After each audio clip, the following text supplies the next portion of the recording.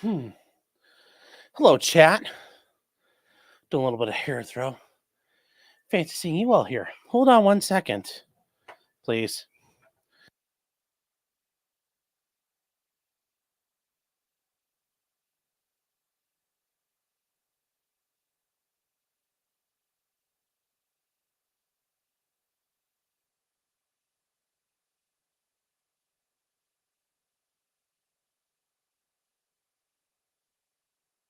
We had an unannounced person decide to go whistling today. So, had to fix that. Anyway, good evening, everybody. We've got an awesome thing to talk about. The Fani Willis saga. Basically, it's now turned into a corruption probe, more or less. And where did that happen at? The Georgia Senate today. And what happened? Well, Ashleigh Merchant testified. Guys don't remember who she is? She is the milk truck lady who went after Fani Willis in her hearings over the past month and a half. So I want to say hello to everybody, and we're going to get started on this. And I don't know why Rumble didn't start up, but we'll get Rumble going as well for some reason. So we'll take care of this. Now, she testified in front of the hearing. It's actually kind of long, but she gets to drop all the receipts she couldn't drop in court because, remember, she's bound by the rules of evidence. But here she will not be. She's allowed to just talk. And she's allowed to give testimony on her own without ruining things. So it will be really good to go through this. And hold on here.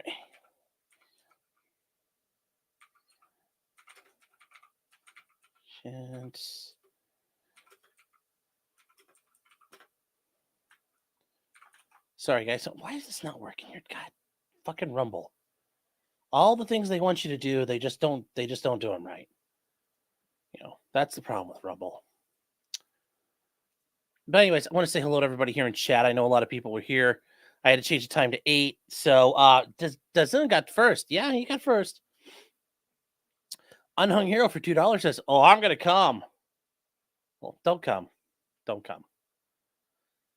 President-elect Phil Swift says for $1.99, I would have fallen victim to merchants milkers too. Well, I mean, looking at her, guys, it's hard not to. It's hard not to. You know, you look at it, and you're like, you look at those, and you look at Terrence Bradley, and you're like, I understand, buddy, I understand.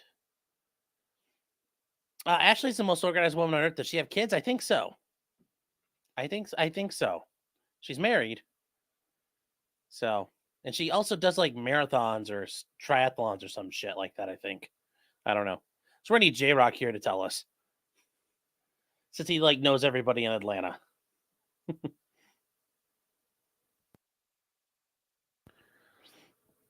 Garrett Pace, it's a trap, but it's a lovely trap. Yeah. Oh. So we're going to get this going. I'm going to give people a couple minutes to get in here, just because I think that's only fair. If you guys were not tracking us earlier today, Hannah Reed, well, she got convicted. She got convicted of manslaughter. She did not get convicted of evidence tampering, which I'm surprised that the jury was kind of based in that regard. Like they weren't buying all the bullshit. So, yeah. So she is going to be a guest of the Santa Fe County jail for a little while. So if you guys want to send her things and see if you guys can marry her, go ahead and do that. But just in time for the Alec Baldwin hearings and trials, we've got a thing I think we could probably get away showing on YouTube because it is a safety gun and it's red, so it's safety. And maybe we can play with it coming up.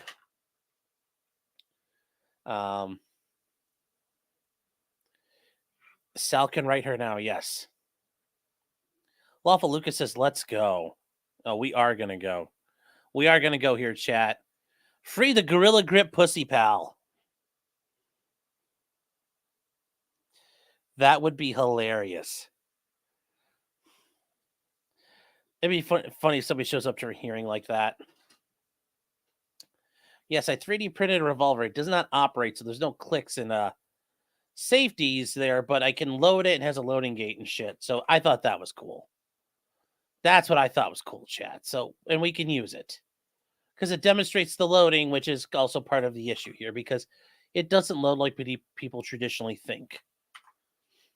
And so far, YouTube hasn't freaked out on me yet, so we'll take advantage of that where we can. Wombat Mommy says I could fix her. I don't know if I want to fix her. Hannah is like dumber than a fucking doornail. I'm not sure I want to fix her. J-Rock says, hello, friends. Yes, hello. We're just going to talking about your BFFs. All the fun in Hotlanta. So here we go, guys. We are going to do this. So she was in front of the Georgia Senate today. Not the U.S. Senate, the Georgia Senate. And we're going to cover this. Now, be ready. This is a little long. It's 3 hours and 30 minutes long of total recording time. So we're going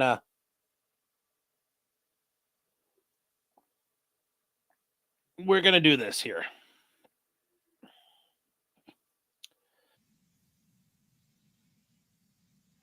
Hold on. I clicked the 5-hour one. All right. So we're going to switch over to the screen. Ooh, I'm on the wrong StreamYard. That's why that wasn't working. All right, so hello out there in Rumble Land. Sean with the good hair, thank you. I know.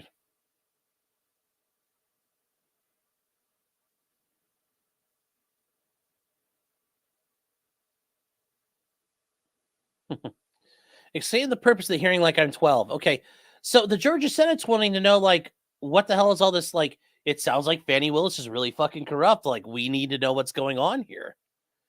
So that's the issue. The Georgia Senate's like, we want to investigate this. What the fuck is going on? What is Fani doing?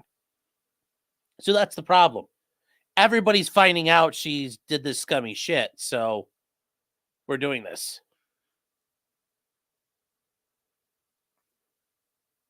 Cass says L'Oreal, because you're worth it, Sean. Believe it or not, I'm just a Head and Shoulders guy. That's all I use. Can the Senate fire her? No, but I think they can investigate her.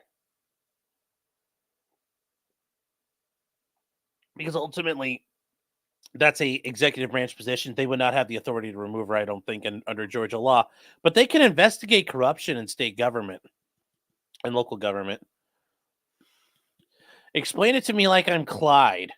You're such a good boy, Clyde. You're such a good boy. Oh my gosh, Clyde. Oh my gosh, you're such a good boy. Such a good boy. So I hope that helps. So, J-Rock getting pitched at my neck last night. Yeah, a little bit.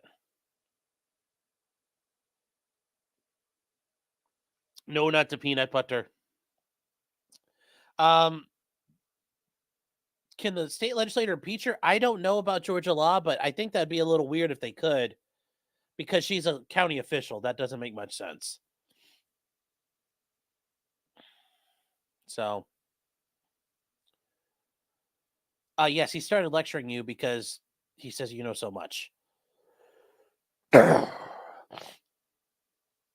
Yes, and Joe said this is to see if they can figure out what to do about it. Yes. And can we prevent this from happening again? So, yeah, there might be more laws that can be passed. So this will be good. Now, it's going to be very interesting, everything that comes out here. So here we go. 5 hours, chat. Buckle in. Now, we're going to skip ahead to... and don't worry, this goes on like there's a bunch of dead time, so don't worry. But we're going to skip ahead to here, and we'll see if we can listen to it at a little bit higher speed. Senate Special Committee on Investigations, we have issued a subpoena on February 28th, and that was issued to Miss Ashleigh Merchant, who has been in the news quite a bit lately and had apparently quite a bit of documentation that we thought would be of interest. We also subpoenaed her to testify before the committee this morning, as is permitted by our rules. Ms. Merchant responded to the subpoena and as required by Monday at noon. And the Secretary of the Senate, Mr. David Cook, has all of the documents produced, and he will keep those in his safe room, I guess we'll call it, David, his repository. I can see you've got a couple of banker's boxes full of records. These are available for any committee member to review at your pleasure. Just get with Mr. Cook. We are keeping them under lock and key, so to speak, so they will not be made available to the public until we determine whether any of them involve confidential information or not. So we'll have those available. The minority whip took some time last night, and I think he may have been the first person to really review all of the records and spent a few hours there in the Secretary of the Senate's office to review this information. I'm going to make a determination after. Why do they still have that position in Georgia, the minority whip? You'd think they get rid of it. We have heard this testimony and heard from Ms. Merchant as to whether or not some or all of those documents will remain confidential. I remind the committee members, in our rules, you are bound to confidentiality unless things are publicly disclosed. So for now, we will be reviewing some of the documents during this testimony. But I will ask you, Ms. Merchant, to let us know if anything in your opinion is confidential that you would not like for us to publicly disclose for whatever reason. And then I will review the records as well. There are some personal financial records in there that I'm not comfortable at this time disclosing those publicly. But just to sort of set the ground rules here, I will conduct the interview with you. You will be sworn under oath. Ms. Brenda Elwell is our court reporter. She will be making a transcript of all the proceedings, and that will be publicly disclosed for the press if you want to go back and double check and see exactly what was said. That will take a couple of weeks to prepare that transcript, but this meeting is also being live streamed, so it should be easily accessible to the public and anybody interested in this. I'll begin. Ms. Merchant, you are here under a subpoena to testify. I'd like to go ahead and swear you in. If you will please raise your right hand.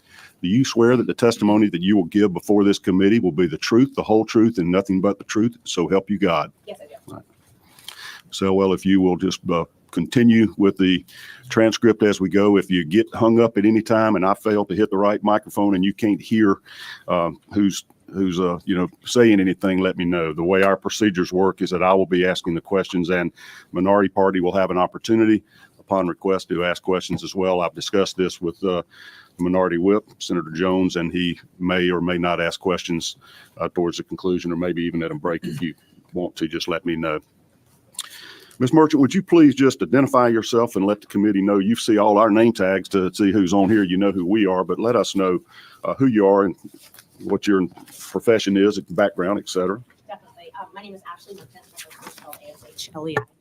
Last name Merchant, M-E-R. You're going to need to pull that mic a little closer to you. Thank you. Is it okay? I have a notepad just in case I get two questions at the same time. I like to make a note to make sure that I remember. The committee knows the rules. We passed them unanimously at our last meeting, and you actually have the right to counsel if you want to. It's not like a court proceeding where we're going to be having objections, et cetera. But since you are an attorney, apparently you're very comfortable responding. Okay, yes. Didn't mean to cut you off. Let's just make sure everybody can hear you there. Thank you. Yes, I'm a criminal defense attorney. I was sworn in as a member of the bar in 2004. So I've been a criminal defense attorney for 20 years. I started out when I first graduated from law school. I came to Atlanta and I did an externship with the Southern Center for Human Rights. And then once I was sworn in as a member of the bar, I became a public defender in Fulton County. I was there for 4.5 years until I started my private practice, the Merchant Law Firm. We had an office in Fulton County at first. Now we're in Cobb County. I'm in practice with my husband, John Merchant, and we do criminal defense primarily. And do you have any other roles or affiliations? I've seen just press articles about you. Yes. Yes. So I do. I've been very blessed to have a lot of active roles in the community. I was the former president of the Cobb County Bar Association Criminal Defense Section. I was sworn in January as the president of the Georgia Association of Criminal Defense Lawyers. I've been a member of that for 20 years, member of the Cobb County Bar Association, very active in both of those roles. I've been honored with several different awards, one from the Cobb County Bar Association, Defender of Justice, or Champion of Justice, I'm sorry, a couple years ago. And then, I've been honored with Rising Star Awards, Super Lawyers, and the Daily Report has different awards back when I was younger, 40 under 40. Wouldn't qualify fortunately for that anymore. But Okay, time out, guys. A lot of her things here, those are impressive fucking credentials. But remember, the super lawyer shit, that's shit you pay for. Well, there's a distinction. Shit you pay for. The rest of it, though, she's pretty fucking good. This is some pretty good shit out there. So, just saying. And then recently I was awarded at our annual meeting for the Georgia Association of Criminal Defense Lawyers. I was very honored to receive award about my work defending the Constitution. Okay. So you are the current president of the Criminal Defense Lawyers Group? Yes. And it's the Georgia Association of Criminal Defense Lawyers. We go by GACDL. We have about 1,500 members right now. We're aiming to get around 2,000, but we're one of the largest defense bars in the country. Okay. And tell us a little bit about your trial experience over these last 20 years. So I started doing post-conviction work, which is, after a person is convicted, doing appeals and habeas work. Then I went into misdemeanor trial work at first when I was a public defender. I moved into the complex felony division, which is where the majority of my practice has lied. I do about half of my practice is appeals, appellate work in the Georgia Supreme Court and the Georgia Court of Appeals. The other half is trial work. I specialize in complex felonies. So anything that's mostly in Superior Court. Every once in a while, I'll have a client who has a state court case, and so I will end up helping them on that, but primarily complex felonies. Right. And during the course of your practice here in the Atlanta area, tell us a little bit about your involvement. And I'm just going to refer to these as the election interference cases. I think there's 16 or 17 defendants. You are involved in those cases, I know from seeing the news. Yes. Who do you represent? I represent a gentleman named Michael Roman. I was hired late August, early September, around, I think it was late August, to represent him. He lives out of state, does not live in Georgia. Yeah. But so I've been his defense attorney since the time of indictment. All right. So late August or September of 2023. Yes. I began working on his case in late August of 23. I think I looked this morning, I filed my official entry on September 1st of 23. And then I negotiated bond for him, walked through the turn-in process and began negotiations with the prosecutors. What exactly is he charged with? What's the offense he's been charged with? He's charged with conspiring to violate the Racketeering Act, so RICO. He's also charged with some of the more specific allegations for him are attempted and conspiracy to file false documents. So essentially, I've classified the indictment. The easiest way for me to classify the indictment is there's the folks that are federal officers, there's the folks that are charged in the alternate elector process, and then there's Coffee County. He's in that middle section. So that's the alternate elector process? Yes. And those are the documents that are deemed to be false. They're Yes, that's what he's charged with. He's charged with false, filing false documents, false swearing, things like that, forgery. And to be clear, you do not represent any of these alternate electors. No, I only represent Michael Roman. And you don't represent Donald Trump. No, I do not represent Donald Trump. Your involvement in the case is just for Michael Roman. Yes, exclusively Michael Roman, and that's my duty. You have produced quite a few documents to us. Yes. Do you have any concerns as to whether any of those documents are protected by attorney-client privilege? I don't have any concerns about that. I do have some privacy concerns because you mentioned earlier that there was some financial documents that are not redacted, and so those would need to be redacted. That would be the only thing, but they're not. Phone numbers, I believe I redacted all the phone numbers, but there are some financial documents that are probably sensitive. Okay. As far as Mr. Roman is concerned, is he given you permission to speak freely about his case and about the evidence or documents you've accumulated in the course of his defense? Yes, we went over the subpoena that I received and the classification of documents that I was asked to give. All of those were things that I obtained through discovery, not discovery from the state, but through my own. So we have a protective order in the case. So anything that I've obtained through the state could potentially be subject to that protective order. But these were all documents that I obtained through my investigation. Okay. Most of the members of this. Now, regardless of that, this is her investigation based on a representation of Roman. She should have made sure, like if I were her, I would have made sure I had clearance, and she probably did in writing or in text format, like, you're cool for me to talk. Because she has to. Because ultimately, Roman can say, I don't want you talking about all this shit. And he could probably stop her pretty well. So, committee or attorneys, but not all. Okay. And I recognize that the general public will be hearing some of this, or either now or later. Tell me a little bit about when you're talking about state's discovery. What do you mean by that? I know, but Right. everybody else may not. Yeah, definitely. Yeah. So we have a statute in Georgia that allows us to do what called opt-in. So if we opt into the discovery statute, that means we're engaging in reciprocal discovery, which means that the state has to give us a copy of all of the material that they plan on using at trial. They also have to give us copies of anything that would be arguably exculpatory. And so in this case, there's been a lot of discovery exchanged because obviously there's a lot of defendants. And if they wanted to classify something as sensitive, they would do so. And then if we wanted to be able to disseminate it to any third party outside of our practice, we would have to have court permission to do that. Yeah. But when we are investigating a case, not everything comes through discovery. So in general, I would investigate a case on my own, and those items are things that I did not receive from the state. So we've got different classes of documents, the documents that I actually received from the state through discovery, through formal discovery, and then documents that I developed on my own. Okay. And out of these documents that you've obtained from the state through formal discovery, that they're obligated to provide defense attorneys to fairly defend your client. Some of those have been deemed to be sensitive and that are not freely disseminated. Yes. The state, how the protective order works, and the protective order is public. It was publicly filed. If the state deems something sensitive, they let us know that. And if we dispute that, or we have some reason that we want it to be able to be disseminated, we would have to go to the court and basically argue over that. Fair to say any of the documents you have provided to our committee were things that you obtained outside of that formal discovery process and are not subject to any protective order? Yes, I did not. Nothing that was subject to the subpoena or that I provided was something that I got from the state. And nothing was subject to that protective order. I went through and was very clear on that. Okay. And I'm wanting to make sure of this because this committee has made it clear from the beginning, it is not our intent in any way to interfere with the criminal prosecutions.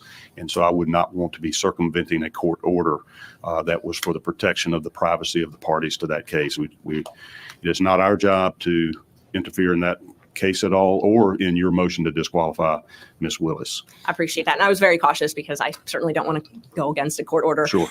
Protecting. So I did not disclose any of those documents. So tell me a little bit about the special grand jury process. It sounds like that occurred before you were ever even hired in this case. It did. It occurred, and my client, Mr. Roman, was not involved in that at all. So he was never someone that was issued a target letter or a subpoena or contacted. So he was never involved in that either. So he didn't have counsel, obviously, since he was never involved in the special purpose grand jury. But in my role defending him now, I've obviously reviewed all of the things that happened with the special purpose grand jury that I have access to. So it's my understanding Ms. Willis obtained an order from, at the time, it was Chief Judge, I believe it was Judge Brasher, who was the Chief Judge at the time, obtained an order to impanel a special purpose grand jury. And I followed that in the news before I was involved in the case because it's very unique. It's not something that happens very often. Normally when we see a special purpose grand jury, it's some type of investigation into a jail or something like that. So it was kind of unique to see that. But from reading everything, my understanding is a lot of the witnesses weren't willing to necessarily talk without a grand jury. And so that's one of the reasons that they had to impanel a special purpose grand jury. But it was very unique. I've been practicing here a long, long time, and I haven't seen a special purpose grand jury to basically advise the DA, apparently, or a subsequent grand jury as to whether there's evidence to prosecute. Is that essentially what it did? That is exactly what it did. Yes. So, and now through the discovery process, I've been able to review a lot of the transcripts and also talk with a lot of the lawyers who were involved and witnesses that were involved in the special purpose grand jury. But that's what they did. They used that process to subpoena, particularly out-of-state witnesses. So in Georgia, it's always difficult when we have a witness who's out of state because we have the interstate compact. We have to get a certification to get a witness subpoenaed from out of state. It is not easy. It is one of the more difficult aspects of our job. So they use the grand jury process, a special purpose grand jury process, to bring in testimony and bring in. It is very difficult to subpoena out-of-state witnesses. It's a pain in the ass. So, and I would argue for the grand jury, that's criminal. It's even different. It's even worse because normally the interstate compacts are for civil subpoenas. Witnesses from out of state. They issued a lot of target letters to people back and forth. There was a lot of people that were targets and then weren't targets who testified, maybe negotiated some type of immunity, things like that throughout that special purpose grand jury. Yeah. And is that made public to other defense attorneys if immunity has been granted to any witnesses? I don't know if it was made public originally. I know that some of it has been provided to us through discovery. We had a motions hearing where the judge ordered that the state give us copies of transcripts because they had everything recorded. So there's a transcript from the special purpose grand jury. It's my understanding there's a transcript from just about everything, but it does appear like sometimes that was cut off. So there are some sections that were recorded and then maybe a section wasn't recorded and then they went back on the record. But it was recorded, which we rarely get in a regular grand jury. We rarely, if ever, get that type of testimony. So that was very unique to have. Is the state required to let you know if they've granted immunity to any witnesses that may have been utilized in the special grand jury process or in seeking the indictment? Yes, they are. And, some of that has been given to us through discovery. Some of it has been given to us from other attorneys, the attorneys who maybe represented those parties. There was a lot of. Yes, any parties that make proffers, any immunity agreements, that has to be provided by the state. But when I do discovery, I demand that. Anytime you give anybody benefit, leniency, promises, anything in exchange for their testimony or information, you ask for that anyway, specifically. Back and forth, there were a lot of, and this, I believe this was all public, that some of our state representatives, I think the governor in particular, were subpoenaed, and there was a back and forth over who could grant immunity, who had the power in that office to grant immunity. And that's something that I reviewed in my work on this motion with the DA's office, because Mr. Wade was the one that took over that power. And so the emails that were attached to a lot of the pleadings, it was interesting. It first started out that there was someone else in the DA's office who's actually an employee of the DA's office who was negotiating all of that. And then it evolved to another member of the DA's staff. And then ultimately it was Mr. Wade. And there's emails where he said, I'm the only one that can grant immunity. I'm the only one that has the power to do this. I'm in charge. Was he engaged or involved in the special grand jury process? Oh, very much so. He was by far the lead of it. Right. And do you have the timeline of when that special grand jury was authorized and when it began to meet? Yes, I don't know the dates off the top of my head, but there is an order and I can review it. I brought some of the pleadings with me, but it was authorized sometime. So he was appointed, the timeline, he was appointed in November 2021 to work on this case. It was sometime after that Ms. Willis sought the special purpose grand jury and got authority to do that. And then that went through, several months, and then they issued a report to her. So he was hired by the Fulton County DA's office before the special grand jury was authorized or Yes. impaneled? Okay. And so he was involved from the very beginning of that process. Yes, and he was actually hired, I believe, before it was even, I know it was before it was impaneled. I believe it was before the order was even issued, though. And do you know what his role was as what's the official term? A special assistant district attorney? It's a good question. I'm not sure. He usually goes by special counsel or special prosecutor. I don't believe he goes by special assistant district attorney. I don't think he's permitted to do that. I've studied these statutes a lot, and there's no real term for it. I've heard him go by independent counsel, things like that. But I don't really think independent counsel would be an appropriate term because he's not independent. So I've studied, I did not know this before, but I've studied, the structure of the independent counsel in the federal system. They're actually a separate office. They have their own appropriations to have a separate office, and they are kept separate from the U.S. Attorney's office. So that would be where you get the independent counsel term from, or independent prosecutor. He goes by special usually, so special prosecutor or special counsel. And I think that's because he's not independent. Is this commonly used in the state of Georgia? I don't know the scope of your practice. I'm not familiar with DAs doing this often. No, and so I do practice throughout the state, and I've practiced in almost every county in the state at some point in my career, and it is very rare. I've had instances where there is special counsel, but those are very limited, and I can tell you about those, and then I can also tell you what I did to investigate that, because I had the same question. So first, just so you'll know why we're asking. Mm-hmm. The scope of this committee is we heard a lot of the allegations, and you, as a matter of fact, made most of them, or made right. Some of these public. And there's, of course, a public, outrage or uproar or concerns about some of the alleged improprieties that you brought forth, both, within the in the system, kind of what's appropriate conduct, right. And also financial improprieties. And we're tasked with investigating and finding the true facts, and not just taking the press at face value. And that's why we're asking you for documents, et cetera, mm-hmm. so we can independently verify the various allegations that have been made. But we're also specifically tasked with, if necessary, amending existing statutes. Right. or creating new statutes to build guardrails or whatever to essentially restore the public faith in our criminal justice system, in its impartiality and its fairness. And I have looked at some of the existing statutes, but it's very sketchy. What is the real authority? And we wonder if we need statutory authority or statutory limitations. And so I'm going to explore with you a little bit what the authority is for a special grand jury to be conducting a criminal investigation, and also the use of a special assistant district attorney is what I'm referring it to. But and so that's the context. You have done that research, so help walk us through this just a little bit.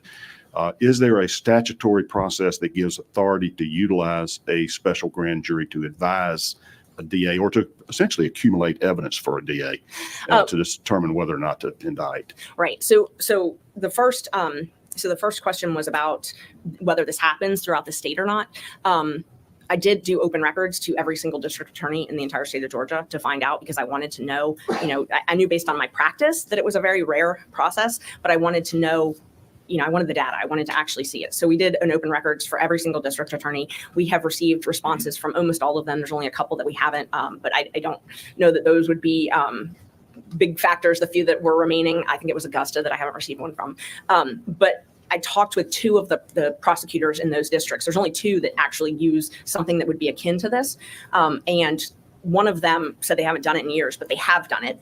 And they pay between $40 and $40 an hour, which tends to be about the going rate for appointed counsel. It's between $40 and $60 an hour, I know, for appointed counsel in most counties. And then the other county that did use them, they use a part-time solicitor. And that DA said every time that they would have maybe some overflow work, an appeal or something that they had extra work to do, they would hire this part-time solicitor. So it was someone who was already a government employee, and they would pay $45 an hour for this person to do work. So those are the only people. This is a very unique to Fulton County, which I assumed, but I didn't know until I did the research. Nobody does this but Fulton County. And the AG's office does it. And so we got a lot of arguments from the state about, well, the Attorney General's office does it, but that's a whole different statute. It's not even the same section. So the Attorney General is authorized because they represent all. That's kind of weird that they might how this all works out. This is weird, but every state's different.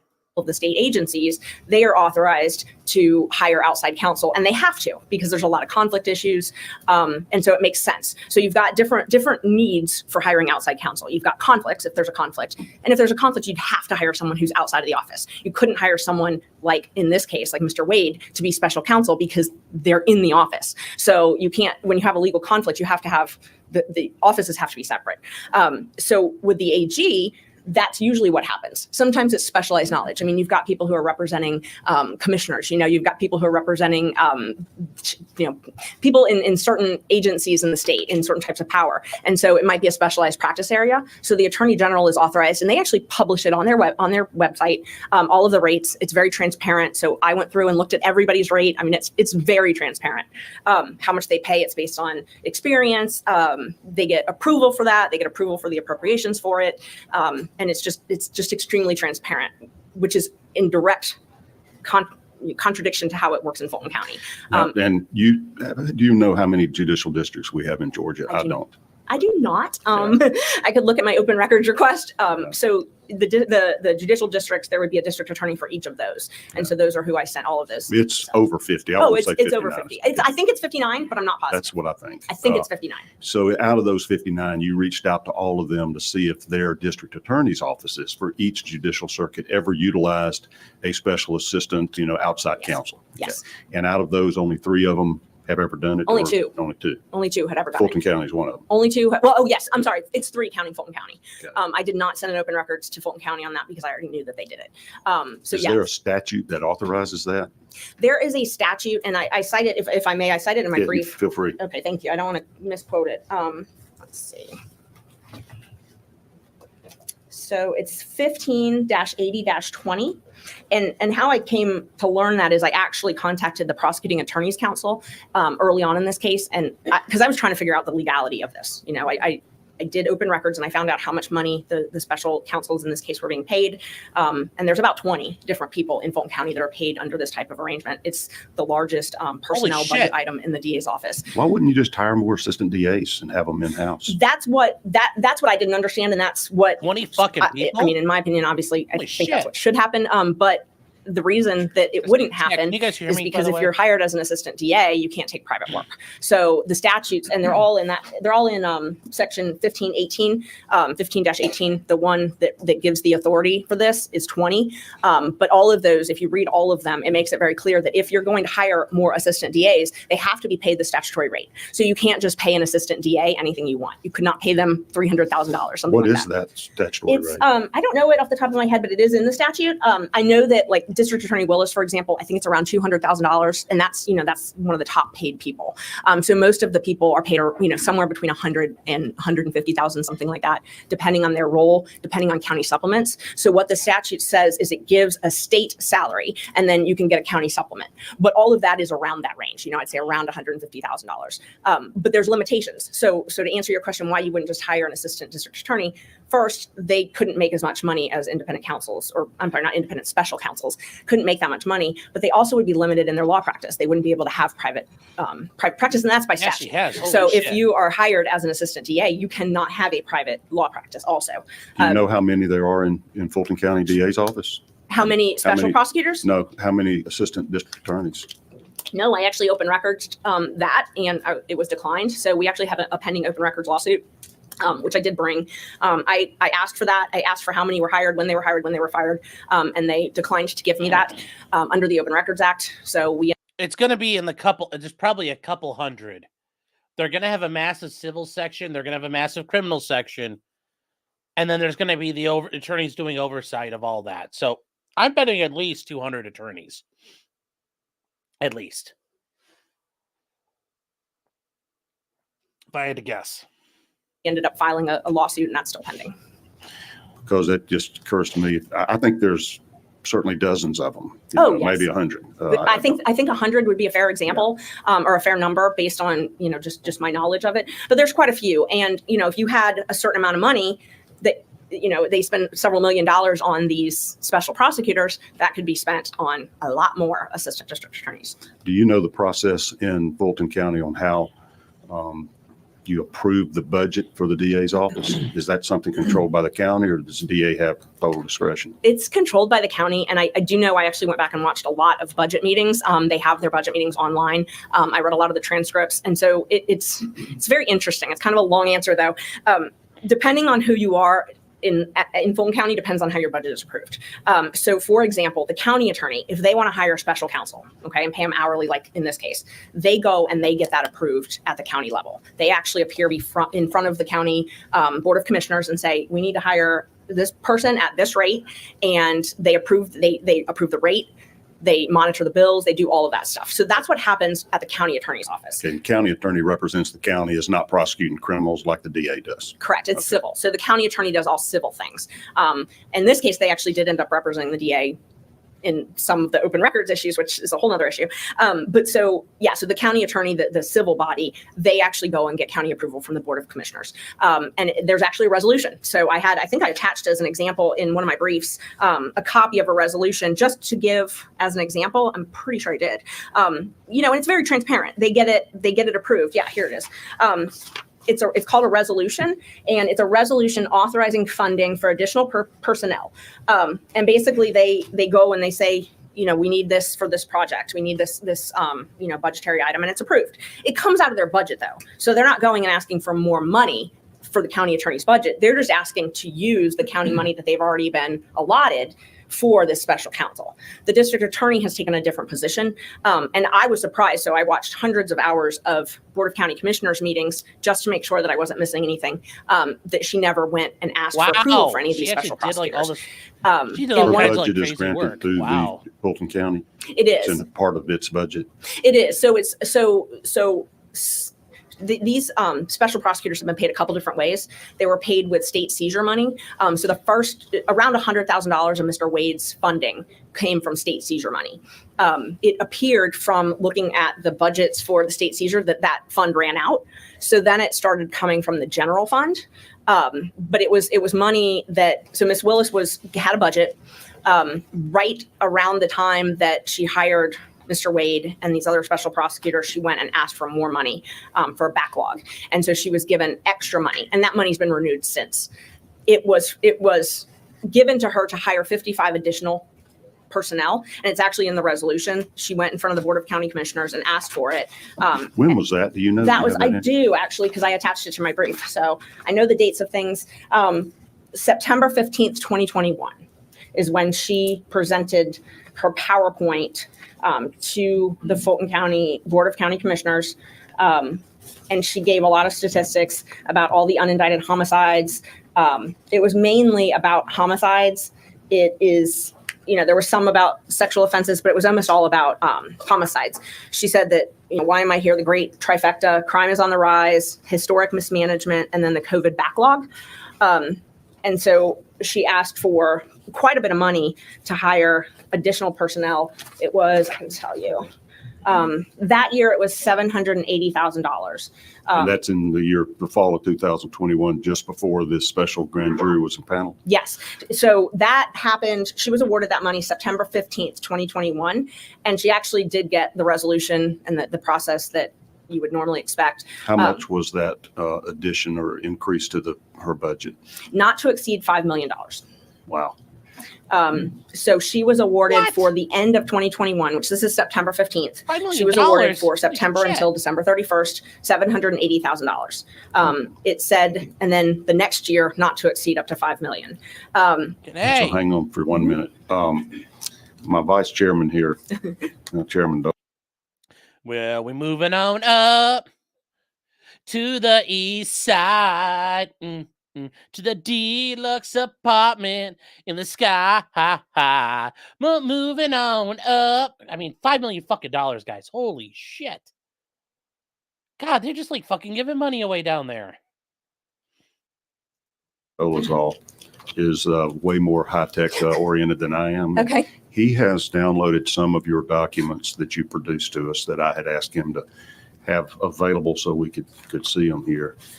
And I think you have produced to us this PowerPoint presentation that Ms. Willis made to the County Commission in September of 21 to allegedly fund backlog of murder cases, et cetera. Yes, right? Okay. That would be Exhibit A to that motion. Yes, that's it. And is that what we have on the screen here? Let's see if we can flip this one right. It is. Okay, so this is part of her PowerPoint presentation for additional funding over and above her previously appropriated budget from the county? Yes. Yes, it is. Okay. All right. So what were the county procedures for approval of funding for, additional outside counsel, or in this case, it sounded like she was going to hire 55 people in-house to help with the backlog. Does the county have guidelines or rules or regulations as to how you get funding approved for either additional staff to work on her backlog of homicides or for special counsel to assist you? Yes. What are those proper procedures? You have to get approval by the Board of County Commissioners. And the statute that I cited originally, 1820, that statute actually is the one that it says that you can hire additional personnel like this, but it has to have county approval. So, the statute says it already. When you were asking about changing statutes, it's clear in the statute that it has to be approved by either local law or the governing authority, which would be the county in this place and in this instance. And it's very specific that it can't be paid with state funds. Anything in that September 15th of 2021 proposal or request for funding that addressed or contemplated special counsel to pursue indictments against folks for election fraud? No, not at all. And I watched the video. It's online. Her speech where she used the PowerPoint in the speech. There's nothing about that at all. And in fact, what was submitted was pretty specific. It was to hire 55 new employees, not contractors, employees, in November 2021 and December 2021. And I did open records based on this, asking who was hired and the dates of hire because I wanted to be able to track that, and that was denied. And who made that denial, the DA's office or the county? The DA's office. And I did bring the open records lawsuit just in case you had any questions about that. So it was the county, and I can tell you when I filed it. Let me see. And we went back and forth, and I requested it several times, but it was Dexter Bond at the DA's office who sent a letter back and said, we don't have that. We don't have to give it to you. He's like the chief assistant for Fani Willis. He is, and he's also the one who who went to the Board of County Commissioners whenever they needed funding. So, if they had some large printing, and they had a big rebranding campaign where they had a lot of money that was spent on this rebranding, like posters and things like that around the office. And he had to go and testify in front of the Board of County Commissioners to get that paid because they were not paying it. So he's sort of the go-between with the Board of County Commissioners. His official title is something like Chief Legal Officer or something like that, but he's an attorney. So you've gone back and reviewed all of the Fulton County Commission's minutes and records to see what requests were made and if there was a resolution granting the additional funding? Yes. Oh, yes. Was there ever a request for additional funding for a special prosecutor to pursue these election cases? No, there wasn't. And I knew that before we got the district attorney's response, but subsequently we got a response from the district attorney's office that said, we didn't do it. We don't have to do it. I'm a constitutional officer. So their argument was, we don't have to comply with those statutes or those rules because she's saying she's a constitutional officer, so she doesn't have to get county approval. She can spend her budget however she wants. Then why would she have gotten county approval for the other 55 attorneys? So what I've surmised is that was because those were staff members. And so she went and asked for additional budgetary money. She needed a higher budget. So for those 55 people, she went and asked for more money because she didn't have enough money. And once she was awarded that, it's her position now that she can spend that money however she wants. Doesn't have to use it for 55 new staff. She can use it for special attorney general. Yes. Not attorney general, special DA. counsel. Okay, Right. counsel. Yes. Essentially, that is their argument in their reply briefs that they filed in court, that they have inherent authority. They don't have to comply with the county ordinances, don't have to comply with the statute. So they don't have to comply with our state statute. That they have, once they're awarded the budget, they can use that budget. However, I mean, how their motion, and I'm happy to send the motion. It's public record, but how their motion argued it was, if they get $5 million, they can pay that to one person if they want, as long as because the voters authorized her to do that. So the county, their position is the county authorizes a budget, and she can pretty much has inherent authority to do it. However, even though she specifically asked for the money to prosecute backlogged homicide cases in Atlanta. Yes. Okay.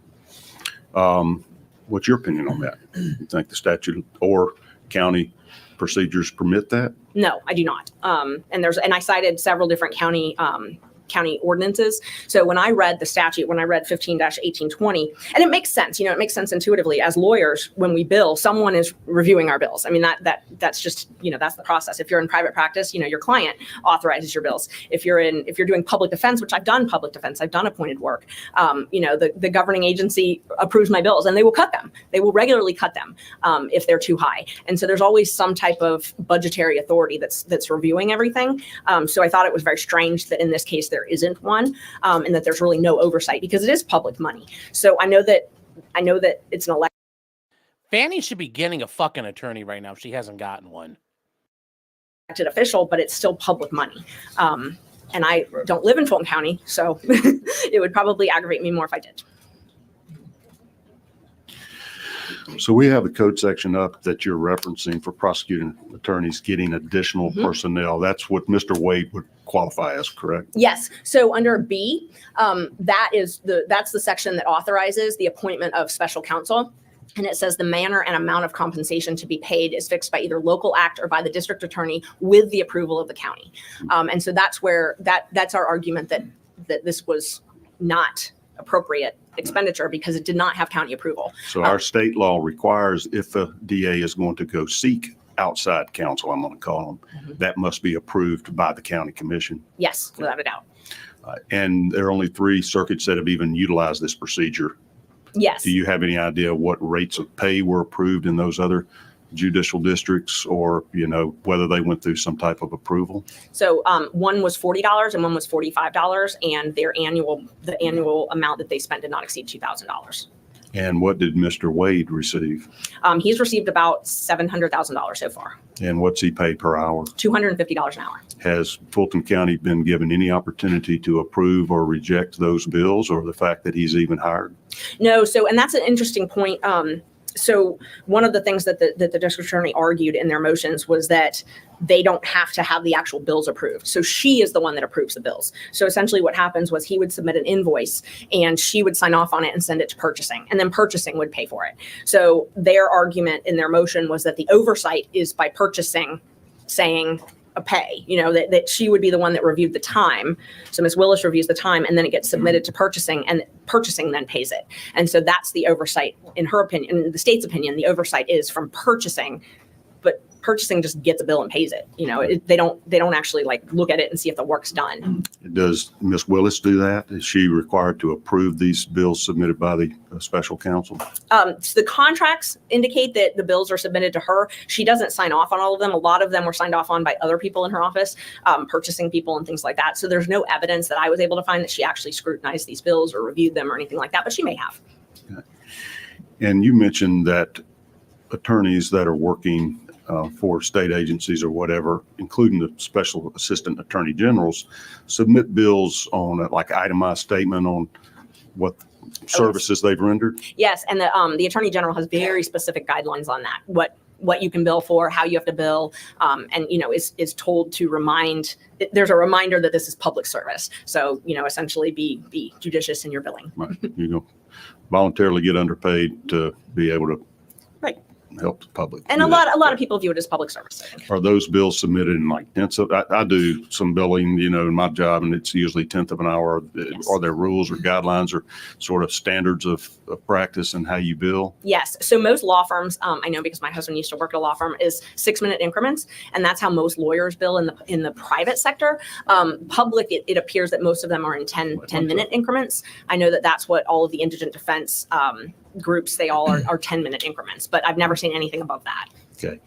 And on the open records request you made to the other judicial circuits, how did those outside counsel bill? I honestly, I would have to go back and look.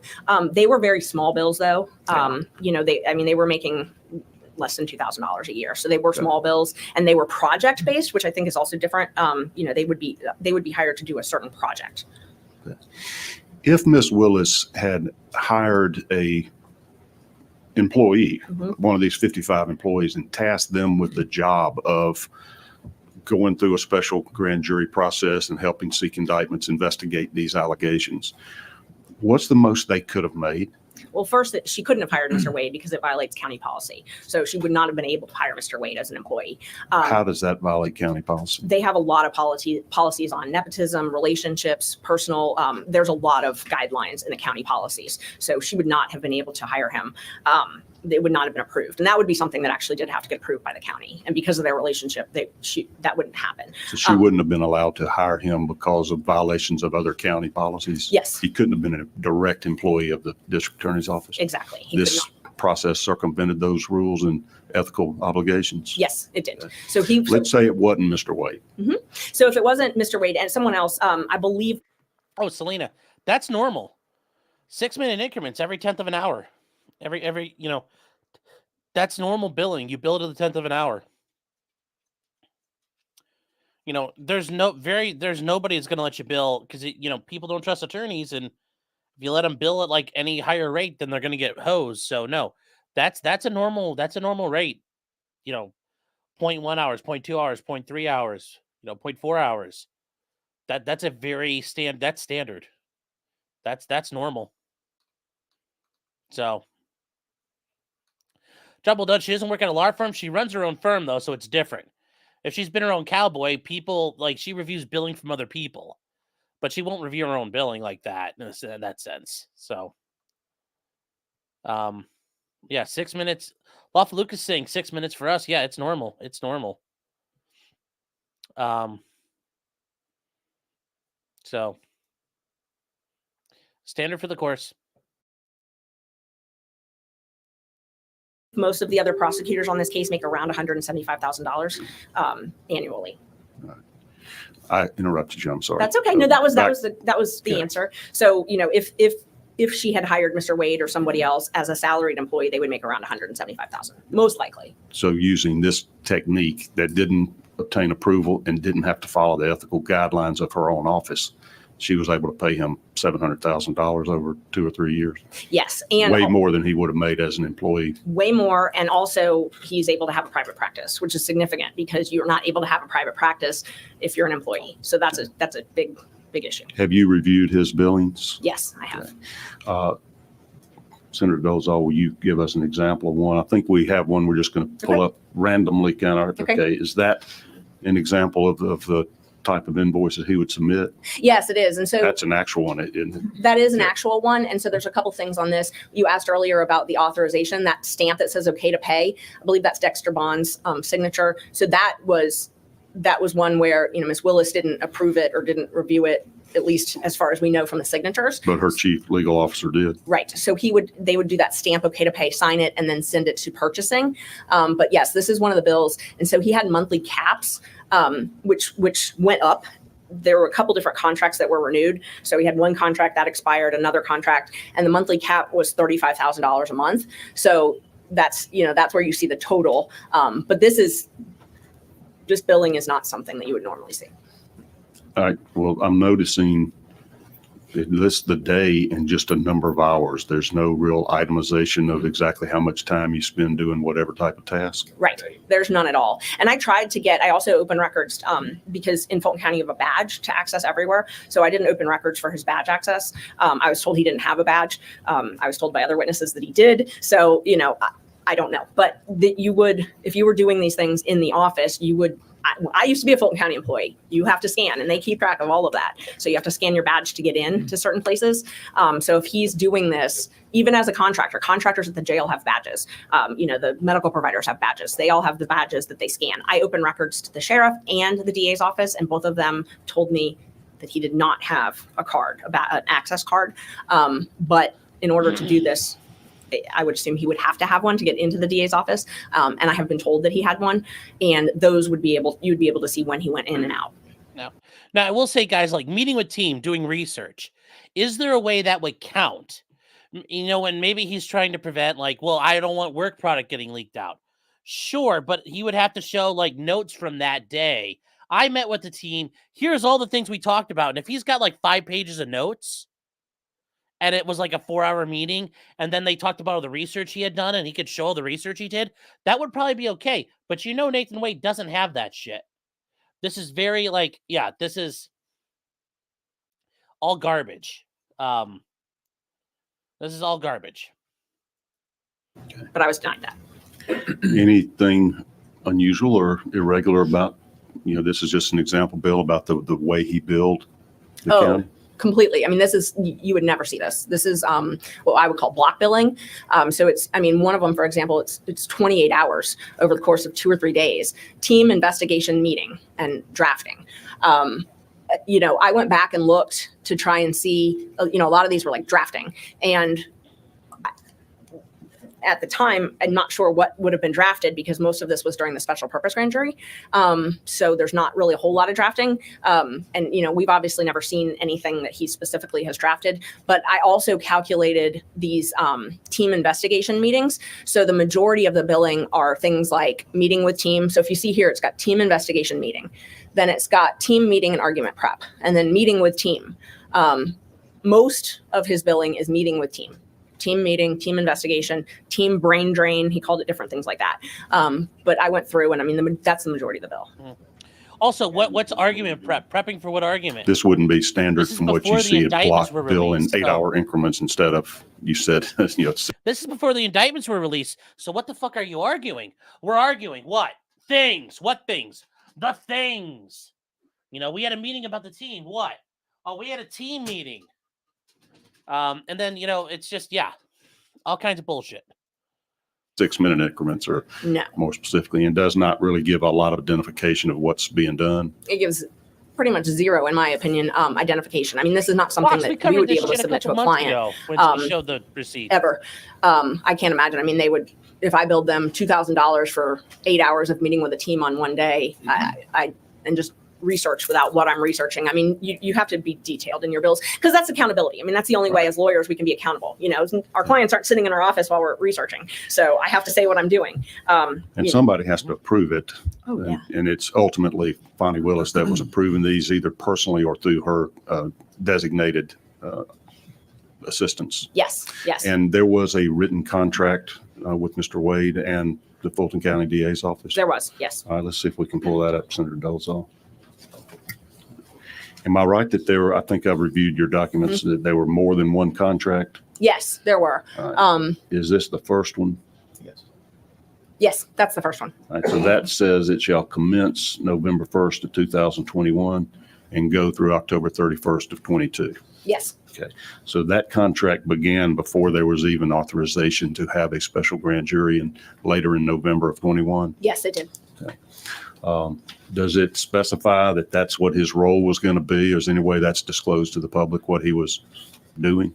No, up at the top, I believe it says, let's see. It just says attorney consultant. This one, so if you look under whereas, the first whereas, it says to provide legal services regarding anti-corruption matters. So, the head of the anti-corruption unit is a lady named Sonia Allen. And she was the one that was originally in the emails that I talked about earlier, negotiating immunity and things like that. So she's the head of that unit. So the DA's office has their own special anti-corruption unit already in-house? They do, and they have a director of that. Sonia Allen is the director or chief assistant. She heads that unit. And she was the one that was originally on the emails negotiating immunity and things like that. And then it switched over to, there was some issue, I believe it was with Governor Kemp on him testifying when, all of that stuff. And Mr. Wade took over and said, I'm the only one with authority. And so Miss Allen sort of stopped working on the case, and she hasn't really worked on the case since. From your experience and your knowledge of Mr. Wade and Sonia Allen, does he have any special unique experience or expertise that would make him better at this anti-corruption work than the head of the anti-corruption department in the Fulton DA's office? No, but I mean, no, he would not. But Sonia Allen also hired Mr. Wade in Cobb County before this contract at, I think it's like $550 an hour or something, to investigate deaths in the Cobb County jail. So Sonia Allen was the chief. So when Neil Warren was the sheriff in Cobb County, Sonia Allen was the chief deputy. And so she basically ran the sheriff's office. They had a couple different deaths, and there were some lawsuits over access to that. A lot of the local lawyers wanted access to what was going on with the jail deaths. And Ms. Allen hired Nathan Wade to do that work, to do an investigation. And so a lot of this came out because they were ultimately sued. So I reviewed part of what I did in this case was I reviewed all of those documents as well. Mr. Wade had to testify because one of the news organizations sued them and said that essentially Ms. Allen hired Mr. Wade to try to get around open records, to say that it was an open investigation so that they didn't have to give the jail recordings to the families about how these inmates died. They did it. Mr. Wade was a witness and had to testify, and he had billed a lot of money, which I don't have a figure, but I've got the invoices, but he had billed quite a bit of money to Cobb County, but hadn't produced any documents. And so he had to testify, and his testimony was that everything was in his brain. They didn't have any written documents from anything. But that's where that was some years before. And he did that years ago, and he's like, all my notes are in my head. And everybody's like, what? He's like, yep, all my notes are in my head. And yeah, so you could see where that went. That was a cover up. So nothing new for Wade. That was some years. I think it was in 2020, maybe. So it was right before when this. did Miss Allen get hired by the Fulton DA's office? When Miss Willis took office. So when Miss Willis took office was the same time that Mr. Warren, who was Miss Allen's boss, was no longer the sheriff in Cobb County. So a new sheriff was elected, Craig Owens, and so he was elected in Cobb County. He took over that office. Miss Allen no longer had a job, and she was hired by Miss Willis to head the anti-corruption unit. Okay. So from your documents you've produced and your news stories that I've read, apparently there were other special counsel that were hired by Ms. Willis? Yes. And to work on these specific RICO cases or election fraud cases? Yes. So there's several. And so that's kind of a longer answer because there's a couple different classifications. Mr. Wade was, at the time that he got this contract, he was law partners with a gentleman named Terrence Bradley and another gentleman named Chris Campbell. So it was a three lawyer firm. Both Mr. Wade and Mr. Campbell had contracts also. They actually had contracts before Mr. Wade. So they both got contracts the month that Ms. Willis took office. They got contracts to do what's called taint work, which is essentially if, for anti-corruption, because it's a lot of police brutality cases, if there's things that could be considered privileged. So let's say the police union had a lawyer doing an investigation, they subpoenaed those records, those are privileged. Somebody has to review those to see what the DA's office can actually see.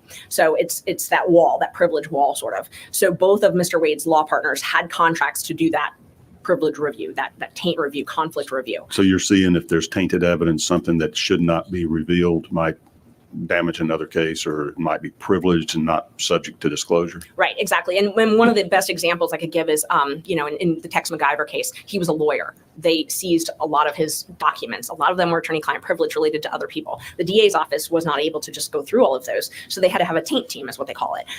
And so that taint team, and I don't know which cases, but the taint team involved Mr. Bradley and Mr.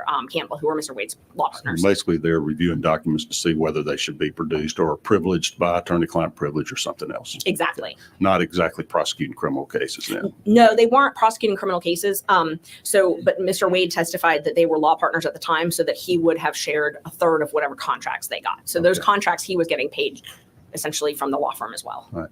So on this case, these RICO cases that you're involved in, one of them, there are other special counsel in addition to Mr. Wade? Yes. So there's two other, on this case particularly, there's a lady named Anna Cross and a gentleman named John Floyd. And John Floyd has worked with the DA's office for many years.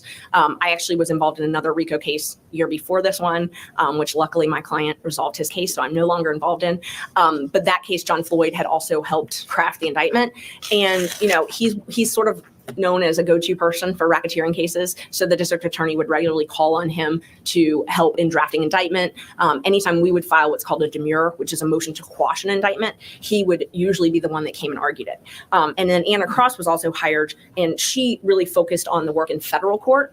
And both of those sort of make sense to me because Fulton County prosecutors they're not necessarily barred in federal court. It's not something that would be required for your job. When I was a public defender in Fulton County, I wasn't barred in federal court. I had no need to. I wouldn't have paid the dues, wouldn't have done that. So it's not something that would be required for their job, but Ms. Cross is experienced in that. So she was hired sort of as a subject matter expert to litigate some of the federal removal issues in this case. Did those two individuals have contracts with the DA's office as well? They have had contracts historically. They do not currently have contracts. Okay. It's very odd.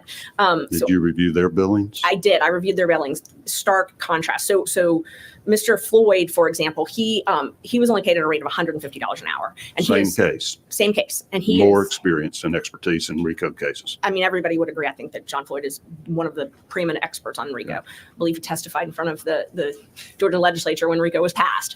Did he have to submit itemized invoices? He did, and his were very different.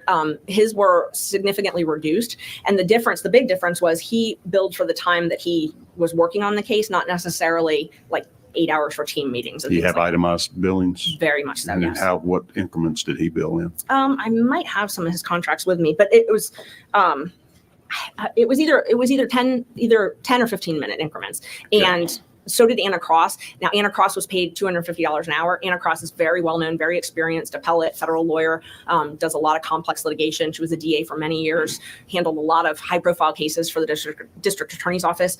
I mean, I know her back from when, we did death penalty work in Cobb County together 15 years ago.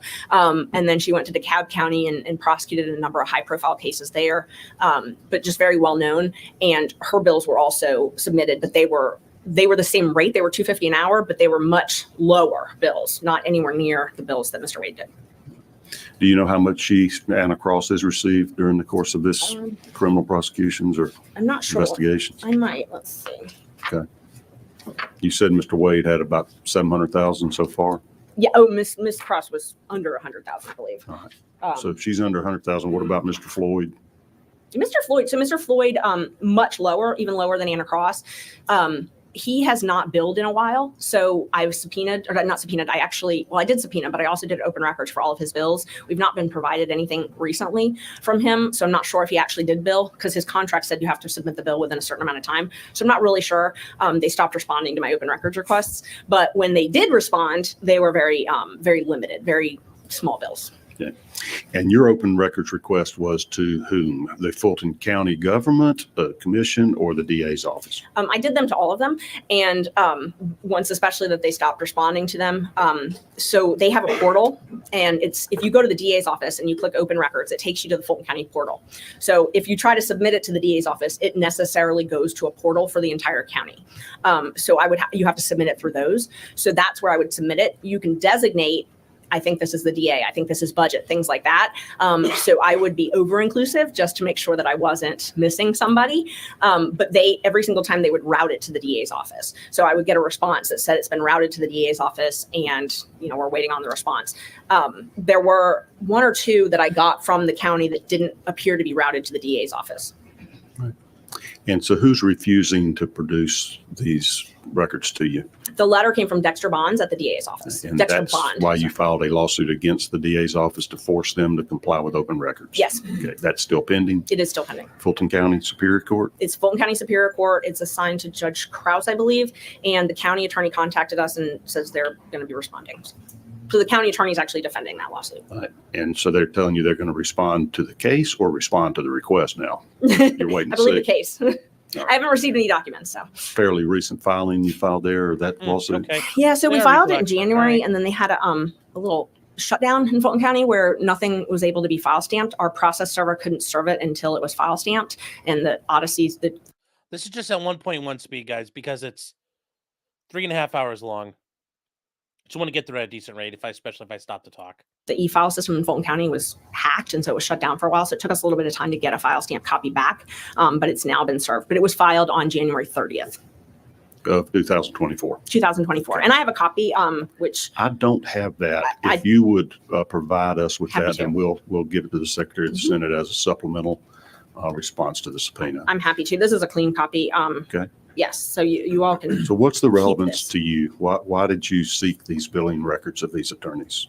I wanted to compare the different billing, the different styles of billing. Also, there had been an allegation that I was singling out Mr. Wade. And so I thought it was relevant to see the rates that the other attorneys were paid, their billing, what type of billing, if they billed for everything. Just for example, when we're in court, one of the prosecutors may be arguing, Mr. Floyd and Ms. Cross aren't there billing. But Mr. Wade is always there. So that was one thing that I noticed. And I understand now that their response is that he's sort of like a case manager almost. So I guess that would be why he's always there. But I wanted to compare them and see. Okay. I think I want to show a couple of things. Senator Dolezal, I want to show some of the other billing records, particularly the ones that showed the trips to DC. We hadn't had but a couple of days to review all your documents, and I skimmed these records because I wanted to know exactly what was going on. You'll see highlighted down here at the bottom on November 18th of 22, interview with DC White House, 8 hours. Do you know what that references? Based on another motion that was filed in our case and the arguments that were made by the DA's office, I believe that was when they met with the Department of Justice. They met with the January 6th committee. So one of the co-defendants filed a motion to try and get some documents, and the state had to respond. It was a motion to compel. I was there for it. I joined it, but I didn't litigate it. And the state said that they had to meet off campus. So because they didn't have a record of it, I guess you have to have a record if you go into the White House. And so they met with the January 6th committee off campus, and they said they had a really hard time getting that meeting. And they had to have someone who had some source or something to get them to agree to the meeting. But that's what, so the motion to compel was based on this entry. Yeah. And this entry in response, they said they were meeting with the DOJ and someone with January 6th. There's also an entry May 23rd, 22, travel to Athens conference with, what is that, White House? Yes. And we've tried to figure out what and who that was, because there was something happening at UGA Law School, and so we just assumed that it was someone that was there, and that's why they met there. But I don't know. Do you have reason to suspect, or can you confirm whether or not Ms. Willis or Mr. Wade were coordinating with the Biden White House in the course of this investigation and prosecution? I mean, the discovery, they've got a lot of our discovery involves the January 6th. I mean, a lot of what we have in discovery is the same stuff that other places have. So they had to have gotten it from somewhere. And they also, they read a lot of the testimony. They played testimony in the special purpose grand jury. So, I don't know how they got all of that, but they got it somehow. And then, there's one of the other things I did was I did open records for the White House access. And we had records that Ms. Willis and the mayor of Atlanta were at meeting with the vice president. Okay, and so this is the access history. How does that work? The White House keeps records of anybody that comes in and has any kind of official meeting, for sure. Yes, and my understanding is it's highly regulated who can access the White House, and so you have to apply in person or apply ahead of time, and then they give you a time when you make the appointment, and they give you a time when you're allowed to be in and when you have to be out by, and they track you. And I mean, that makes sense. They don't want anybody lingering in the White House, but they keep that, and so they're called WAVE records, I believe is what they're called. And I'm not sure what that's an acronym for, but they're publicly available. They're open records. And this record that's shown on the screen shows Fani Willis was a visitor with V. POTUS. I presume that's Vice President of the United States. Yes, it was. And what was the date of that back in, was that February sometime of 23? February 28, 2023. Is that before the indictment? Yes. Okay. Any further explanation of why Ms. Willis was meeting with the Vice President of the United States? No. I know Dexter Bonds, and I believe that's the same one that I think it's Dixon, the mayor of Atlanta was also there. Okay. Now, we're going to take a short break. We've been going at this for a while. Let's take a somewhere between 5 and 10 minute recess, and we'll be back. Thank you. We're in recess. All right, guys. Yeah, this is, that's the thing. Like, a lot of the stuff you can't hide. There's too many paper trails. There's too many things set up. But yeah, this is the inevitable foundations for Fani Willis's corruption trial. Maybe she'll even get RICO'd herself, which would be hilarioso. And we'll just skip ahead here a couple minutes. 5-minute break turns into like 15, 20 minutes. Jeez. All right, so here we go, chat. Is the contracts that the various outside counsel had. And I've pulled up here one section of Mr. Wade's bill for the really early on in his involvement in the case. As I recall, it began on November 1st of 21. So this is something I brought up before, guys, when we had these before, when we were looking at them. Prepared cases for pretrial. What pretrial?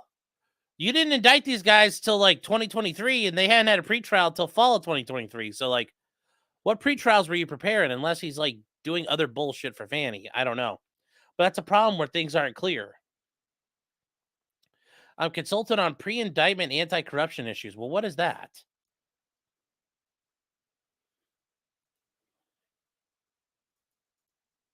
What is all this garbage? this would be out of his first bill. I see on November 5th, prepare case for pretrial, 24 hours on one day. That's What do you make of that? I mean, I thought it was astonishing that, you didn't sleep for 24 hours. I've been to trial. I'm sorry. I've been to trial and had to work long hours, but 24 straight. But we did question him about that at the hearing, and he said that that's when it was concluded. So how he explained it was November 5th is when the work was concluded. And so he had done that work up until then, and that he only billed when it was concluded. So he said that the 24 hours, who knows when it spanned, but that how he billed would have had to be between November 3rd and November 5th, though, right? So it had to be on the 4th and the 5th, 12 hours a day. It had to at be least. And the other thing that I noticed with this is prepared cases for pretrial. At this point, it says anti-corruption unit. His two law partners are the conflict lawyers for the anti-corruption unit. So you've got law. I mean, it's like my husband couldn't represent someone who's adverse to me. Like my husband is my law partner. He can't be doing privilege review on a case I'm Ooh. prosecuting. So I didn't know that. That's so funny. So Terrence Bradley was out there doing all this crap. And yeah, if they are the anti-corruption lawyers, sharing a firm with these guys is highly problematic. You can't Chinese wall that either. And she's right. That's like her husband can't represent a party she's adverse party to one of her clients. It doesn't work that way. Wow, that's interesting information there. That's a bigger issue, arguing the 24 hours. I mean, that's just clearly bullshit. But that right there, ooh. So he's consulting on anti-corruption cases for the DA's office, where his two law partners are doing the privilege review at the same time. That plus the 24 hours are the two things that really struck out to me. So, but the only role he had was this prosecution of this election fraud. Yes. Okay. Yes. The only role. Okay. So when it says anti-corruption, that's the corruption. We're looking at election interference. Yes. He's never worked on any other case. All right. Let's see that other bill there, Senator Dolezal. All right. So here's another one. If you can see that, okay, this is the one we put up earlier. It looks to be much more specific date-wise anyway than just, those 24-hour chunks like that. Okay. Right. I mean, it's more specific, but it doesn't say what, like just for example, team meeting and argument prep. Argument prep for what? I mean, normally when we do bills, we would say, argue motion to dismiss or argue whatever the motion is.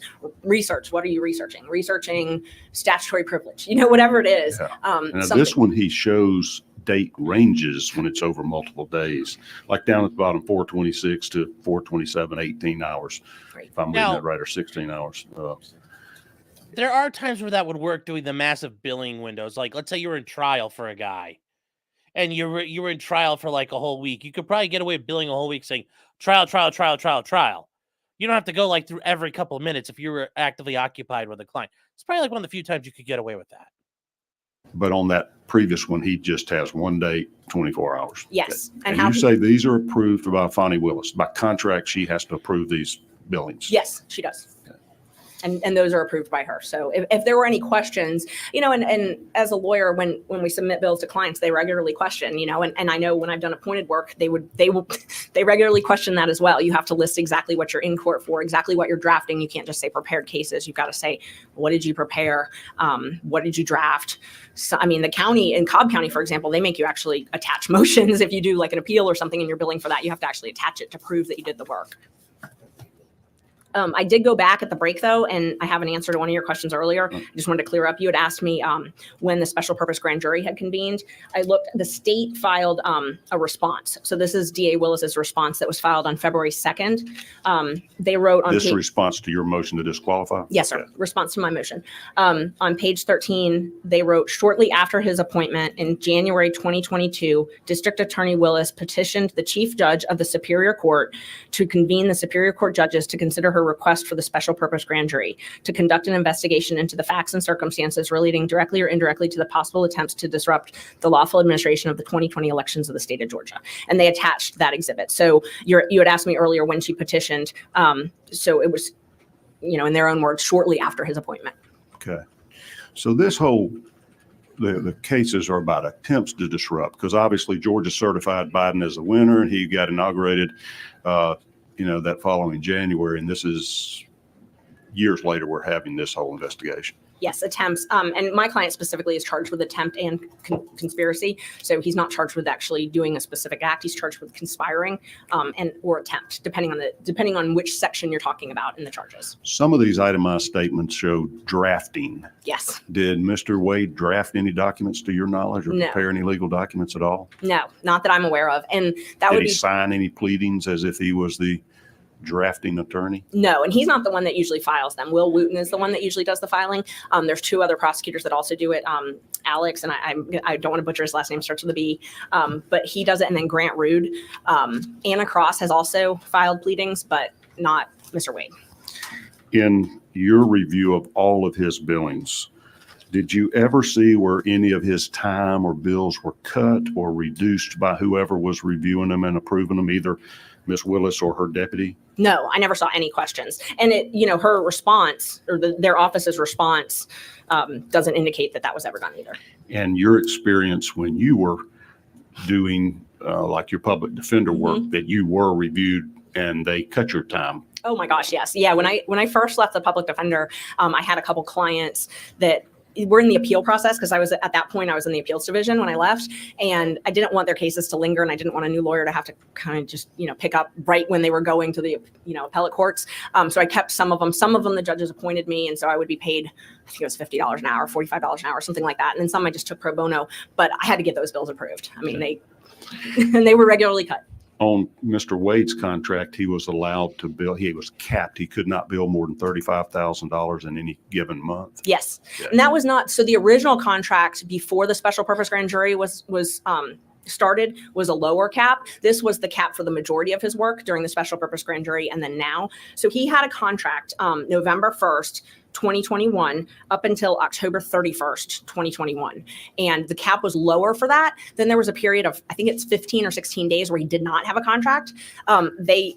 Which also happened to be one of the times they were out of town. But so they re-upped the contract November 15th, and then it had a cap, but the cap was significantly higher.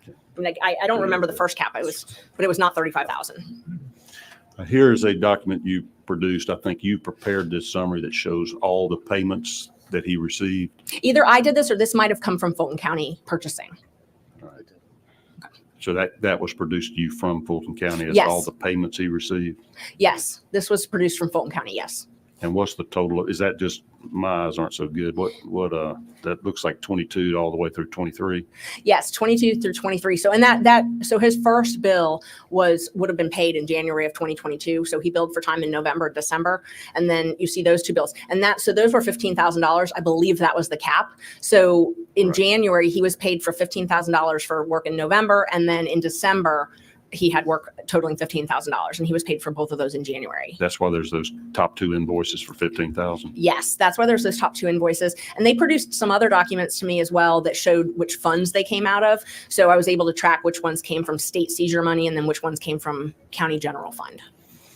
And that was all before this grand jury was even approved? The grand jury was not approved until June of 2022.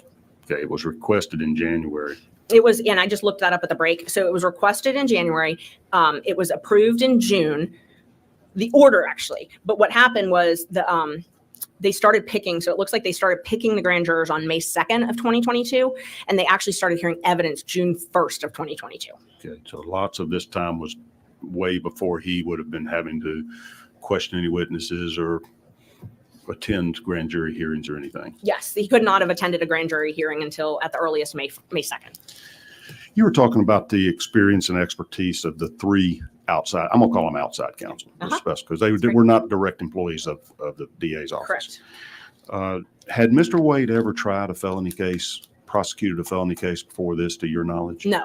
That he has never prosecuted a felony case. And I asked his law partner that, who had been his law partner for some time, that he had never prosecuted that. I also did some independent research in the metro areas where I knew that he had worked in Cobb County. So I looked to see if he had ever been filed as a prosecutor in Cobb County for felonies. And he was actually just a solicitor, and solicitors is, because you said not everybody may understand the difference between solicitors and district attorneys. We've got an ex-solicitor on this panel, so I don't see anything negative about him. So he can tell you all about it. They prosecute misdemeanors, right? Yes, and in Cobb County specifically, they prosecute misdemeanors, yes. Okay. It looks like he's pretty much hitting the maximum that he was allowed to under his contract? Yes, most months he did. Okay. And this is through that block billing that was not specifically itemized exactly what he was doing or how much time on each task? Always block billed. Okay. He never itemized bills, never was specific. What were the caps for the other two special counsel? Were they also limited? I assume you've received their contracts, or did they have a written contract? They did. So they had written contracts, and I do have those, and they did have caps. They were significantly lower than Mr. Wade's. They do not currently have contracts. And I just found that out at a hearing because we had asked for that. We had asked for it in open records, and then I had subpoenaed it as well. Pretty much every subpoena I filed for the hearing, the state filed a motion to quash, including this one. And Ms. Cross was at the hearing, and she said, I can just tell you right now, I don't have a contract. So I had thought, I was And under they're the just like- impression that they just weren't giving me that contract. I had no Oh. idea that they just didn't have one. So apparently right now, Mr. Floyd and Ms. Cross don't have contracts. Just Do you think willy-nilly that with was the money. intentional? Holy So that cow. they don't have to disclose how much they're earning? I think it was sloppy. Does Mr. Wade have a current contract? Yes, he does. I also think that, I think it may have been, I don't know if it's disclosure, but I can tell you that they've changed, since I started looking at this, they've changed what they put on the public documents. I used to be able to go to Open Checkbook and see every time he would get a check. And since I filed this, none of them have come out. So I don't know if he's not being paid anymore or if he hasn't filed any invoices, but the invoices are due, I believe, 30 days after. So, they regularly came up, but now all of a sudden they don't. Okay. So eventually you sought to disqualify Ms. Willis from serving as counsel and prosecuting Mr. Roman's case. I did. Okay. Can you pull up that motion? That motion was filed here in January, I think it was January 8th of 2024. Yes. What was your motion to disqualify based on? It was based on a number of things, but it was based on mostly the fact that Miss Willis and Mr. Wade had a romantic relationship and they had been traveling and he had been paying for a lot of that travel. So there were a couple different things. She had not followed the statute. So the statute I referenced earlier, 15-18-20, said that you had to have county approval. She didn't have that. So that was one thing. There were also— You had figured that out through your financial records? Yes, I had figured that out through my financial records, through open records, through reviewing all the Board of County Commissioners. And I actually, to that motion, I attached, just on this issue, I actually attached a document showing how independent special counsel would normally be appointed. I'm sorry, special counsel, because I found one where, and I think it's exhibit, let's see. It's exhibit J. I found one where Fulton County had actually been asked to approve a line item for an independent contractor agreement. And so this, I used it as an example of what normally would happen. Was that for an attorney? It was for an attorney. So she's saying in pleadings now that she's not required to get county approval, but in the past, for people other than Wade, she had gotten approval? This is actually the county attorney. So Okay. this document is the county attorney. I do not believe she's ever gotten approval for anybody. And her filing said she's doesn't. I mean, her filing, I at the break, I was looking at it. I mean, she said that It's impressive. that I incorrectly Fuck contend that the everybody. appointment exercised by, and in Wow. parentheses, a state constitutional officer must be followed by an approval of the local government's board of commissioners. And she says over and over again that I'm just wrong, that she doesn't have to because she's a state constitutional officer. So that was their position, that she doesn't have to. So is that one of the grounds for your motion to disqualify these, let's just call them financial irregularities, said, that she "Whatever, had I'll not do what I complied want." with the state law or county policy of getting prior approval? Yes, that was one of the primary bases. But then I also reviewed case law and saw, the conflict of interest. And, our motion, the theory, basically just to sum up the motion, is that essentially he's getting paid all of this money and they're not going through the proper procedures. And I go through it in the motion. I talk about how he didn't file an oath, which is rare. I'm one of those. Didn't follow what? He didn't file an oath of office. And I'm one of those people that I always, when I first start a case, I always make sure that everything is all the I's are dotted and the T's are crossed. So I always pull that. Anytime I've only ever had special counsel twice, and it's been people who were not paid, who were district attorneys in other jurisdictions who took the case on, which is the normal process in the state. But I've always pulled that just to see that they're sworn. That's something that's important to me. And I couldn't find it. So I did open records to probate court, to the Superior Court, and there was no oth of office filed. Sworn for the special assistant district attorney? Yes, if you're going to be inside of a grand jury juries are highly regulated. I can't just go in a grand jury. None of us can just go into a grand jury. So you have to be a sworn officer of the state to actually be in there, particularly to present evidence. And so I wanted to see if he had taken an oath. And that's something that, you would file. It should be publicly available, not something that's really, highly contentious or secret. And there wasn't one. So, once I learned that, I was like, why are they not filing an oath? This is odd. There's no public approval of these contracts. There's no oath of office filed. This is different. What's going on? We later found out that he had taken an oath, but nobody had filed it, and the law requires, there's a statute that requires you actually file it. I have looked at that. So the statute for a district attorney, their oath, when they are sworn in that position, says, I do swear that I will faithfully and impartially and without fear, favor, or affection discharge my duties as district attorney and will only take my lawful compensation. Yes. So help me God. did Ms. Willis sign her oath that swore she would not take any unlawful compensation? Yes, she did that. And then she also filed some disclosure forms that are required. There's financial disclosure forms that Fulton County requires that you file every year. And you have to disclose if you've received any gift over $100. So from anybody doing business with the county. And Fulton County is I used to be a Fulton County employee. They are very strict on those types of things.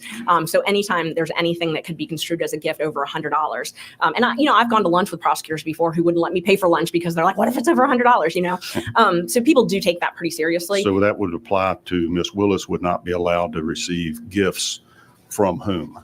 From anybody who was, and I actually believe I attached it as an exhibit.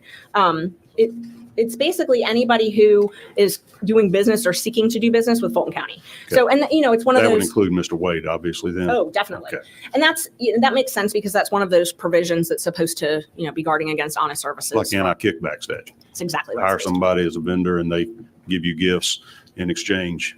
Yes. Yes, And so they require that you disclose that every year. It's signed under Yes, oath. You have to file you're the seeing- So how'd you Right out loud. learn about this relationship between Mr. Wade? I think this has been acknowledged now by both parties, correct? It has, yes. It's a dispute as to when it began, but it's acknowledged that they had I don't know if they still do, but at least had a romantic relationship. Yes, that's How'd not. you figure that out? How'd you find out? So at first, I knew Mr. Wade and I knew Ms. Willis, and a lot of people in the community were a little surprised to see Nathan, Mr. Wade handling this case. It was just a lot of people said that, and so a lot of people were talking about that, and it was kind of surprising because it's not really, he does a lot of law practice, but this isn't what you would imagine him doing. Did you ever see him have other billings? How do you have time to represent anybody else when he's billing, 24 hours a day to Fulton County? He had other people working for him. Like he had a law student working for him for a while, and then he had a first year associate. So I'm assuming that they would probably do whatever other work he had. Did you ever look at his calendar? Did you have access to that to see if No. it matched up? No, I didn't have access to his calendar, and I didn't have access to their like text messages. And I was able to get get his geolocation data through subpoena. But the one thing that really struck me is if I was accused of something and I was saying I didn't do it, I would download my phone. They have a system. It's called Celebrate, and Fulton County pays for it. City of Atlanta pays for it. It's literally a system that you can hook your phone into. I have an investigator that has it, and I have my clients do it all the time. You hook your phone up, and it can find deleted text. It can find everything, and you can limit it. You can say I only want texts with this person. So if I was being accused of having an affair with someone, and I said it didn't start until April, and someone else said it started in October, the easiest thing to do is to download that phone. And for privacy concerns, you can file it under seal, but you could easily narrow it down and say, I want this timeline. I want all of our texts from, November of 2021. And it would easily tell whether or not they were romantic in nature. Before I leave the billing issues, Mm-hmm. did you ever compare Floyd and Cross's bills to Wade's to see if they were meeting together? Like there was that meeting with teams or what? Were they billing for the same meetings as well? So I looked at that. One thing is we don't have most of Floyd's. So Floyd has not billed in quite some time. So I didn't have his to compare, but I did look at Anna Cross's. The one day that I remember looking at was when they were in federal court to see because so Ms. Cross was the one actually litigating in federal court. But Mr. Wade was sitting there with them at counsel table, and they both billed for that. I wanted to see if he billed for time that he was sitting in court waiting, because I know in Cobb County, for example, with appointed work, if we're sitting in court waiting, we can't bill unless we're actually doing something. Like they won't pay for two people to sit there. And so I wanted to look at that, but they were both there in court that day. What about the teams meeting where he billed for? Were either of them involved in that team since they're also outside special counsel? No, they were not. So all of those people were people who would not have itemized that. Okay. Employees. Back to your uncovering the Okay. relationship. Yes, How did yes. you figure it out? So Terrence Bradley was Nathan Wade's law partner originally, and he was also his lawyer in the divorce. I did not at the time know that they had filed for divorce. I knew Nathan's wife. I knew both of them historically from Cobb County. I mean, they're, people knew them in Cobb County.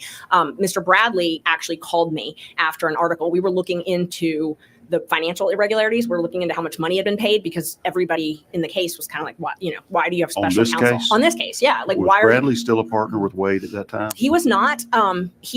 There was testimony that their partnership ended in summer of 2023. So it had just ended, is my understanding. And it's, it's kind of unclear, like what month. The testimony is very unclear as to when they actually, I have when they dissolved, I think it was September, but it's very unclear as to their partnership. And I will say their partnership was a loose partnership.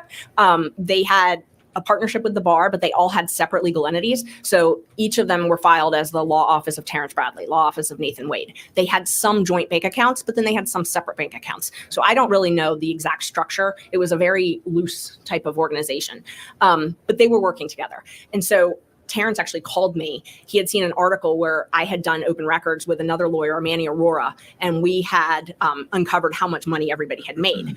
The news had gotten wind of that, and I later learned that the news had open records to get all of my open records. So every time I would get something, the news would get it, because I wondered how that happened. But so that somebody published that, and I had done some more open records. And Miss Willis actually called Mr. Bradley when I did these open records and said, they're looking into us. And he called me because he was worried about it. And so we had a conversation, and he actually asked me, do I need a lawyer? You know, what's going on? What are you investigating? What's the parameters of this? And we had a conversation, and I said, well, my interests are different than yours. I represent Mr. Roman, so I can't advise you. That would be a conflict. He asked if John, my husband, could, and I said, no, that's a conflict too. You know, if you feel like you need somebody, you need to talk to someone else. At the time, that was early in September. I had court in Cobb County, and I ran into Mr. Bradley. I was in Judge Harris's courtroom. I think it was either September 11th or 13th. I checked my calendar a week or so ago, but it was one of those dates. And I was taking a plea in front of Judge Harris, and Mr. Bradley was also there. Another lawyer who ultimately represented Mr. Bradley at our hearing, B.C. Chopra, he was there in court also. And then a friend of all of ours, who's a district attorney, his name is Bert Cohen, he was taking the plea with me. And Bert and I have known each other for a long time. Terrence, BC, everybody's known each other for a long time. We were all sitting in a conference room attached to that courtroom, waiting for the pleas, chit-chatting, took the plea, went back in, and Mr. Bradley essentially went through the whole thing and said, well, this is what's really happening. I had a notepad, and I took notes on all the things to ask for open records. So what did he say was really happening when he said, this is what's happening? He said that they met at a judicial conference before. He was very specific that it was before she became DA, because that was one of the things that he couldn't remember when the judicial conference was, but he knew that it was before she became DA. When did she become DA? She became DA in it would have been January 2021. Okay. So she became DA January 1st, 2021, but she had a transition team leading up to that. So, and Mr. Wade was in charge of her transition team. So Mr. Bradley told me all of that. We met for about an hour. Said that they had been together. They met at this conference. Nathan was still married. And Mr. Bradley was upset because of what happened in the divorce. He was upset because they were still married, you know, the Wades were still married, and he essentially just left her after meeting Miss Willis and dropping the kids off at college. So, and Bradley was Wade's attorney in that divorce action you're talking about? Okay. Yes, I didn't know that at the time. But they were law partners. They had been, Okay. yes. Okay. And I actually don't know if he was still his attorney when he talked to me. I don't know if he was or not. All right. Because at some point, Mr. Wade represented himself, and then he hired a different lawyer. So I didn't know anything about the divorce at Okay. that time. So Bradley did not like the way Wade had treated his wife, He did not. but he did not. represented him. He did not like the Okay. way he had treated his wife. He didn't like what was happening in the divorce proceeding. Yes. Okay. And I mean, I remember specifically him saying, you know, I handle my business, things like that. Like, you know, that I don't leave my wife without alimony, because this, and we talked about it. I mean, Miss Wade had been a stay-at-home mom for, you know, they'd been married almost 30 years. And literally it was right after they dropped their youngest off at college that he said, move out, you know? And so we went through, you know, I was obviously interested in, wait, what's happening? Walk me through this. And so he was telling me about the access cards, you know, that Mr. Wade had access cards, telling me about the contracts, told me about their contract, that they had that Nathan had brought them the contract for the first appearance hearings. They had a contract for that. We didn't talk about that yet. That they had the contract for the taint work, and then ultimately that Nathan was hired as the attorney on this case. That they had been dating before, and he told me, you know, they met at hotels. He would go to her place. And I remember him saying, you need to find her bestie who they had a falling out. That's the person whose condo it was that they would meet at. And did you later determine who that bestie was? Yes, it was Robin Yeardy. It was not until sometime later that I determined that. It was very difficult to determine who that was because he did not remember her name. But he knew her by sight? He did. Did he later confirm to you or identify who she was? Yes. So I had sent him a couple pictures, or showed him a couple pictures of some other folks. This was in January of 24, right? Yes. Before your motion? It was. It may have even been after I filed the motion. It was around the time. It was either before or around the time, but it was in January. I had gotten some open records requests from the DA's office. They had a contract Yep. We just put on the screen There it is. some of Perfect. the text messages that you produced to us. Yes. This yes. is from your phone. It is. And And so you're talking to Terrence Bradley, I see over there on the left. yes. And so when you see on the 14th, that one that's right in the middle that says file attachment with MIME type, that Yes. is a picture of her. So it doesn't show up on this, but it's actually, there's a picture of So Miss while Yeardy. you're texting, you're shooting him a picture to see if he can identify Robin Yeardy. Yes. Yes. Did he identify her? He did. Yes. He said, yes, that's her. That's the East Point. And he thought the apartment was in East Point. I later found out it was in Hapeville, but those are very Right. close in close areas. So he knew they would meet at that apartment? He did. Yes. He knew all Okay. about it. And it was hard to find Miss Yeardy. What happened, and she was Robin Bryant, and then she got married and was Yeardy. I did an open records request for a contract that the DA's office got. It's called critical mention.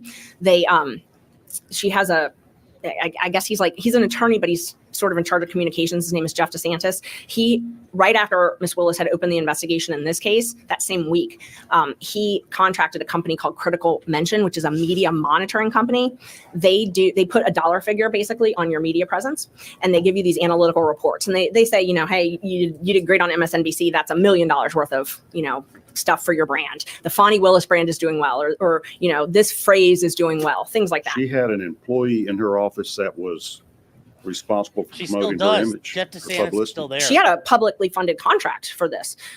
So Jeff still DeSantis Jeff DeSantis contracted still or there. called this company, and it's in the emails. I think I provided those as well, but contacted Critical Mention and said, we need to hire you to do media monitoring. And it was the same week The that guy's she still had there, sent the Jeff. letter to Raffensperger and Kemp about this case. Said, we need to have a contract to do media monitoring. Got $10,000 approved, paid $10,000 for a year contract, for an annual contract. Who approved that? Jeff DeSantis's email said the county approved it, and his emails indicated that it was hard to get approved, that he had to really push, I think is what he said. There's some language to that, but the county paid for it. Do other DAs do that? I'd never even heard of media monitoring. I didn't even know it Yeah. existed. No, it was very shocking. But so I got some of the emails about this media monitoring. So I did open records. And again, once I got them, they shut me down and wouldn't give me anything else. But so these emails have attachments, they're PDFs, and you can see in the emails, the hyperlink to them, where you can actually see the analytical reports. That's what I wanted to get. And obviously nobody would give those to me.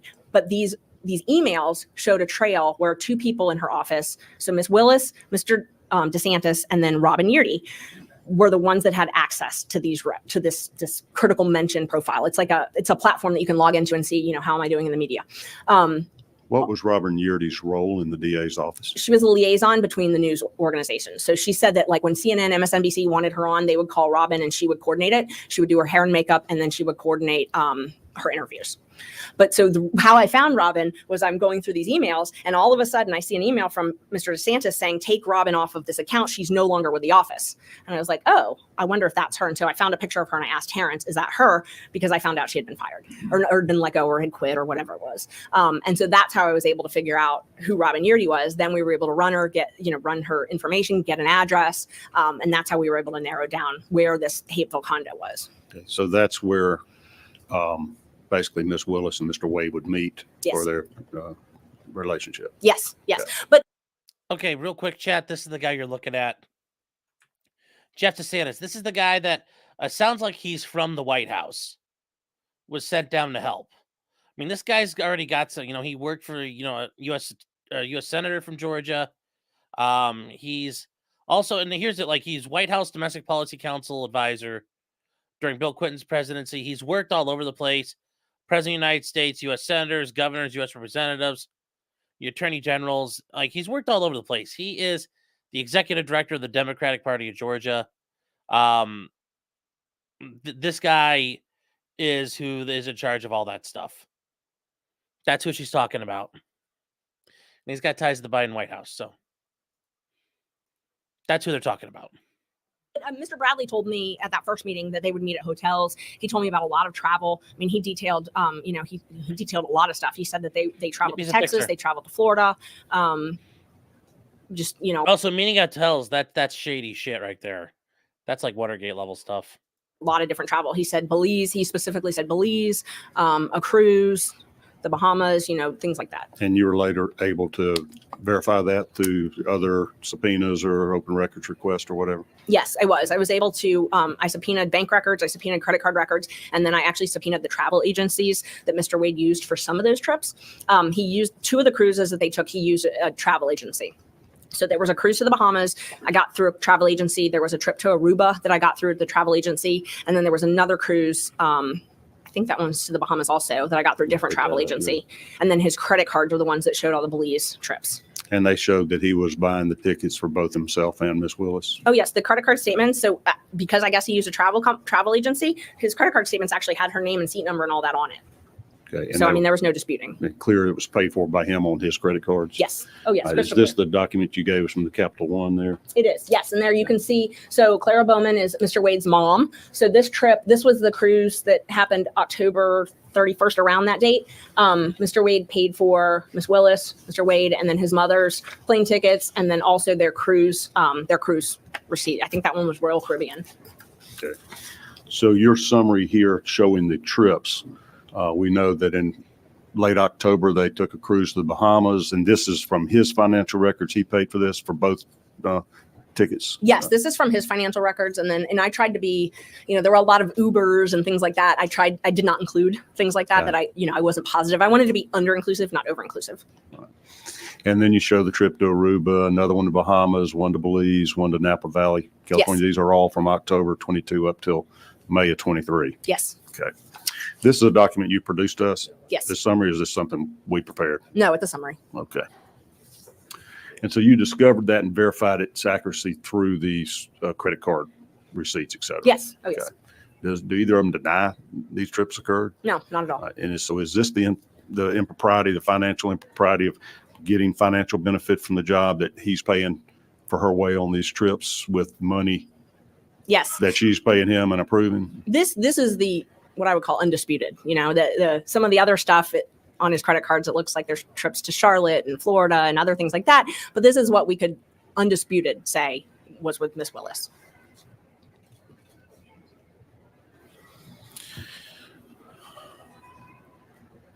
So back to you're a good investigative reporter here. So you have heard these rumors, and now Mr. Bradley, just by almost happenstance, you're with him in court, Yes. and he spills the beans on it and verifies it. Then you go get the documents to prove it's accurate, Yes. and you identify year to get him to say, yeah, that's the woman whose condominium they would go to. Yes. Okay. And I developed it. You joke about my investigator skills. I've done public defense most of my career, at some point or another, at pro bono. It's hard to get money for investigators. So I've learned how to do a lot of it on my own.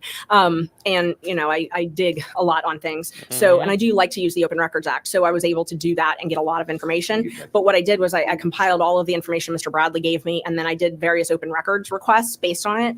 And then, once I would get something, I would reach out to him to verify, because I wanted to make sure that I wasn't tracking anything that was wrong. Okay.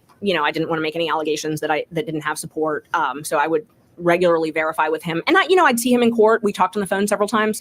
I wasn't the only person that he told about this. There was another attorney on the case, Manny Aurora, who his client ultimately pled out. So he didn't continue this investigation, but he was involved in the investigation early on. And Mr. Bradley told him some of the same things that he told me. So, I was able to independently verify a lot of things, which to me, investigating is important, that the East Point location, that it was in Hateville. Robin Yeardy actually did quit. Mr. Bradley had told Was me she forced to quit, or how'd that come No, about? I don't believe she was forced to quit. That was a point of contention in our hearing. She said she left, that she was sent to another division. It's my understanding she had some, she was outspoken about, she didn't like some of the things that was happening in that office. And when she voiced that, she was sent to a different department to work, and it wasn't something that she wanted to do, because she did the communications. And so she quit after that, is my understanding, Okay. based on her testimony and, the allegations and all the pleadings. All right. So after, I might be skipping parts of your investigation because it's pretty darn thorough, and you had gotten this Trackhawk or Cell Hawk, what's it called, where you're tracking the Yes. location. You were mentioning to me earlier when I kind of got you off that employees can have it on their own phone if they want to, and she could have gone back and proven that they had not been communicating before he was hired. Yes. Okay. So let me explain that, because there's two different systems, and I'm always learning new things about this. But cell phone data is one of the new things in criminal defense. We see it in a lot of cases. the CellHawk data that you just showed, that is geolocation data. That is different from the Cellbrite. So there's two different programs. CellHawk is the program that does geolocation data. Essentially what you do is you get all of the pings. So every time your phone, you see those cell phone towers everywhere. Every time you use your phone, it's trying to find the closest tower. So in a metro area like this, there's a lot of towers. That's why we get good signals. So when he's in Hapeville, there's a lot of towers. So we can really, really narrow it down. So what we had our investigator do, and I'm only talking about the geolocation stuff. I'll talk about the text in a minute. But what we had our investigator do was narrow it down. We got all the raw data and we had him narrow down, and we actually excluded a ton of things that were not right on top of this location. Like, we wanted to be very, very careful just to have what was literally right on top of this location. So he created a geolocation fence, which The location you're talking about is Ms. Yeardy's condo. Yes, Okay. It is Ms. Yeardy's condo, that area. So he was able to find, essentially, just to summarize a couple of the things, where Mr. Wade would call Miss Willis at midnight, something like that. And then all of a sudden his phone would travel, and you can actually watch it. When you do the live CellHawk, the app, it's pretty cool. You can actually watch the phone travel, and it's pinging because you're using it. If you have an app open, your phone's pinging. So my phone's pinging right now because I'm sure I have an app open. So it's pinging from his house all the way down to the condo at midnight, 1 a.m. And he calls her when he gets there. And then it goes silent for 4 or 5 hours. And then, early in the morning hours, he starts pinging again, driving back, and then he texts her when he gets home. So, and this is before he gets hired in November of 21. Yes. Okay. So, and there's a couple different ones, and I would defer to the experts on the CellHawk data, but that's the summaries based on what we had him do. And again, we tried to be very, very narrow. There were a lot of dates that it looked like it happened also, but maybe he was bouncing off a different location, and so we wanted to be very narrow.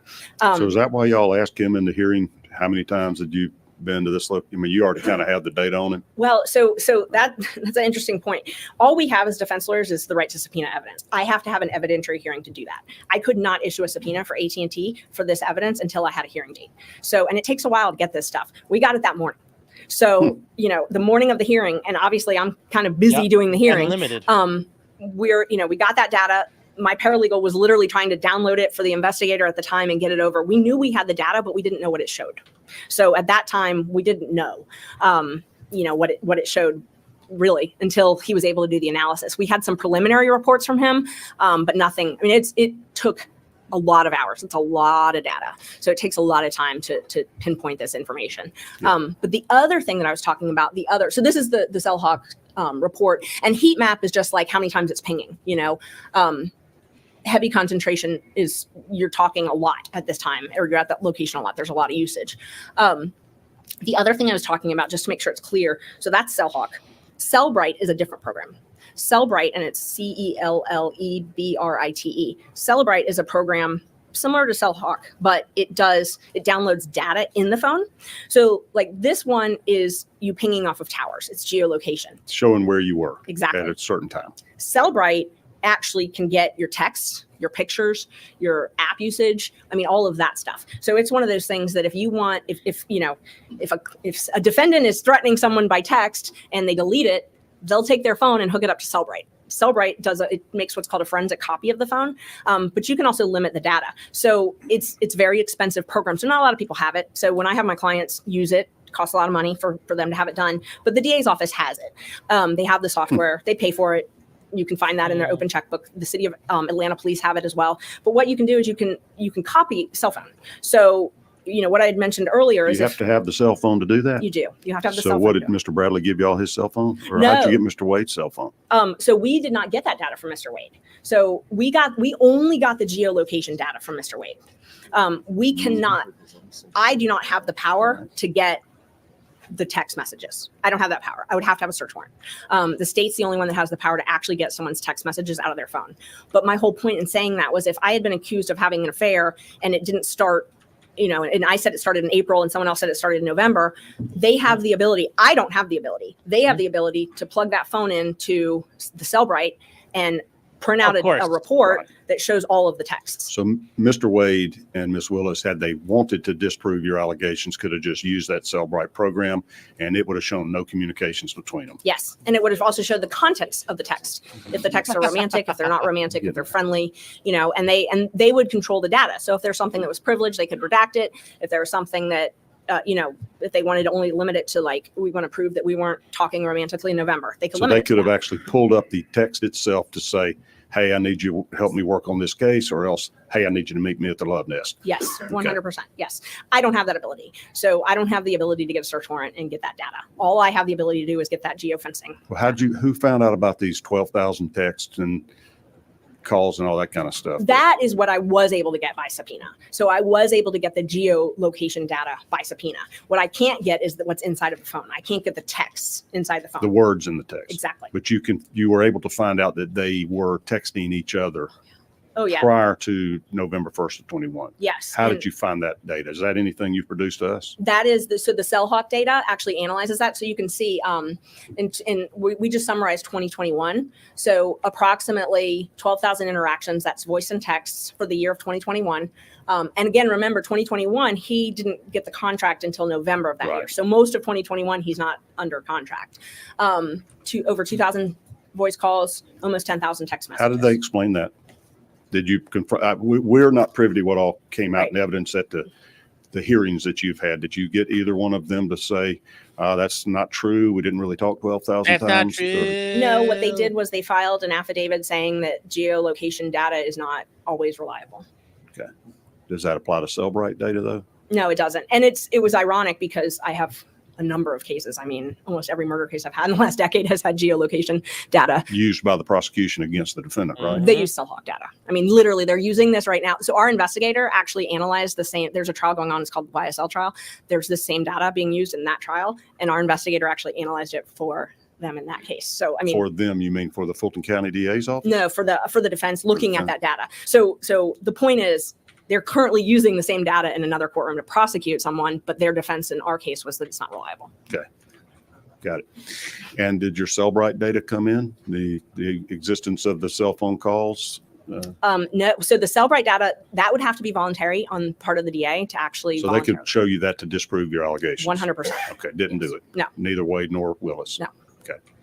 All right, so you've done your investigation. You've determined you think there was a relationship that had begun before he was hired. Yes. And after having met with Mr. Bradley, Mhm. you began to prepare a motion to disqualify and to dismiss the case altogether, right? Yes. I actually started the motion Let me in get back on September. the cell phone. and then added to text it. messages. All right, and so then you somehow preserved, you had text communications with Mr. Bradley to confirm this? Yes. And was that because you didn't want to file a pleading that was inaccurate? 100%. You wanted him to verify the accuracy of what you were claiming had happened? I did not want to say one word that had not been verified. Because he was the source. Yes. He's the guy that was his law partner and his divorce attorney, Yes. who probably knew as well as anybody in the state. They had been best Well, friends also. Okay. All right. And so let's pull these up, Senator Dolezal. When did you start? You kept these text messages somehow? Dolezal, I did. Like So Rachel Dolezal? I actually, Mr. Bradley uses a Android, I believe. And so it was not easy to just download them. And I'm not the most tech savvy person. There's a lot of text that just went into things that I thought would just embarrass people and weren't relevant. So what I did was I screenshotted the texts that I thought were relevant. I tried to use those in court, but the prosecutor kept objecting and saying I was hiding things because I wasn't showing all of my text. So they just kept on and on for days saying I was hiding things. And I explained to them, I let them look through my phone. They scrolled through all my texts. Who's they? It was Adam Abadi was the prosecutor. Okay. So he just kept saying, that where's the beginning of that text? Where's the thing after that? Where's the other part of that text? These aren't complete, rule of completeness, kept objecting. And I had just screenshotted the texts that I thought were highly relevant, but weren't slanderous, I guess. I don't even know the word, but there were some that Miss Willis's daughter had failed out, like things like that. They were just ugly. They didn't need to be admitted. Oh, yeah, I read that. I had tried really hard to just screenshot the relevant ones, but they kept saying that I was hiding stuff and I wasn't showing the whole thing. So when they objected to my text coming in the screenshots, they said they wanted the whole text chain, and the judge ordered me to, if I was going to admit the text, to go figure out a way to download all of them. So I bought a program for $20-$30 and took 3 hours. And I was very proud of myself for finally figuring out how to do it. But I was able to make a copy of it and then redact our phone numbers. So this actually showed when they're read, when they're viewed. What were you? All right, so up there on January 5th at 9:50 a.m. Mm-hmm. You're asking, what do you, read the question? So I'm asking him, do you think it started before she hired him? You're talking about the affair. Yes, the affair. And what's his response? His response was absolutely. It started when she left the DA's office and was judge in South Fulton. And so, these are things that he had told me, but I was getting ready to file. My filing deadline was the 8th. And as we're doing this, I'm fact checking line by line, basically. Right. So did you send him a copy of your proposed motion? I did. And I actually admitted, so at the hearing that we had, I was able to admit the email where I sent him that. So I sent him a copy of the motion that weekend when I was I wanted him to review it. And then he had a text. He didn't write me back by email, but I submitted my email so that the court could see exactly when I sent it and when he responded. And then he responded that everything looked good. Because I asked, I said, I'm sending you this motion. I need you to look at it. And then he responded that everything looked good in it. Right. He actually told me at first he wanted me to make some changes because I had not included the information about how much money he had received. I had only included the information about how much Wade had received. And, I didn't know that it wasn't really highly relevant to my motion. But he was like, oh, that's going to tip them off that I'm talking to you. And he did not want anybody to know that he was talking. He was very concerned about what. I'm going to let you just read through this chain. Okay. All right. We left off up there. Absolutely. It began when she was a judge in South Fulton. When was she a judge in South Fulton? She became a judge in August of 2019. And I did an open records. I first asked, I first did an open records and they said no. So then I subpoenaed the records for the judicial conference, the municipal court conference. So she was a municipal court judge. They were both municipal court judges. So I got the Who's both? You mean Wade was a judge at the time also? Wade was a judge. He was actually a speaker on the panel. It was October 2019. So I found online an old agenda where he was speaking, and Terrence Bradley had told me that they met at a conference where Wade was speaking and Willis had gone. So I knew that. So and it was in person. So I could narrow it down because of COVID. I figured out when COVID happened and when, all the conferences went virtual, narrowed down my timeline. So I searched for this specific time period, which is when Bradley had told me the relationship started. And when was that conference? It was October 2019. Right. So I found the agenda for that. So then I reached out to the municipal court judges CLE group and said, here's an open records request. I would like a list of attendees because I wanted to verify Miss Willis went there because I was trying to fact check. And they said no. So I subpoenaed them and they gave it to me. I also subpoenaed. Was she in attendance? She was. Where was that conference? It was at Lake Lanier. Yeah. I also did an open records request to the city of South Fulton because I know that they have to sign off if your judge is going to go to a conference. So I did an open records request to them to make sure that they had actually sent her to that. So I verified from two different sources that she attended that conference, and that matched what Mr. Bradley had told me. All right. So is that a part-time job, a municipal court job, Judge? Yes, okay. it is. So Wade could continue practicing law and do that on the side. So she was a full-time, but Wade is a part-time, and Wade only did maybe once or twice a month at most, because he was in the city of Marietta. I mean, he was just he was a fill-in judge for that. That wasn't his. Okay, so you narrowed it down to that's when the relationship began. Scroll through here for us, and I can't read that green line. What's the next? If you don't mind, just sort of. No, read of course. Through. It says, "Is this accurate?" And this was again on January. You're saying, "Is this accurate?" You're going over this brief and saying, I'm about to swear this in court. Will you verify it's accurate? Yes. Okay. So at that time I was going through the actual statement because I was trying to figure out how to say it, and so I said, upon information and belief, Willis and Wade met while both were serving as magistrate judges and began a romantic relationship at that time. And he corrected me and said, no, it was municipal court. You had said magistrate court and he said no. Right. Okay. And I slipped up. I should have said municipal court. I knew that. So you say thank you. What was his response after that? No, this is 12-something p.m. on January 5th as you're getting your pleading ready. He said, you can't put where they met. Not many people know that. I might be one of only, not even Chris Campbell. Chris Campbell was their other law partner. Yes. Okay. And I did not disclose Mr. Bradley in my initial filing. I didn't until the state forced me to. Why was he afraid to be disclosed? Just because of his relationship with Wade, or was he afraid of these people, or just didn't want to betray them, or what? Multiple reasons. I mean, it's the district attorney in Fulton County. I didn't really want to go, file something against her. It's not exactly a fun position to be in. Also, I mean, they have a lot of mutual friends. I'm sure it wasn't a fun position to be in to be outing a friend of yours, but the attacks, I mean, it's a small legal community. Were you able to get this into court? Because Bradley, I saw some of his testimony, all of a sudden can't remember anything about anything now. Were you able to use this to impeach him and show that he did know precisely what happened and when? Yes, and he changed his testimony somewhat. At first, when he first testified, he testified that he had never discussed this with me. And Then you showed his text message where y'all discussed it. well, at that point, I that caught me off guard. So, I didn't expect that. So then I pulled my text messages, and I'd had some screenshots of them just in case. And I told his lawyer, do you want to look at my text messages? And so then he later came back and testified that yes, he had. Tat told you that? Yes. Okay. And did Wade testify at any of these hearings? He did. Did he acknowledge the relationship or not He acknowledged the relationship. Yes. before he was hired? No, he did not. So before I filed the motion, nobody acknowledged any relationship. So I filed the motion on January 8th, and then on Martin Luther Yeah, King. walk us through that. What were the grounds why is it you feel like Fani Willis should be disqualified from continuing this prosecution? Yeah, and so and these are things that I alleged in my initial motion that was filed on January 8th. I outlined this. My client in particular was not part of the special purpose grand jury. They did not recommend him to be indicted. He was not a subject. He wasn't part of that. So he was added on. That's interesting because I remember hearing that the special grand jury had recommended prosecuting like 40 something people. They had. He yes. was not even in that list of 40. He was not. And they didn't take, or they, as in Fani Willis, did not take the advice of her own special grand jury as to more than half the people they wanted prosecuted. Subsequently, there's been a book that was published that called "Find Me the Votes," that authors had exclusive access to her, and so all of her theories in how to indict people and who to indict was explored in that book. So from that, I was able to learn that she cut a lot of people. And I mean, I Was have that because they cut deals with them, immunity deals, or? some of them were that. Some of them I just don't think she wanted to bother with. Then she added to the list, though, people that were not even recommended, or My at least your client. My client, yes, Okay. she added him, so he was one of the ones. So there were some people, and it's publicly available in that book, like Senator Graham, Loeffler, those Purdue, those people. They recommended prosecuting them. Right, she had considered prosecuting them and taking them off the list. So there were a lot of people that had been on the consideration and then had been removed. And my client had not been considered, and then he was added. So to me, I was trying to figure out,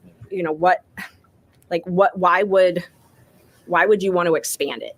There's different ways you can go about prosecution. Did you figure out why they add your client to the list? No, but the my allegation in my motion is that the bigger the case is, the more money that's made, and that that made sense to me. So for me to file the motion to disqualify, obviously we had to have some type of a basis, besides all of the violations, and so expanding the litigation. Because of how large it is, the judge has said we're probably going to have 3 trials, and each of them is going to take several months. Where if you just imagine, just follow me down the path, if you only indicted one person and it was narrow, you could try it in a month. If you indict 19 people and, 3 different essentially alleged criminal schemes, like I divided it up earlier, that you now have 3 years of trial. You've now gone from a month of trial to 3 years of trial. That's a lot more money. And so that, to me, was a financial motive, particularly since my client was not recommended by the special purpose grand jury to be indicted. Okay.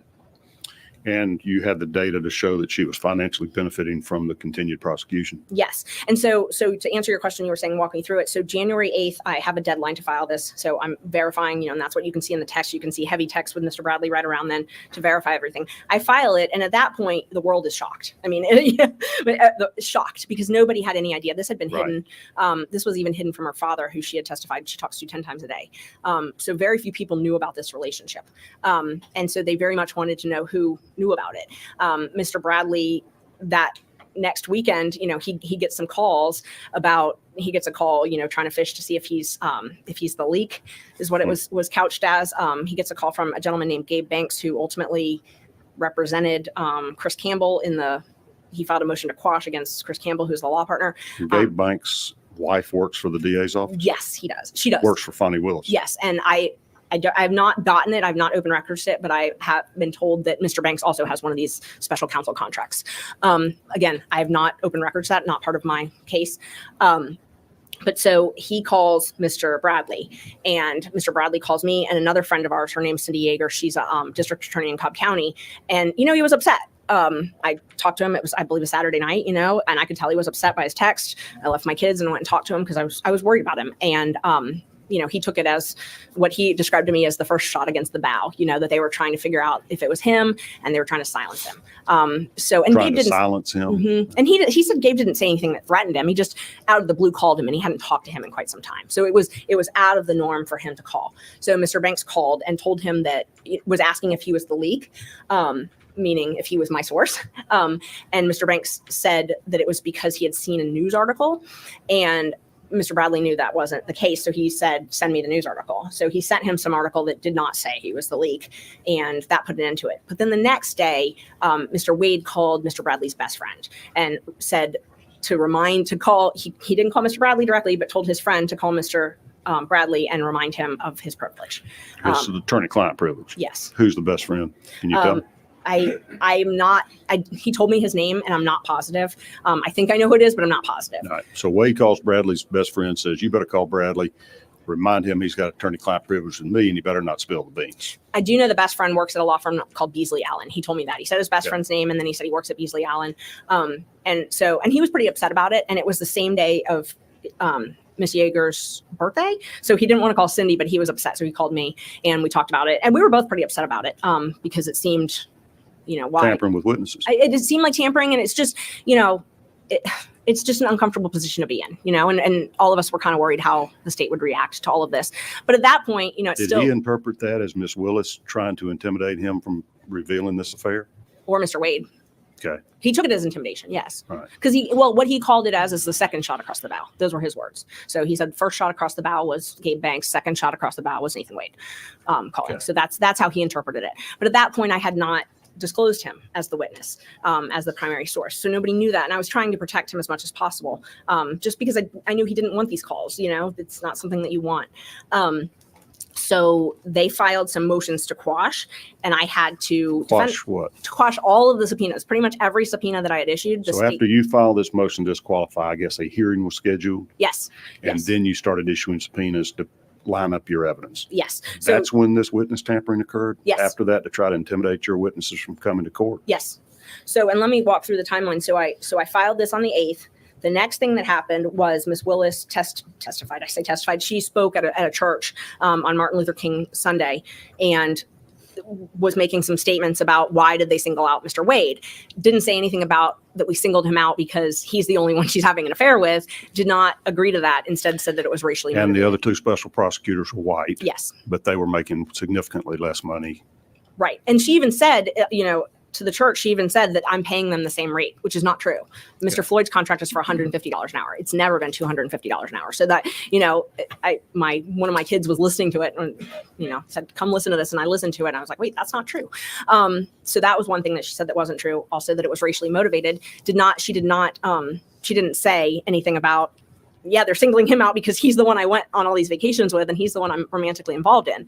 Instead, she said that we were singling him out because of race. And then she said that they were all paid the same, which is not true. So I thought at that point, okay, they're not going to admit that they have this relationship. And so I'm texting with Mr. Bradley, oh my gosh, are they going to lie about this? Like, it's on their credit cards. Like, I don't know what's going to happen here. And so then in the divorce proceedings, Miss Willis had been subpoenaed to testify, and she actually invoked her executive privilege as the DA. That. She wouldn't testify. She would not testify. So then they settled it. Right. And then they settled it because the judge said he was going to have to testify. So they settled it and he did not have to testify. So at that point, the judge had given us a hearing date. So I was able to issue subpoenas. So my subpoenas started going and I filed the returns of the subpoenas, and all of a sudden the motions to quash started coming in. Right around that time, the state filed their response where they admitted to this relationship, but they put limits on it. So their response that they filed, I believe it was February 2nd, I believe. February 2nd. So on February 2nd, they filed their opposition to our motion. They admit that there was a romantic relationship, but they claim that it started after he was hired and that all of the gifts and travel was roughly divided. They submit an affidavit from Mr. Wade, and they submitted a receipt from a credit card where she had paid for one plane ticket. So, it was a couple $100s on hers and then thousands of dollars on his. So then my subpoenas were filed, and every single one of them had a motion to quash. And they kept saying, I don't have a good faith basis. I don't have a good faith basis. Kept very harshly saying that I was making this up and nobody had told me this, and it was, gossip, and I was lying and I should be sanctioned. So the court held a hearing on their motions to quash, and I was forced to disclose Mr. Bradley as a witness, which I did not want to do because I was worried, because I knew they had called and all of these things. But I had to disclose him as a witness. And so at that point, I was still talking with Mr. Bradley fairly regularly. But that then changed. Okay. So you're waiting on the judge to rule on your motion to disqualify. Yes, sir. In summation, the grounds for that are what? That this is improper for a prosecutor to have a relationship with the special prosecutor? Yes, it is a conflict of interest. Okay. And that's because of the financial benefits, or just because? Mainly the financial benefits. There's a couple different aspects to it. We've also alleged some other misconduct because the prosecutors aren't allowed to publicly condemn an accused prior to trial. And she made a speech at a church and said this was racially motivated, talked extensively about the clients being guilty. She testified at our hearing that our clients were guilty, that my client was, guilty of trying to, I don't even remember, subvert democracy or something. But she's made a number of public statements condemning their guilt, which is not allowed. That's inappropriate conduct for a prosecutor. Very much so. And there's case law on that. There's more rules on that. So there were a lot of public speeches that were made along the way. And, they're you can kind of follow them through this media monitoring company. But so she makes these, and then she got disqualified from prosecuting another person she wanted to prosecute. For making public statements? It was for a fundraising. She had thrown a fundraiser for his opponent, his political opponent. Right. So when that happened, you sort of see her press stuff dwindle a little bit. So she stopped making as many public comments. But then when this motion came about, she made the church speech, as I'd call it, where she's, calls me and, my client racist, and says, it condemns their guilt. And then she also gave interviews to this book. I don't know. The timing was just nuts. But the book came out right around the time that all this was happening, and it's called "Find Me the Votes." And that came out in 2024. You're saying? It came out. It came out a month ago, if even. And she literally let the authors of this book in when she was deciding how to prosecute this case, who to indict, who not to indict. I mean, their whole thing is that they had unfettered, behind the scenes access to her thought process and stuff. So, and she's talking about all of this, that they're guilty. But the big thing for the forensic misconduct is she's in the church speech. She's saying, and she says this in the book too, that God has told her to prosecute them. So the theme between these two things is that God told her to do this, and that she is doing the will of God by prosecuting our clients. And that is, that's unethical, in my opinion. All right. So I'm trying to recollect what I remember reading in basically the Atlanta newspapers about all this, because this was new to the state Senate as well, because all of this began on January 8th, which was that the day we started, 8th or 10th or something. It did. And it was the day session began, and all of a sudden these bombshell allegations come out. And I think that was the motivation for our Senate resolution forming this investigative committee to say, let's find out if this is true, independently of all you guys' legal issues or whatnot. So I remember she wouldn't testify in the divorce case. Right. But did you subpoena her to testify in your motion to disqualify? Yes, and she filed a motion to quash. She refused to testify, but then she came to court and did testify. Yes. Okay. And in that, as they were arguing the motion to quash. I wonder, okay, so in that testimony, did she deny the start date of this affair? Yes, she said it started in early of 2022. There was some discrepancy between them, a month or two here and there, whether it started. Generally, it was around March, is what Mr. Wade. So and what Mr. are the Willis consequences for an attorney to give sworn testimony that she did if you're Bradley, what is it, Yerke? Yerke, your Trackhawk data, your other independent verifications are found to be truthful? It's a crime. It's a felony. You'd lose your license. Okay. It's perjury. Same for Wade. Yes. And we have rules that are one of the, outside of. She can accuse him of perjury and all this here. Yes, it's absolutely insane listening to her tell the story here. I do want to say Selena gifted 5 memberships. Thank you, Selena. Crystal Hart gifted 5 memberships. Thank you, Crystal. President Phil Swift for 199 says, what level of deception are we now after this? I don't know. We're upon level of corruption.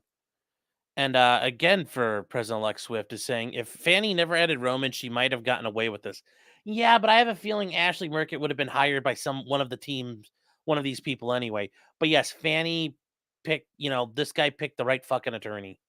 So yeah, this is the beginning of the end for Fani, really, if you think about it.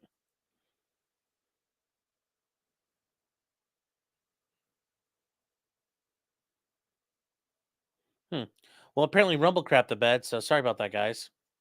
Privilege and confidentiality, we cannot suborn perjury. So if I have a client who tells me I did it, I can't put them on the stand to say I didn't do it.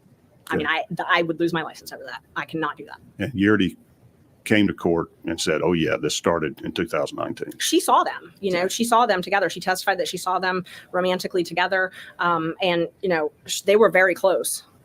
Yeah. And you had Bradley's text message that showed he confirmed that absolutely back in January. Yes. And he had a lot of details, little details that matched up. Did you get other details from him by phone? Yes. That wasn't in the text. What did he? A garage door opener that Mr. Wade had a garage door opener. And then I've subsequently learned that he told Mr. Aurora the same thing. Garage door opener to her place? To her place. Okay. Mm-hmm. Yeah, to her place. There were other things. Just a lot of context, things about how freely Mr. Wade could go in and out of the office, the DA's office, stuff about they would sometimes use hotels. One thing that he told me was that Mr. Wade had, before he filed for divorce, had used Mr. Bradley's credit card and then paid him back in cash so that there wouldn't be a record of it. Okay. All right. So I'm a little puzzled by the legal standard. I'm reading the newspaper articles that explain to us the difference between a conflict of interest and an appearance of a conflict or an appearance of impropriety. That is the big argument right now. And I'm not the best person to explain that. My husband argued that part. But appearance of impropriety, it's one of those things like that if it undermines the outcome, undermines the confidence in the outcome. And we spent a lot of time in our brief talking about the constitutional underpinnings of this. Due process, that my client has a right to due process. He has a right to a fair and impartial prosecutor. And we don't think that's happened in this case. And so I think that would be more along the lines of the appearance of impropriety. And then actual impropriety is receiving money, like receiving money and not paying it back. And there was testimony about that. Ms. Willis came in and testified, and Mr. Wade did, that she paid him back in these sums of cash, but there's no records of any of that or where she got it. Anything shows him depositing cash or receiving cash? No. And, we asked her like where you got it. She said that she borrowed it from her campaign. So, she said the original large sum of cash came from her campaign. I think all of us up here that have campaigns know you can't take campaign funds for personal use, right? I'm not well versed in that area of law, but that is my understanding. It's pretty black and white. Yeah, that's the thing. And I still think that was hilarious when she did it. She admitted to committing a fucking campaign felony when she did this. Like, she's Fani, and that's the thing. Remember, guys, if you're speaking, she could say, I misspoke. When you're on the witness stand, it's not the time to misspeak because you can cause yourself a lot of problems. That's enough probable cause to have somebody investigate her and her books. So she testified that she took that the majority of the cash she had, on hand was from her campaign. That a loan she had given herself from the campaign. She was very clear about that. And then she also said that when it got low, she would supplement it by getting like $50 back at Publix. But I mean, she's giving him, $4,000, $2,500, so large sums of cash. So, and there's no trail. Obviously, there's no record of any of that. Right. Real quick, guys, a couple of super chats real quick. Tony Hugecock for $5 said, blown away with how thorough this lady is. Yeah, it's very, very impressive. Makes me feel like a turd, so it gives me something to inspire to do. And that $sign entertainment, thank you very much for $10, saying, they lied to my mama. On YouTube is being blocked across all platforms. African Americans for Trump are being silenced. Please review this video on your own time. Then please help me. Well, let's see what this says real quick. Hold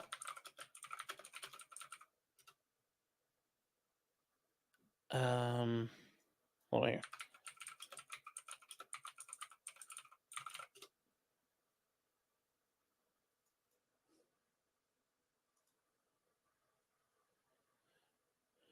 Yeah, guys, if you can take a look at that though, it's if it's being blocked, yeah, take a look at it on your own time. But yeah, and then if you can, $signs a guy on YouTube. He's got 604 subs. I don't know if you guys want to give him a sub. I know he'd appreciate it if you're out there watching. So thank you for the super chat. I appreciate it. In some of the documents you produced to us, there are a couple of IOLTA trust accounts. Mhm. Those were Mr. Wade's accounts? Yes. Okay. So he had more than one trust account in his law firm? Yes, he did. And did you find any discrepancy or whether these funds were deposited there? Yes. And, so he testified because we asked him where he deposited the funds. And these are the funds where his paychecks basically from Fulton DA's office? Yes. Okay. At first, he deposited them to his joint IOLTA that he had with his law partners.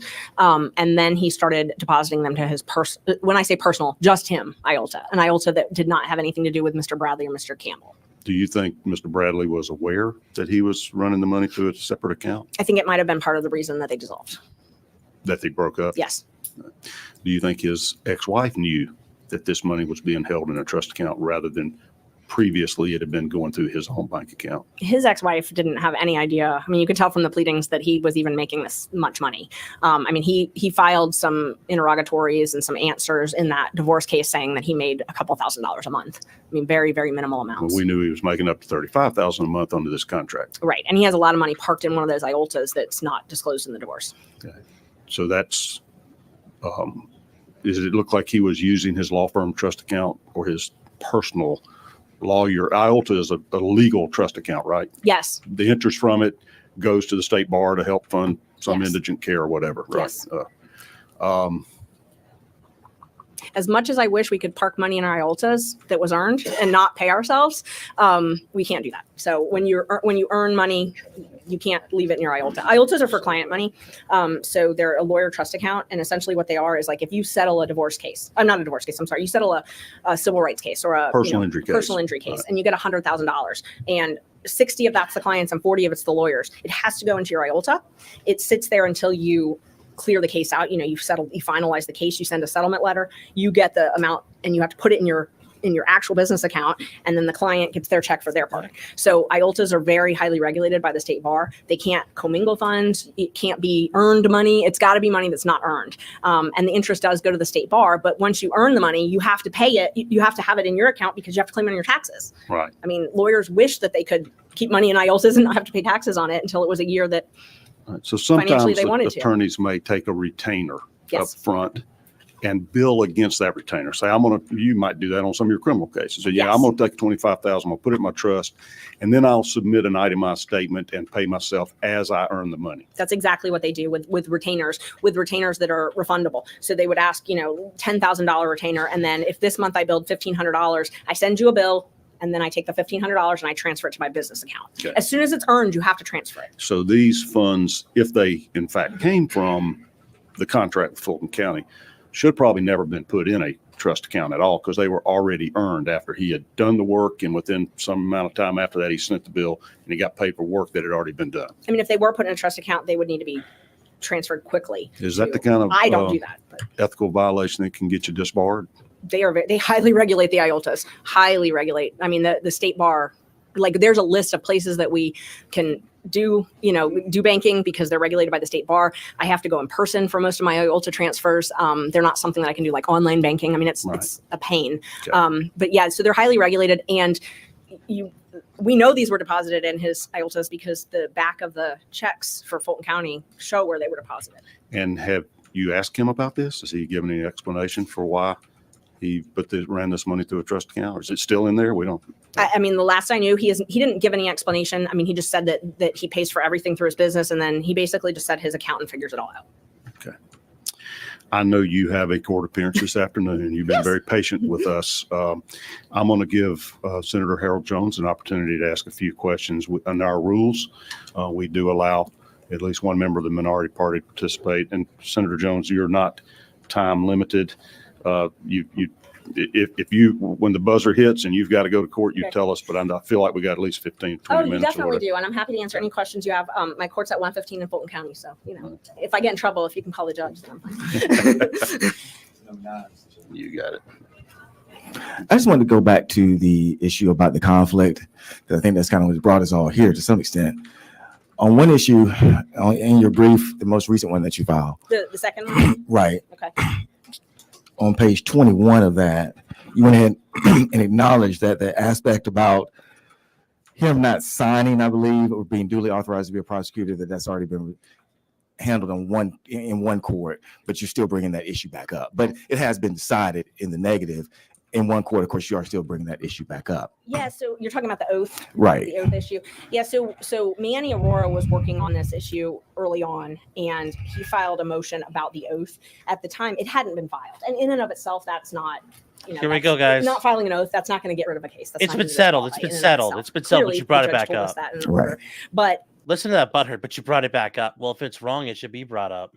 I was trying to paint the entire picture and how I felt that it was relevant, and it definitely is not a ground that I was arguing for disqualification, but I felt that it was relevant because it shows that they were hiding this relationship, and all the evidence indicates that. Right. And I was just kind of showing why I'm moving on to this next particular point here, which goes to page 24 of your brief, which deals with, I think, the thing that's really out there in the media, which deals with the relationship and aspects of that in some kind of way this creates a conflict of interest. And of course, the judge is going to rule on that, but I still think it's important to kind of go through it. And you cited the case of Whitworth versus State. What in that case actually applies to this particular case? I don't know if I'm looking. You said it was the last one that I filed? Yeah. So February 9th. Yes, page 24. Page 24. You said Woodward? Whitworth. I don't see Whitworth. At the bottom, Georgia courts have developed their own standard for disqualification of prosecutors. That's not my page 24. You must be looking at a different. The one that was filed February 9th at 3:47. We can't hear you. I'm so sorry. Just I'm so pull sorry. the microphone just of a little course. bit closer to you. Yes, I want to make sure I'm following the same one. You're talking about the defendant supplemental reply that was filed on February 9th at 3:47. No, let's go back. Okay. Let's use your first one. Okay. Yeah. One that's a little bit more. Okay. So that one there on the Whitworth case, tell me how that actually impacts this particular case. Which page are you referring to? Page 24. Page 24.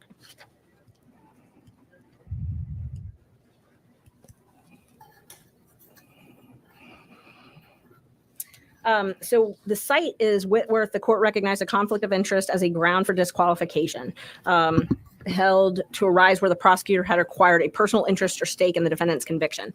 And I don't, I wish I had that case in front of me. I don't have the case in front of me, but essentially to answer your question, that first of all is physical precedent only. So Right. yes, and we But you did cite it.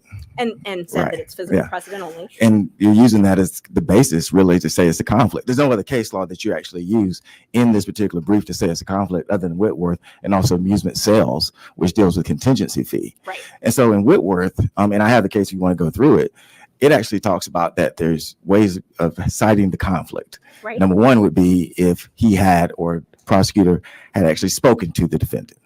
Has that taken place? No. Okay. Second, has he represented the defendant? No, he hasn't. There was a motion early on. It was. I didn't even bring this up. Oh my here, and I God, don't think listen we to him. talked about it in the He's brief, so but angry. there was a motion early on because Mr. Campbell, Angry. who's Mr. Wade's law partner, actually sent a mailer out to my client and all of the I other remember that. defendants. Yeah. So I don't think anybody called based on that, but they did advertise to them saying, "Call us to represent you." And then they came with the third, which says there has to be a personal stake in the defendant's conviction. Right. So is that what you're relying on there, that there's a personal stake in his conviction? No, in the prosecution also. So, and in that case, that's physical precedent only. And I don't remember the specific facts of that case, but it's not just a conviction. And obviously, the state wants it to be just a conviction. And we argued this extensively over 3 hours, I think, in front of the court. But it's also a personal stake in the prosecution, and that was an amusement. Prosecution in that case, that was a contingency fee case. So That's that was correct. completely different. Yeah. And so in amusement, it was a contingency fee case. So they had a personal stake actually really in the conviction because they only received the contingency fee when the conviction happened. Right. So what you're really saying is that they had a personal stake in just bringing the case because he can't have there's no personal stake in the conviction similar to amusement, correct? Well, so amusement's a little bit different because there is no conviction in a forfeiture action. Correct. But they're going to get money if they win. Right. But there's no conviction. But they're going to get money if they win. That's the They key. get money if they keep the forfeiture. So it's where that was a forfeiture case. I think that was like game slots. That's correct. Yes. But they get money if they win. Right. But That's the only way they get money. Yes. They don't get money for bringing it. So I just wanted to make sure it was clear Right. that was not conviction because you can't have a conviction. But they only get money if they're the victor. in He's receiving his funds. Mr. Wade is receiving his funds because he's billing because the case is going on, correct? Oh, yes. Not because he wins a case. No, he can lose the case and still Absolutely. make a ton of money off of it. So what you're saying is the actual conflict is just bringing it. No, the actual conflict is, oh God, that's a long answer. The actual conflict is lying on your disclosures about how much money. I'm talking as far as this issue is concerned right here. When you use with worth, you use amusement sales, and they say that there has to be an actual conflict. And amusement sales, and let's go back to Whitworth if we can, because in Whitworth, the person was actually told, the prosecutor was actually told by another prosecutor that they want the case to actually resolve in a conviction. Because what had happened was the defense attorney came to the prosecutor and said, we would like to plead. And the prosecutor basically said, no. He went and got advice from somebody, and that prosecutor said, we would like this case to resolve in a conviction. Right. And so the question, and that then was held not to be a conflict. They said that still is not an actual conflict, even though someone told that prosecutor, we want to see a conviction. We actually want to see it go to the end. Don't plea him out. And the court said, no, that's not an actual conflict, because what you have to show is there's an actual unfairness to the defendant in the trial. Right. Can you point to any unfairness in the trial that's taking place? It's not in the trial. So it's not limited just to the trial. But to answer the first part of your question, when you were asking about the conviction of personal mistake, Ms. Willis has made numerous public statements about her interest in a conviction. There's some emails that had been admitted as part of it, as part of some of the exhibits in the case. There's a lot of pleadings, so I don't know which one exactly, but talking about her desire for there to be a conviction and jail time. And then in my case, for example, so Mr. Wade offered my client misdemeanor probation. So we were the first people to get an offer, and we said, no, we wanted a dismissal because he was not guilty, and that did not happen. So obviously there's an interest in him being convicted of something, because when the plea offer was for him to pay a $5,000 fine and have a misdemeanor. So in reality, because you said that he wanted to extend the case out, he was actually trying to end your client's case. With a $5,000. But it was going to end. It There would be no more billing on that case, because earlier you said that you believe, which was total speculation, that they created this case against your client to do more billing. And what you're just telling me now is that he was willing to stop his billing because he offered your client a misdemeanor and you rejected it. You're the one who's continuing the billing. Oh, I don't bill by the hour. No, you're the one that's continuing to make him bill. He was willing to cut that off. You said, I believe that they created this case against my client. Listen to that argument. It's your fault that the grift is continuing. If you would just plea out, that would stop the corruption. By you fighting your case, it's your fault the corruption continues. Sir, is what he's trying to say there. So they can continue to bill. Well, he basically went out and said, I'm tired of billing. I'm going to offer misdemeanor. Okay, and you said no. Take a couple notes because you had a couple questions there. I want to make sure I answer all of them. So the billing, so as far as the billing and the offer. So what I was trying to explain, I'm glad you gave me this opportunity to sort of go into it in a little more detail. I tried to explain that there are really three classifications is how I broke the indictment down. There's the folks that are involved at the federal level. You see those people having, they were in DC. Then you see the electors. Then you see coffee. These cases could have been handled. Ms. Merchant, we can't even hear you. Oh, I'm so sorry. Just pull it I didn't. up right Sorry. to you. Pull it to the edge of the desk if you have to, so everybody can hear. Sorry. Okay. So how I was trying to explain it is I separate this down into three different types of cases. And it could have been handled that way. Coffee County could have been prosecuted in Coffee County if it had been chosen to do that. The stuff with the federal could have been handled in federal court if they had chosen to do that. Then the electors would have been the only remaining case that could have been prosecuted in Fulton County. Instead of choosing to do that, and it's not just my client in particular, but that group in the middle, by putting them all three together, it expands the litigation. How it expands it is a couple different ways. It expands it because when you charge a RICO case, you can bring in evidence of everything. So essentially, instead of having a case, a quick case, a case where there's evidence against Michael Roman, only Michael Roman, we litigate that. They expanded it to include these three different classifications. What does that do? That means the trial is going to be a year. They can plead people out.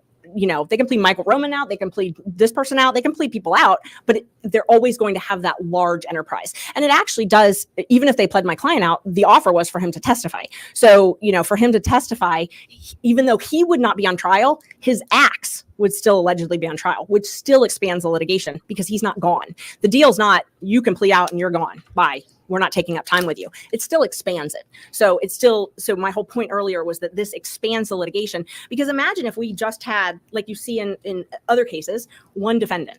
you can limit the information to just that crime and that case. Or you could have 3 separate indictments. But what we've done here is we've put them all together.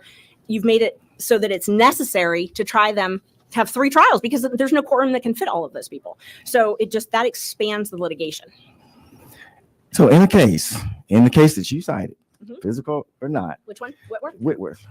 It says specifically that when the prosecutor goes up, Specifically, Morgan, who is the specifically, person Kat. who's not supposed to, who's talking to him, who's the prosecutor, Hobbs informs Morgan, who is the prosecutor, that he anticipated the successful criminal prosecution, but that any decision regarding Whitworth's proposal to Morgan was Morgan's to make.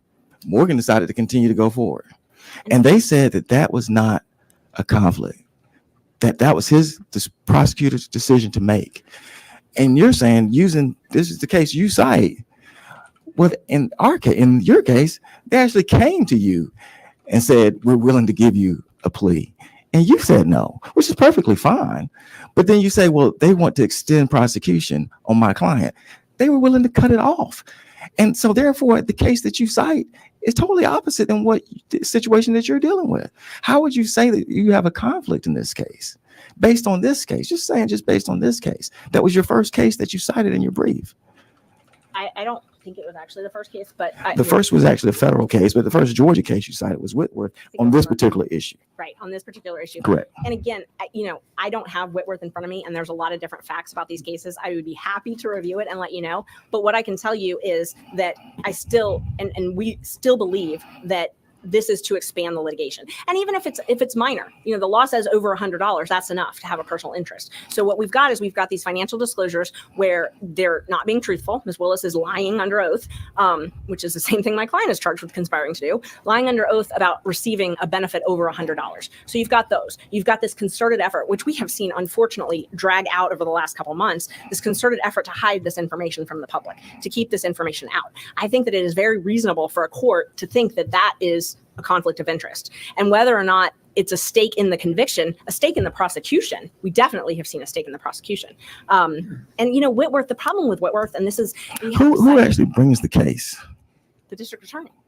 Well, how do they get the case? Well, we know a lot more now because of the book Find Me the Votes.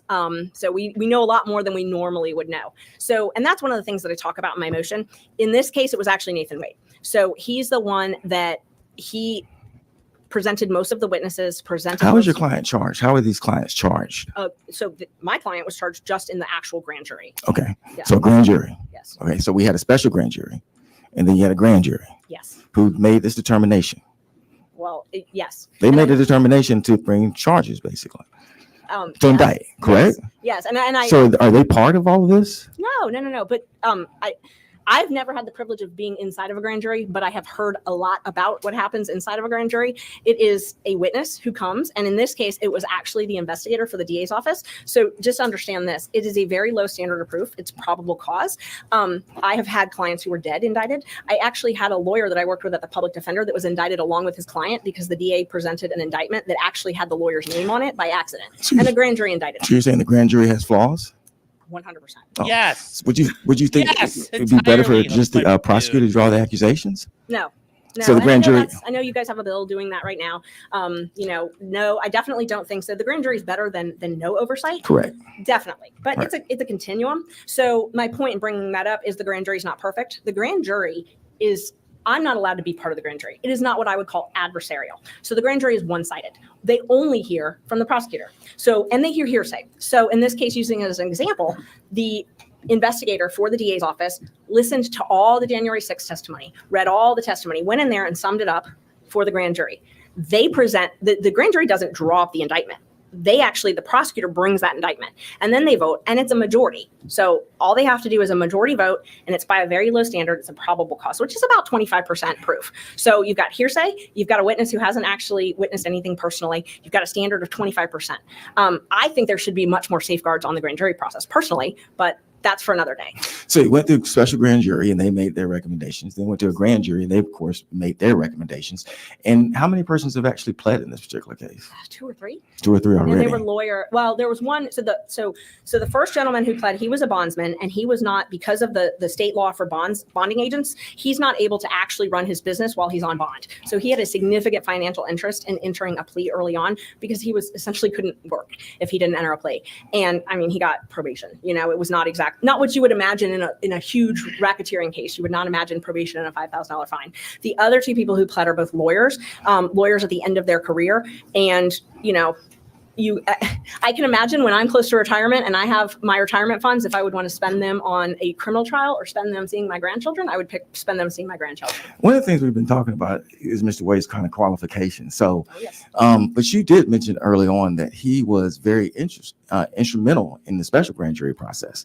So he's been there. He's been part of this process. Oh, you can see that by his bills. Yes. Right. So other than just his bills, you said that you recognize that he's been part of the process. So even though he's very, I guess, what everyone's saying is inexperienced, he was able to go to a special grand jury and get their positive recommendations, I guess, from state side. He's able to go to a grand jury and get indictments, which positive for the state side. And he's actually had some persons actually plead guilty. So this inexperienced former assistant solicitor, I mean, he's not doing too bad, is he? That would be up for dispute. I mean, if you want to talk about his qualifications and whether I think he's qualified, I'm happy to talk about No, that. I'm just saying. I mean, when you say that someone's totally unqualified, that's basically what's been going on. But It's very surprising he was able to go to a special grand jury. You say he's integral Well, in that's that. not surprising at all. And he's going to a grand jury. You say he's integral in that.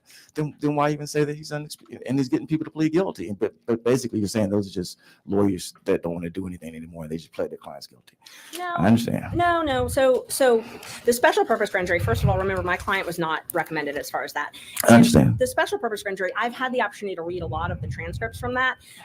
It's direct examination. So you're bringing a witness in and you're talking and you're saying, tell me what happened. So he did that along with Mr. Wooten, and he never did it all by himself. He definitely led it, but Mr. Wooten asked a lot of questions, and there were some other prosecutors in and out, but he was always there. But that, I mean, special purpose grand jury is really just to investigate and get testimony. I understand. So it's not. But when a person's trying to insinuate that somebody's basically totally unqualified, it is important to realize that they've walked this case to this particular point. Very complicated case, I imagine. I mean, that's something that we can debate.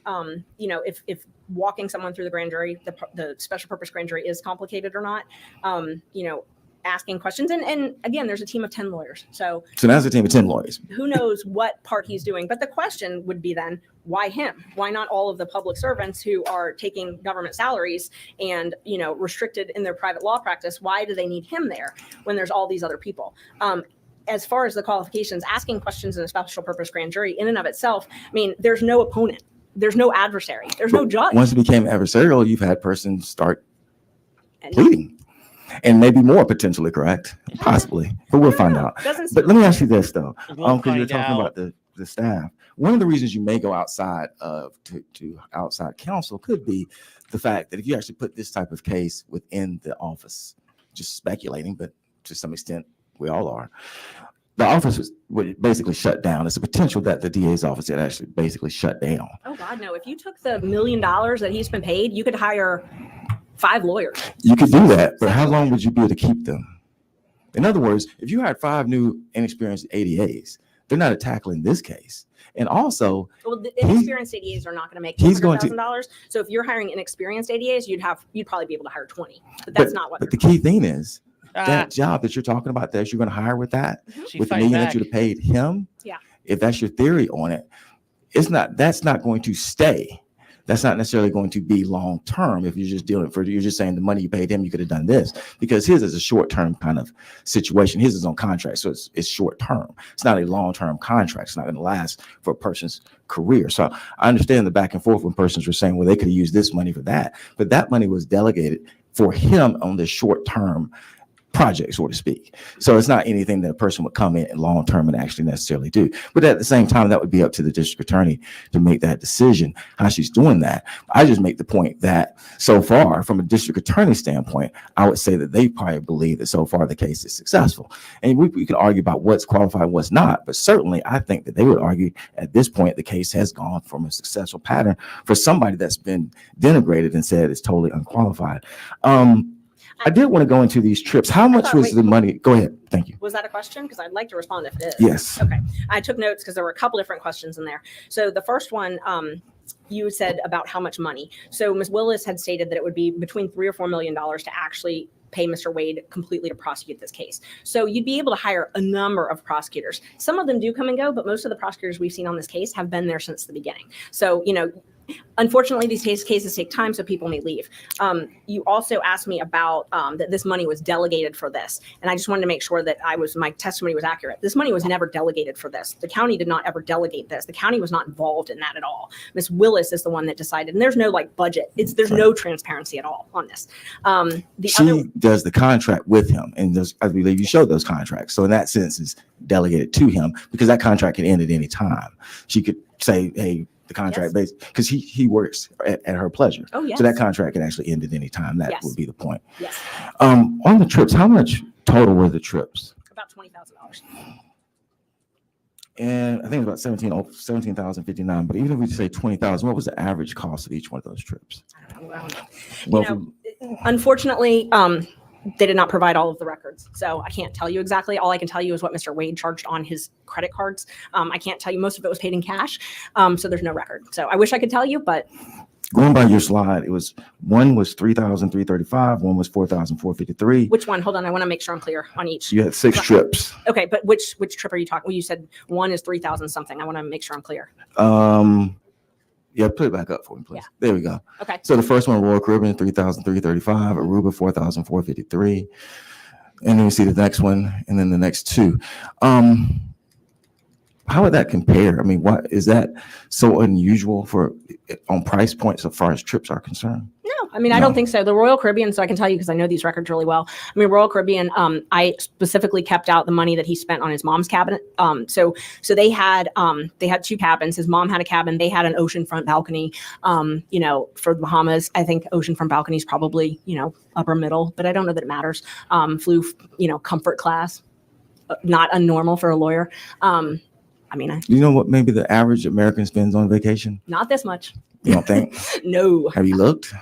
No, I haven't, but I would imagine most of the Fulton County taxpayers would love to go on any of these trips. Well, if you, since you speculate a lot, I could speculate and say that you did look, and that's why you didn't put it in your brief, because Forbes actually says that the average is about $3,700 that a person spends on a vacation. For a single person or a family? Family of 4. Well, at that time, they were taking 2 and 3 at the time. That makes sense. That's about no, normal. hold on. I want to make sure that's clear. You said they were taking 2 or 3 at a time. All of these, I made very certain that my numbers only included the 2 of them. So the one trip that they took his mother on. 2 adults. 2 adults, yes. It's nothing extraordinary. So you said $3,700 for a family of 4. Right. That does not surprise me. For families that can afford to go on vacations, does not surprise me. So it's basically what the average American would do.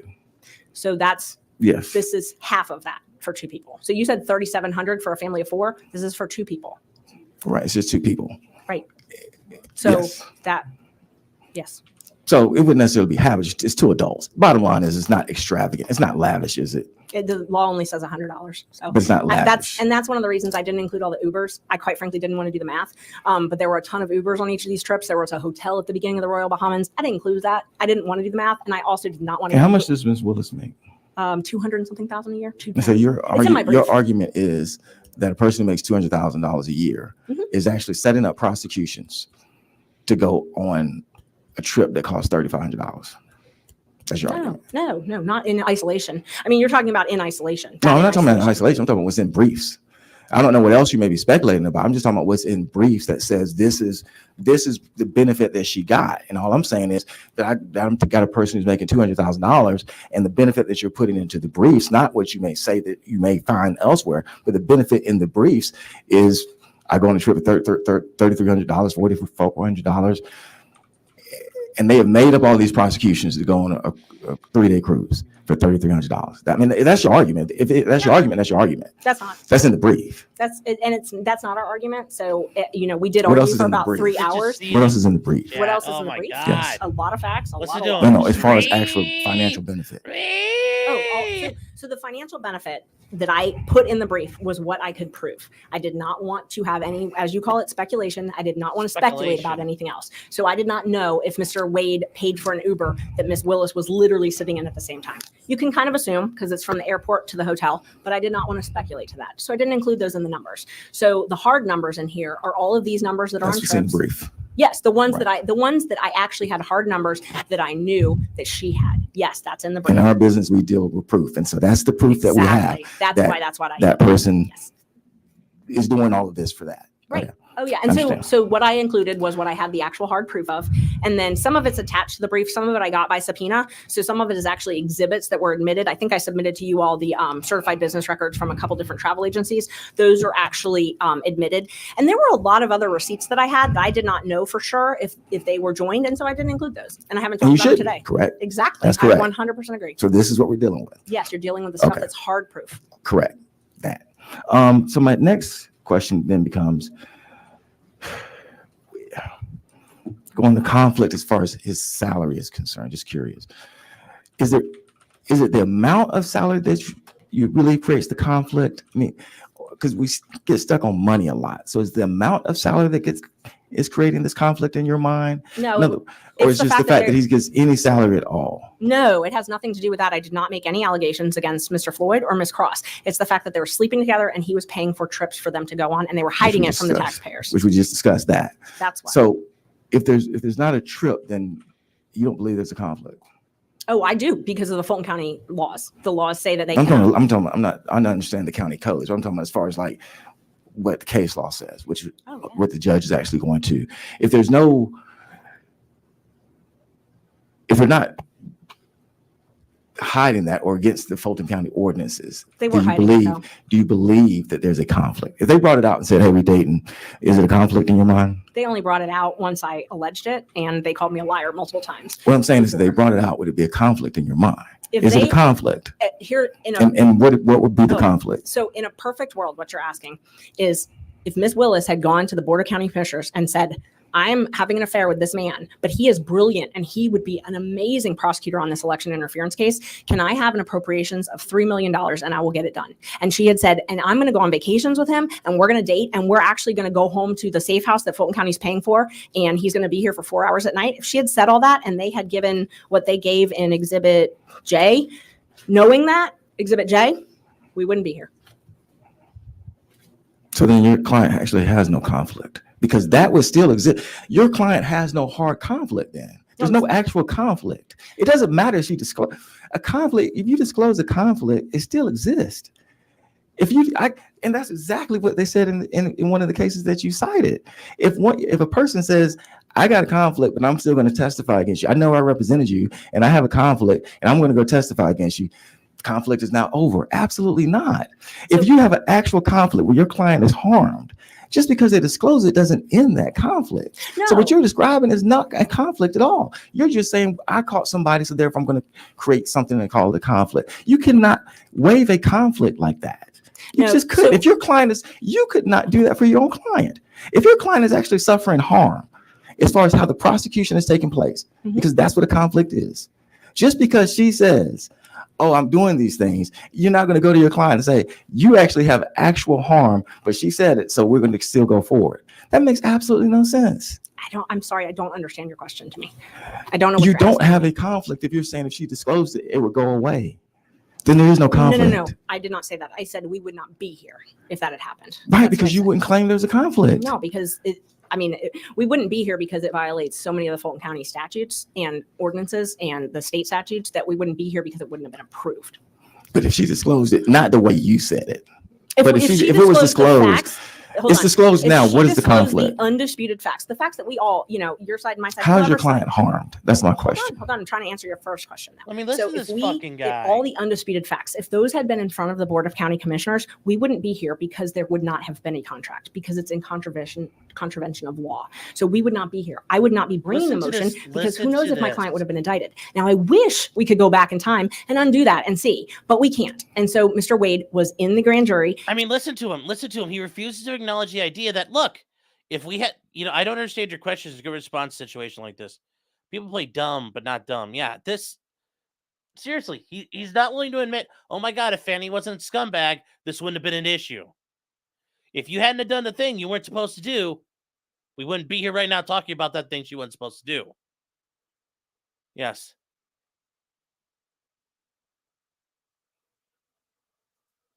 His wife seeks a divorce for infidelity. He didn't see any conflict. Yes, Victor, this is true. He would be the person.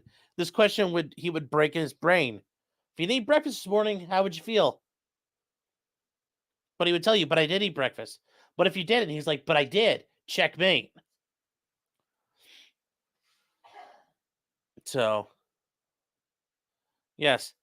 Saniko says that's Mike, not a dick. No need to speak with a pound in the back of her throat. But for him, that's he doesn't speak a lot. You can tell. Got some memberships to talk about here. Shri gifted 5 memberships. Thank you, Shri. Project Calm as a new member. Thank you. Better than Project Chaos, I guess. So that's a good name. Kat gifted a membership. Thank you, Kat. She also gifted 5 more. So whoever got those, I'm sure is going to be thrilled to get them. Stabby gifted 5 memberships. Thank you, Stabby. And Kat gifted 5 more. Thank you again, Kat. Whoever's gotten those, I'm sure is going to be very appreciative. So thank you guys for all those memberships. And then President-elect Phil Swift, for $1.99 says Ashleigh is moments away from saying, "Look here." Yeah, I think she's about to have the she's trying to it's like she's talking to a kid, and she's like, "Listen, Linda, honey, listen, Linda, listen, honey." So, yeah, they're trying hard, chat. She's trying hard. Hank Johnson's a real winner, yeah. And guys, after this is done, we've got some very interesting stuff to talk about with the case. There's some updates on things, but yeah, here we go. This is the seething and the malding is just great here, isn't it? He should not have been there. He should not have been appointed. Had the Board of County Commissioners known all of the facts of the case, he would never have been appointed to this case. So we can't now speculate as to what could have happened. What case law do you point to prove that? Oh, the statutes. It's No, it's not a statute, not Fulton County statute. I'm asking for Georgia Court of Appeals, Georgia Supreme Court. Is there any case that says that? And it's not. No, and it's really not surprising, honestly, because can you imagine this happening? I mean, It honestly, happens. in December, would you have imagined this happening? I think most people wouldn't All have. sorts of conflicts are taken up by the Court of Appeals. I can tell you, I have found some cases in other jurisdictions, but I have never found a case. No, nobody does this. That's why it's not an issue. We could have had it. What's his excuse? Fani came in shooting people in the face with a t-shirt cannon full of dildos riding a unicycle. He'd say, "Well, where's your case law to say you can't do that?" Huh? When has somebody been in trouble for shooting dildos at someone? No, they haven't, so therefore it must be okay. I mean, this guy would try to excuse anything at this point. It's just ridiculous. Well, it hasn't happened yet. Well, that's because if you sat there and told a court of appeals or anybody else 2 years ago what was going to happen, they'd look at you and laugh at you and say, "There's no fucking way that would happen. That would be horribly corrupt and illegal." So, yes, there's nothing, the Airbud defense, yes. There's nothing against the rules saying a dog can't play basketball. Although it's sad because the Airbud ended up losing his leg to cancer. It was really sad. I'm heckling a little bit. Did I thank you? Yes, I did. I said thank you, Shri. And whoever gets one of those, I'm sure is going to say thank you unless they don't want to say thank you. Yep. Yes. Aha. No precedent. It's dismissed. Yeah. Garrett's right. Where's the case law on shitting in a Pringles can? There isn't one. Boom. Done. Yes. There's no case law because no sane person does this. Or if they're corrupt and trying to do stuff, they do a lot better job of hiding it, and they do it differently. So, Yes, I'm surprised he doesn't start bringing up subject matter jurisdiction soon. I'll also keep going, chat. We're almost there, I think. Yeah, we're almost there at the end. In Georgia, where, and mind you, this only happens in Fulton County. So we're talking about Fulton County cases where there would be a special prosecutor appointed, because it's the only place that this happens. So otherwise, maybe the AG. So you're talking about a prosecutor sleeping with the person that she is appointing to do this work, paying exorbitant amount of money, not getting county approval, not filing. Is she paying him, or is he earning the money because he's actually billing hours because he's prosecuting the case? I don't. He's I wasn't billing there. hours because he's prosecuting the case, correct? Really? A case that a grand jury indicted. So hard, chat. I would hope that he's billing based on work that he's doing. I don't know, because I don't have proof of that, and the billing is very irregular. But I don't know. So I don't. But I mean, words do matter when we say that she's not paying him in that sense. He's earning money for a case that he is in charge of prosecuting, that a grand jury indicted, and that's where we are. You're correct. She is not paying him. The Fulton County taxpayers are. As they pay every prosecutor, as they pay every public defender, and every government official that actually exists, employees, 100%, and that he is part of that process, and he is prosecuting a case that you're involved in. Correct? He's prosecuting, and he's been integral in that prosecution, and you've said that. I mean, he has been very involved. Integral to me means that he is necessary. Senator Jones, are you getting close? Yes, sir. I just had one last question, and that was, in the case that you cited, it clearly says, which case? In Whitworth versus State, it clearly says the prosecutor should see no unfair advantage in taking advantage of the accused. That creates the conflict. What unfair advantage has he done in this case? And you've asked me a lot of questions about Whitworth. I would love a chance to read it if you have a few minutes, just so I can actually respond. I don't have it in front of me, and there's a lot of cases out there, and I want to make sure I respond accurately. Sure, I have it. Okay. Nice. Yeah, absolutely. Thank you. I'm sorry. I'm one of those people. I'm visual. I like to see it. Thank you.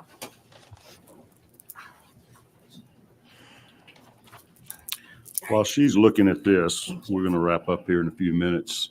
I wanted to let the public know how you can get information to us.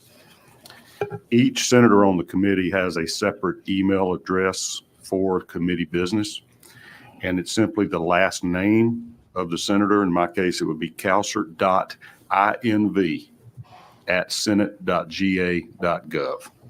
INV, obviously, for investigation committee. So each senator, their last name, .inv@senate.ga.gov. And David Cook is sitting over here in the corner as the Secretary of the Senate. He is going to be the safekeeper of any documents or evidence that we accumulate. His email address for this purpose will be cook.inv@senate.ga.gov. I've had a number of citizens that have reached out and wanted to provide information or be heard or testify possibly in front of this committee. And we are encouraging anybody that has input or information that might be helpful to us to provide it to a committee member, ideally to cook.inv@senate.ga.gov, because Secretary Cook will provide it to all committee members. We don't have a next meeting scheduled yet, but it will be no more than a couple of weeks away.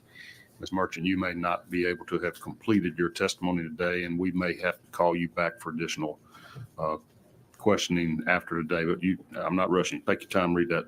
Can it not be the first week of April? Yeah. Cobb County spring break, please. That'd be fine. Thank you. Okay. Yeah. No, I'm so glad. So this is Morgan. When you said Morgan, it should have J-Tom. It should have struck with me. I remember this now. So this case, J-Tom was actually the district attorney when he first took this case, and he was not. Don't talk. Wait. Oh, I'm sorry. I forgot the microphone. I'm not good at that. Sorry. He took employment later on. So the employment, so it's different than our case because he took employment later on. He wasn't actually paid hourly. He was a member of Prosecuting Attorneys Council. And I'm glad you brought that up, because that was one thing that I didn't really go into earlier. The other way that counsel is usually appointed in these cases is the Prosecuting Attorneys Council actually appoints it. And that's what happened in that case. But they sometimes will pay an hourly rate if it's something that is needed. But in that case, he was actually the district attorney in another county. And that's what I've experienced before. So the 2 times I've had special counsel, it's been because it's somebody from outside in another jurisdiction that's brought in. So that's what happened in this case. But then he took a job later. The other big difference with that case, and this came up in our oral arguments with the judge, that's a post-conviction case. The standard of review is very different post-trial than it is pre-trial. We're in a pre-trial posture. And we talked about that because the judge asked us a similar question about how to distinguish that. That's the big issue. And the judge pointed that out. That is post-trial. Post-trial, we have harmless error review. It's not a great review. So, it's just like ineffective assistance of counsel. If you stop the harm before it happens, it's a different review than if you fix the harm after it's already done. It's really hard to overturn a conviction once the conviction happens. And that's what you have there. In this case, they never got to the harmless error because they said that no conflict existed. I understand what you're talking about by the harmless error, but they never discussed that because no conflict existed. And you're right, it is post-conviction, but bottom line is you really did not address the aspects that I was talking about when there is a conflict. And it's not me putting this case in, talking about a conflict. It was the case that you guys actually did cite. With that, Mr. Chair, I yield. Well, can I at least answer that question? Sure you can. We definitely cite it because we have, both myself and my husband have a very strong policy of citing everything. We don't hide cases. So if there's something that's adverse to our position, we're going to cite it and we're going to explain it. We don't hide behind it. So we cite adverse authority all the time. Adverse authority, that's fine. All right. The oral arguments that we did, that was how the oral arguments started. So Yeah. All right, so that's- that line of questioning Yeah. deals specifically with the legal principles involved in your motion to disqualify. As I understand it, you're not really claiming a conflict of interest between defendants, et cetera. It's the conduct of the prosecutor. yes. that Yeah, there's is no improper conflict. Conduct. Yeah, we're not talking about the conflict between defense. We're talking about the fact that the DA's office failed to follow state law and get an approval, failed to follow county policies to get approval of her budget in this contract, that he was not eligible to have been hired had he been disclosed because of, you referred to it as nepotism, but it's relationships Yes. with, and your complaints are of she's receiving a financial benefit of gifts of more than $100, which violate county policies. Yes, county and state. So That's right. and we attached that to one of the briefs, her return where she filed it under oath that says, Okay. I mean, it specifically says if you've got something over $100, you have to disclose it. And Oh, here then- it is. It's so it's called the Fulton County Income and Financial Disclosure Report. And that says, and it says pursuant to section 2-79 of the Fulton County Code of Ethics, that anytime you've got each gift or favor from a single prohibited source in the aggregate amount of $100 or more. And then it says, for purposes of this section, gift and favors means anything of value given by or received from a prohibited source. Prohibited source means any person, business, or entity that the involved officer, so Ms. Willis, knows or should know is seeking official action or seeking to do or doing business with the county. Yes. So Full obviously that destruction. would apply. Okay. Go to And sleep. I'm working. failing What to the respond to fuck is your wrong open with you records guys? request and potentially giving false testimony under oath if your version Why of don't you facts is I'm proven to be working? true. Yes. Keep us posted. I guess we'll keep reading the press as to how your case progresses, I guess there. Yes. I'm troubled about this Find the Votes book. Are you saying that the prosecutor has been discussing an ongoing prosecution and her prosecutorial strategy and indictment strategy to authors of a book during the course of the prosecution? Yes. And yes. that book has now come out? It is. It's. And I don't think I brought it with me. No, I have a copy. We admitted a copy at the hearing. No, it's out there. It was published. Is that a violation of ethical obligations I'm in fine, some way to thank be publicly discussing, just like the public statements you made about the guilt of a defendant, et cetera? Yes, definitely. And we allege that and argue that as far as forensic misconduct. It's very surprising, shocking. And, I don't know that there's a ton of cases on it. But that book, also, we talked about it somewhat in our hearing because it goes into a lot of details about the financial troubles that Ms. Willis had prior to becoming DA. And so, it talks about that a lot. Okay. Is she getting a financial benefit from that book? I don't know. Is she getting a royalty or payment for having been a contributor to it? I have no idea. Okay. But I know her dad testified that he was interviewed for it. He came to the district attorney's office and was interviewed for it as well. And I think that was when her dad first learned that she had dated Mr. Wade, I think. But I may be wrong. Or maybe that's the first time they met, something like that. All right.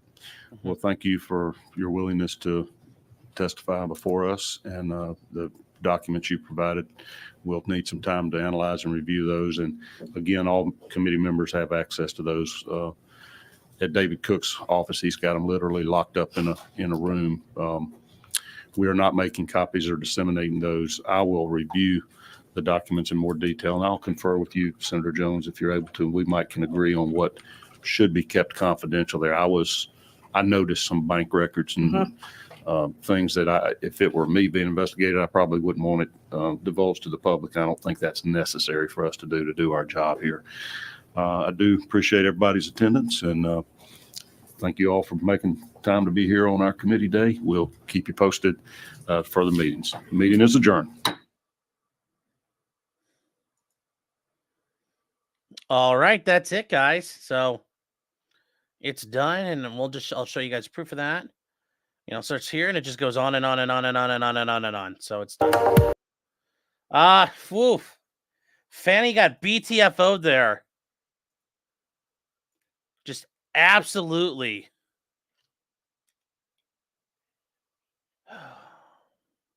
Absolutely, just yes. Politics certiorari, yes. She's humble now. Thank you for stopping by. I don't think I've seen your name before, so thank you for being here. I appreciate it. Her job is to her client, not the district attorney. Yes. And to quote the great, as it is said, may justice be done, or may the heavens fall. And yeah, we can't stand this. You can't let that stand. You can't. This is the problem. It's a corrupt district attorney, which means you can't trust what they've done. D for $5 saying Fani was paying him for laying down pipe and testing the gorilla grip and going through a divorce. Yes. Yes. Yes. Yes. Yes. Yes. So yes, but total BTO of Fani Willis. I mean, now that we know all this stuff, all the things she could divulge because she wasn't part of the actual, now because she could kind of testify things like, holy cow. It's very overwhelming. And yes, the flames have been fanned even more because from Jim, she's not humble now. Yeah, well, she's humbled herself, but she's letting other people do the hatchet work now because there is a new thing on the horizon. And it's very, wait, where'd it go? I just saw it.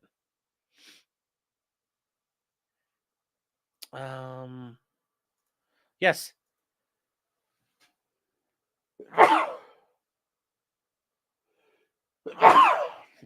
Excuse me, chat. Yes. A local civil rights attorney is challenging Scott McAfee. You guys may recognize the name Scott McAfee. Well, that's because it's this guy right here. This guy right here. And if you recognize this guy right here, it's because he's the judge in the Trump case. So, funny how that works out, isn't it? Now, I don't know what the filing deadlines are, but I'm assuming they're pretty much coming soon. So, civil rights attorney and a talk show radio host, Robert Petito, plans to run against Fulton County Superior Court Judge Scott McAfee, who's been overseeing the Trump case. He plans to qualify as a candidate for position on Thursday, according to multiple people with knowledge who declined to speak on the record. He's the former executive director of the Rainbow Push Coalition. That was the big first-time DEI social justice money shakedown machine. They're the predecessor to all of that. And they were founded by the great civil rights group, founded by the great Reverend, to quote Rush Limbaugh, a great Reverend on Jesse Jackson. He's also a criminal defense attorney, cable news pundit, and also, Ashleigh Merchant and all these guys are, but it helps that they're like, all that's down in Hotlanta, like Headline News, all that crap is there, Court TV, all of that's out of Hotlanta. Candidate for State House, who's previously billed himself as a conservative Democrat. Okay. Oh, you're going to do us dirty like that? Fine.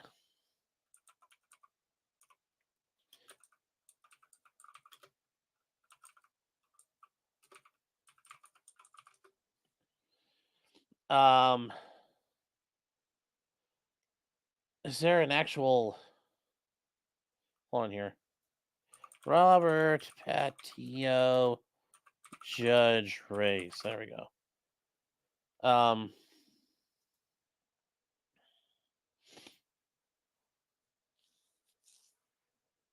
So here's an actual good one here. So McAfee is this is just a kind of rehashing of it, but McAfee is a former Fulton County prosecutor and a former federal. He's a assistant U.S. attorney. He's got a lot of previous experience. So he was running for a full 4-year term on the bench after being appointed by Brian Kemp in late 2022. He's trying to clear out the pandemic backlog, providing a path for nonviolent offenders and holding violent offenders accountable, which, yeah, most judges do that. Patio, meanwhile, is a focus on promoting restorative justice programs for juvenile offenders. But he's running for a judge in Superior Court. Doesn't that mean he just does adults? Or, J-Rock, can you fill me in on that? Does this mean this guy does, like, everything? Clearing cases, reducing wait times, and diversifying Fulton County's judicial bench.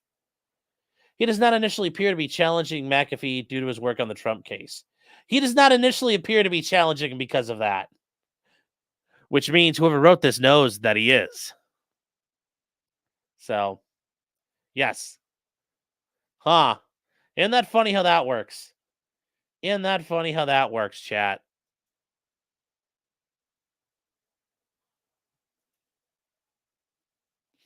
Ain't that funny? So, just saying, chat.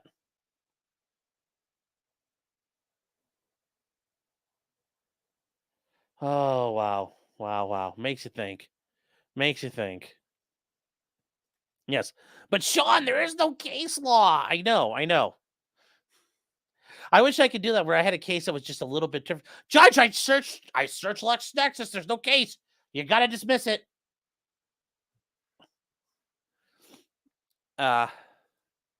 Nobody's ever trafficked 55 grams of meth up their keister in Ziploc bags wrapped in duct tape. You got to dismiss it then. It's never happened like this before. You know, they used electrical tape the last case, Judge. So you got to dismiss this one. Tony Hugecock for $5 says, she completely pwned that guy. Yeah, she did. He wasn't ready for it. No Name 12 says, well, her getting dismissed open a can of worms with other cases. Oh, this is already going to open up a lot of problems that the DA's office has now said Cellhawk is not valid or acceptable. They're challenging the scientific credibility of these programs. Yeah, this is going to screw them going forward. This is now something they've said. That other attorneys can now use and beat them over the head with. You know, and that's a funny thing. Fanny's like, well, I'm going to own Trump, and it's like at the risk of every other case. And she's just going to laugh as Rome burns around her. Like, this is fine. But yeah, that's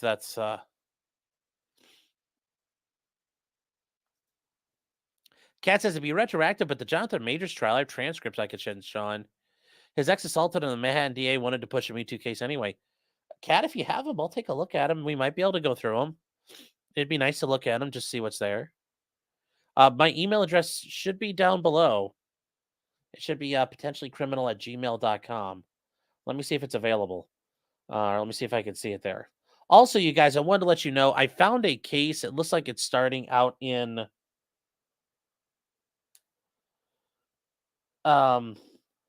there's a couple cases that we're looking at. There's a pit bull case. There's also this weird hold on one second.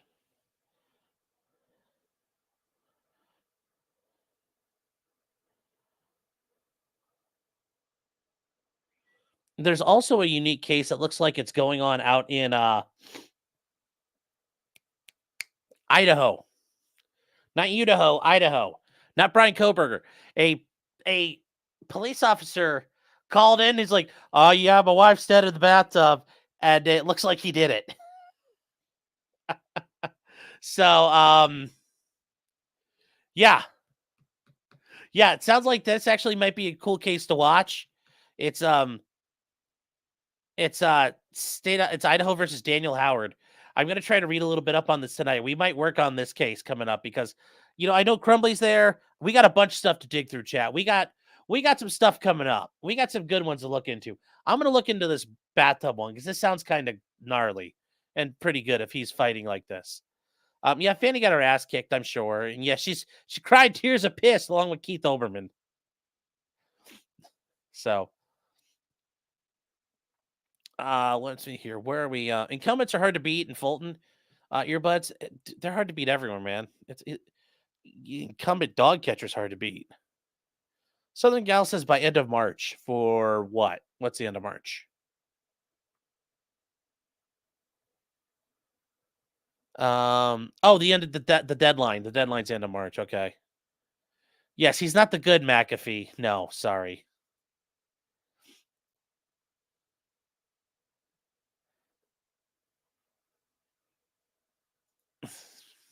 Phil Swift saying, yes, Scott McAfee seems like the left-leaning jazz type. He's going to be praising the Azov Battalion before this is over. Yeah, since he cites why he's not getting rid of Fani, he's like, just like the brave Azov Battalion, Fani Willis has held out against Trump and his Russian allies. I don't know. I think he's gonna nuke her boots off. So I think he's gonna nuke her boots off. Don't you worry, chat. I think it's gonna happen.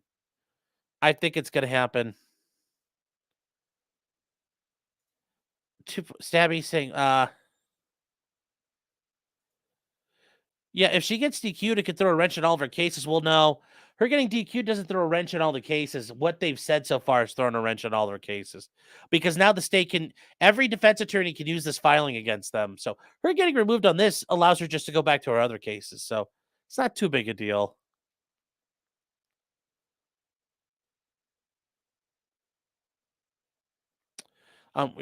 She got done for. She got life. Who?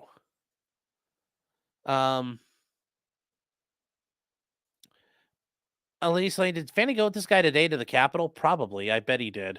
I bet they did. The who? Oh, yeah. Ruby Frankie got 4. Oh, the Shonda Van Ark lady?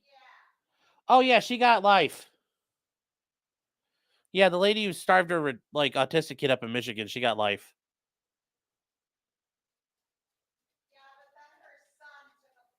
Yeah, her son took a plea, yes. Oh, her oldest is on trial for that. Oh, okay. Restorative justice, and in the trash it goes, yeah.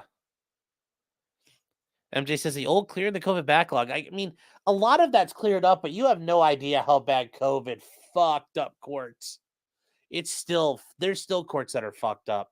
I mean, like, there's still courts I go to where the judges have all the glass up still because they're like COVID rules are somewhat still enforced. You have no idea. COVID has broken a lot of people. J-Rock saying, missed that. Yeah. So, J-Rock, I was asking, and I don't know if you saw the question. We're doing a poll. What do you want me to do a poll on what case to go to? Yeah. Well, I wanted this bathtub murder one. Sounds cool, but fine. I guess I'll try democracy. What are you? You talking about some?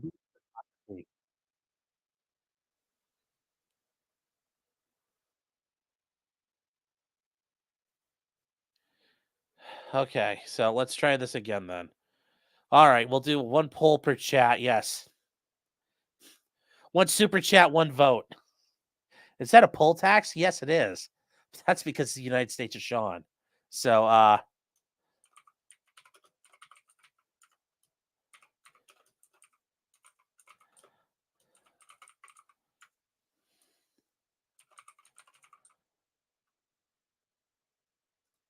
hey, Mon Cherie.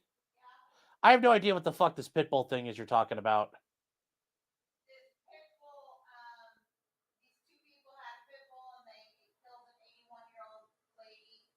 Okay. Okay, pitbull mauls old pitbull kills old lady. Okay. That just sounds like a normal day in the hood. It's like old person mauled by pit bull. Film at 11. I don't know. Let's try to take a look here. I think the bathtub sounds pretty good. Yes, Shaunistan. Well, no big happy. It'd be Martinistan. That's a better way of looking at it. Funny how people go in not thinking 5 minutes into the future. Well, that's all. Hey, we all do that. We all do that at some point. Let's just not say.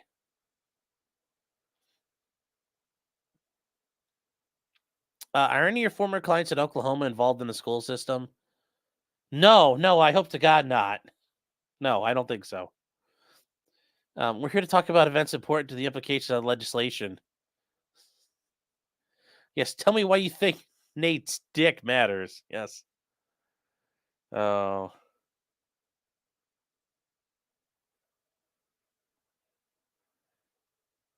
Charlie, what are you guys talking about? Everyone send me an email. Please don't. Is it legal for Anna Cross and Floyd not to have contracts?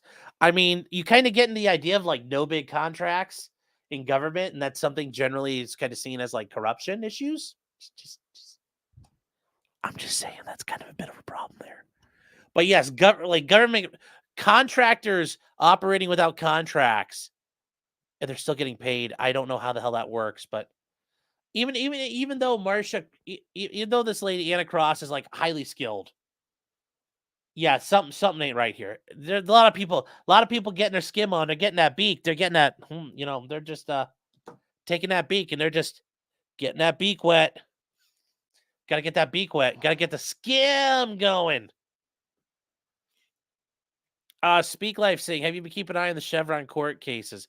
Yes, and I think Chevron's going to start, the way the court's going to do it, they're going to narrow, they're going to take this, where did I have it? They're going to take this like the X-Acto knife, and they're just going to go like this. They're just going to take that thing, and they're just going to go like this. They're going to go, they're going to just shave a little bit off the top. Just a little bit off the top. Just a little bit off the top, Chad. They're going to very narrowly tailor stuff. I mean, it's the government. They're going to protect the government. Except for like, bro dog Clarence. I don't think most of them are willing to burn the government down. Clarence Thomas is like the one guy who'd be like, if he could get 9 votes to do it, he'd stand up with a can of like diesel and just start freaking taking a can of gas just everywhere. Like, all right, guys, we're closing it down. You fuckers better run. And he'd light a road flare and just chuck it in the middle of the Supreme Court and walk out and be like, I'll show you government reduction. Like, he's the one person who would do that. The rest of them, not in a million fucking years would that ever happen. God, you know what? Now I need an AI image of Clarence Thomas taking like a jerry can of gas and like hosing down the Supreme Court, getting ready to torch it.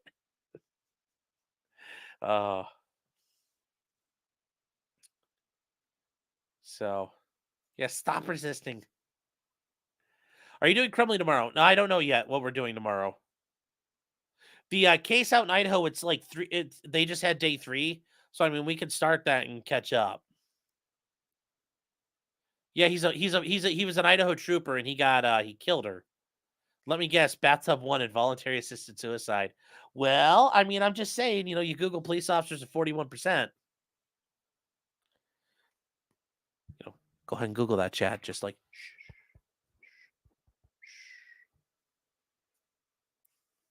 did you look at that gruesome kidnapping? And I did. That stuff is like, there's some fucked up shit going on out there right now. Hold on here, because I wanted to see. Hold on here.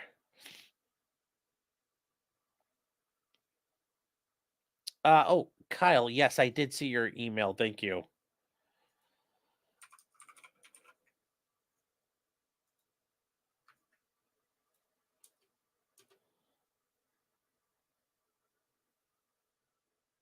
Hold on here, Bella. Wait, no, I'm sorry. Somebody sent me some cartel stuff.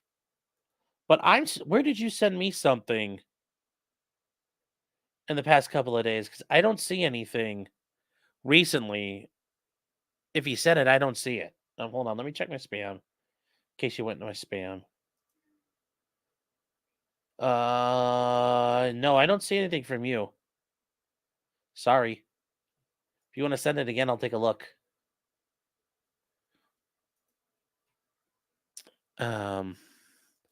Z almost got eaten by Putin today. No, if you guys are no, that wasn't even close. If you guys want to see something that really make his toes curl, the Russians have pictures of him at multiple points driving around Ukraine under drone surveillance. It's like, whoa. They're like, guess what we could do? And they haven't done it yet. So no, they keep him there. He serves a purpose. YSL is going to be back on the street in no time. Yes.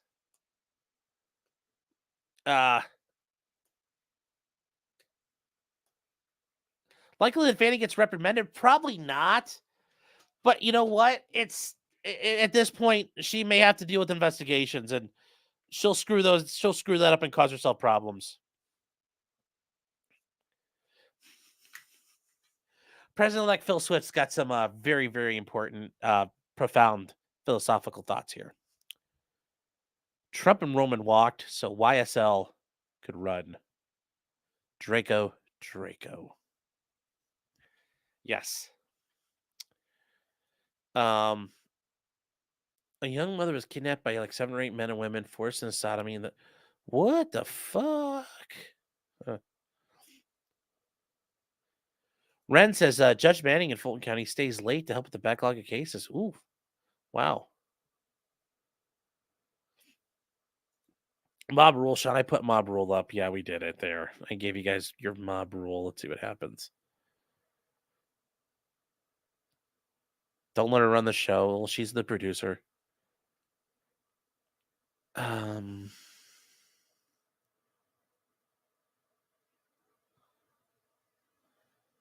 Masks are ineffective at stopping virus particles.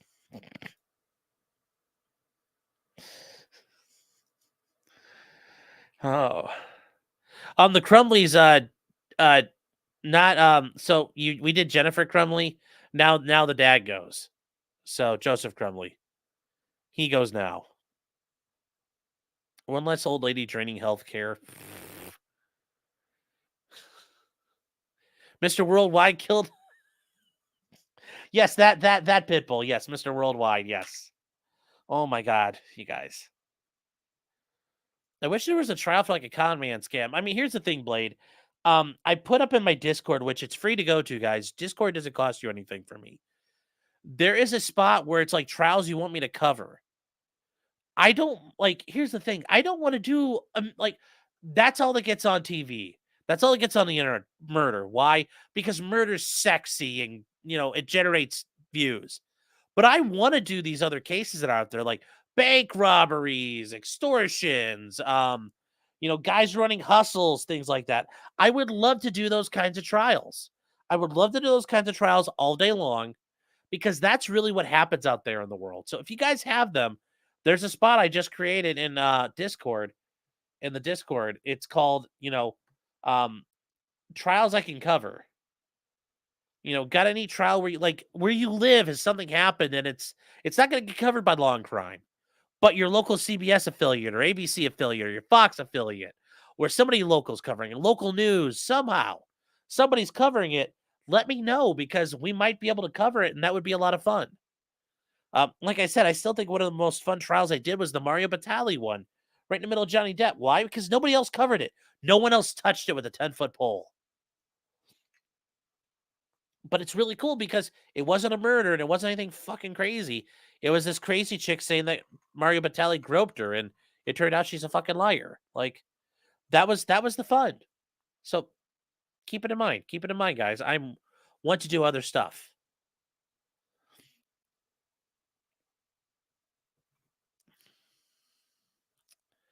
Pitbull is Cuban, isn't he? I don't know. Oh, the Treehouse murder? Yeah, well, that's still going on too. Eventually. Oh, it's Cedar Rose. Yeah. So Ethan Crumley he shot at the school in Michigan, and they're convicting the parents for allowing him to have the gun. Sorry, I'm trying to catch up here with you guys. You guys are like so freaking far ahead. 22, excellent work on the poll. Well, I put the poll up. I'm not 22.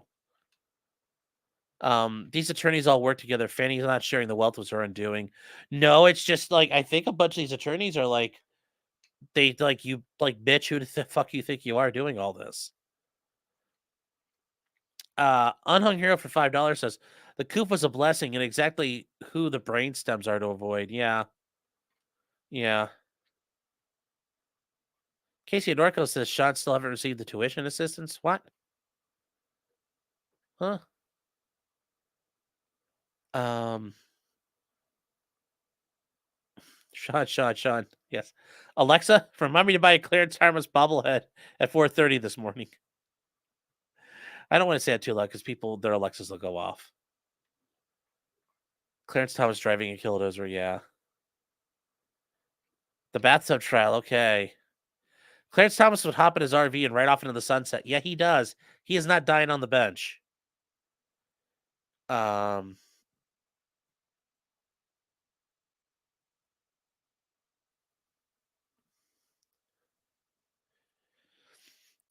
see here.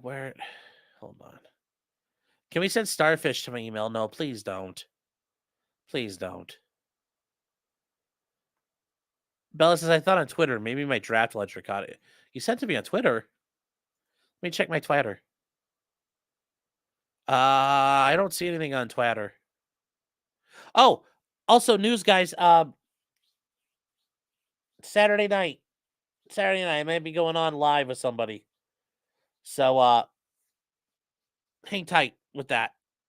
You guys, hang tight. So.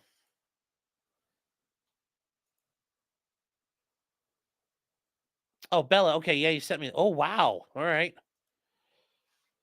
If this just happened, yeah, holy shit. We may talk about this tomorrow night. Thank you, Bella. Oof.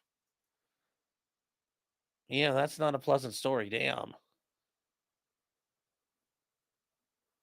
Well, at least it was like a diverse gang of men and women that killed that lady. I mean, that's nice. We're getting better in this world. They're trying to be better, guys. It's not just any news from Greer or Harris. I gotta check Greer. I haven't really checked Greer yet. We have to do a Richard Allen update too. We might do that Friday night.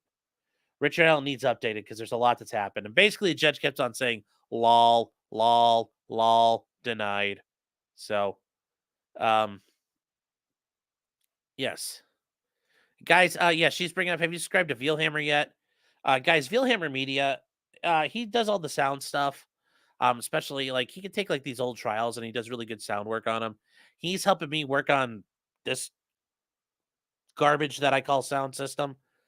And he's helping me out, so I'd like to help him out. So if you guys could give him a sub, help him get monetized. I know he would appreciate that. The Clyde Cam 24/7. You know what? A Clyde Cam would be really freaking boring half the time because it's just him laying there curled up.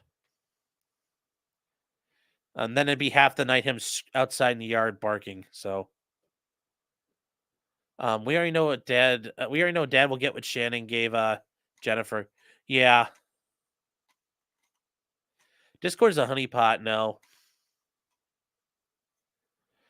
We can make our own fan club. Yeah. Oh my God, you guys are going so fast. I'm trying to keep up here.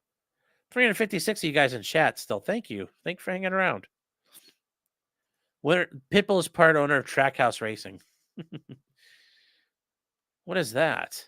Hopefully it means like he's racing greyhounds.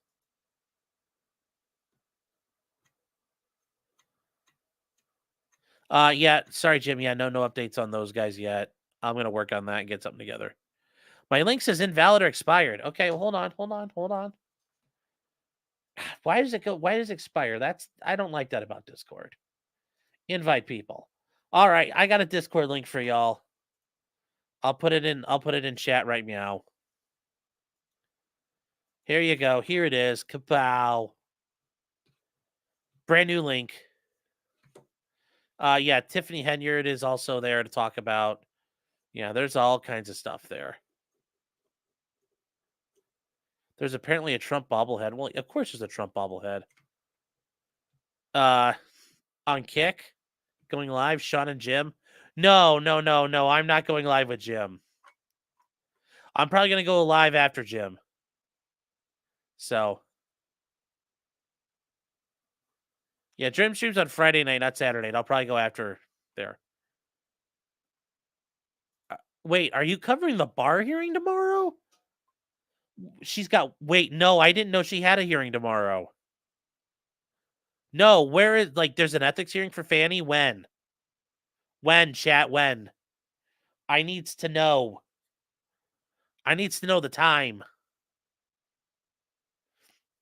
Can't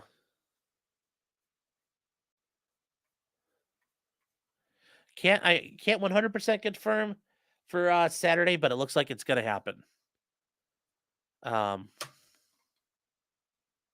Also, guys, now that we can do the Alec Baldwin stuff, and since you can't show guns on YouTube, I don't know. This is a safety gun.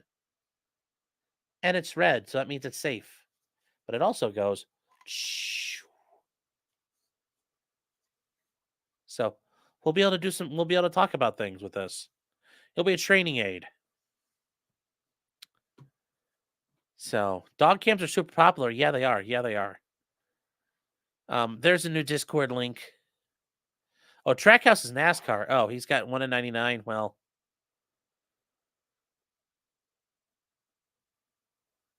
Jonathan Doiger says, "Look in locals, you fuck." What? Okay, I only got so many eyes and so many hands to work so many things at once. Let me look.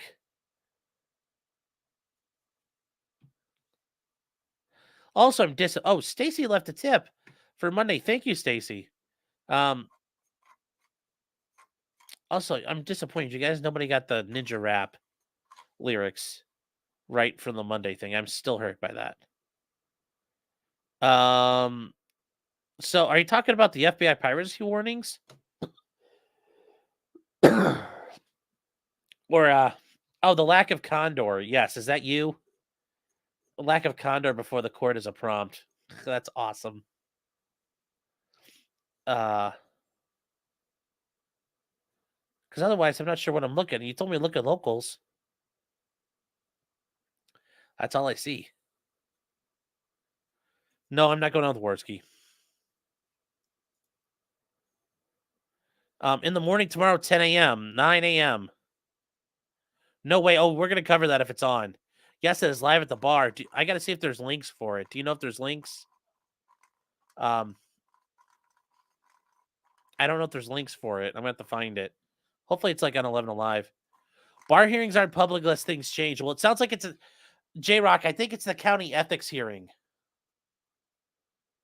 So, does red mean it goes faster? Well, I mean, it's green. If it's green, it'd pull more, but it's red, so it's red. It'll do. It'll do. Don't point at the judge. Yeah. Did I see the EPA testified saying that he shouldn't have joined the chemical train like that? Well, yeah, but they did it. It's over a year ago, so no one cares. Well, whatever. You know, and we assaulted that reporter and violated civil rights. Yeah, here's $80,000. Go away. Ren is saying, good night all. Don't forget to move your ill-gotten cruise funds out of your IELTA accounts. Jeez.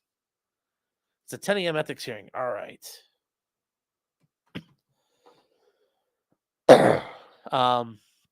Look in the safe house. Oh my God, what happened?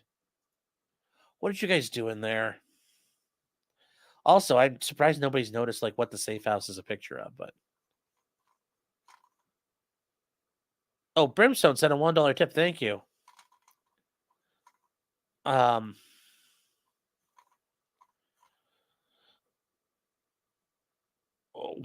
okay.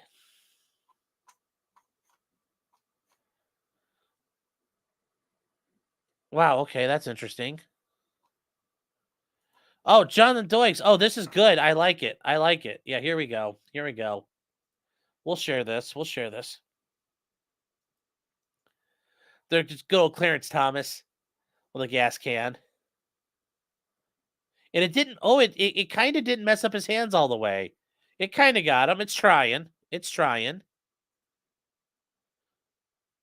Oh, God bless it. God bless it. Clarence. Thank you so much, Jonathan. I appreciate it. Also, if you guys, that's part of the thing here. Whose house is that? It shouldn't be too hard to figure out. Oh, there were more, so you got on PPP, didn't you? No.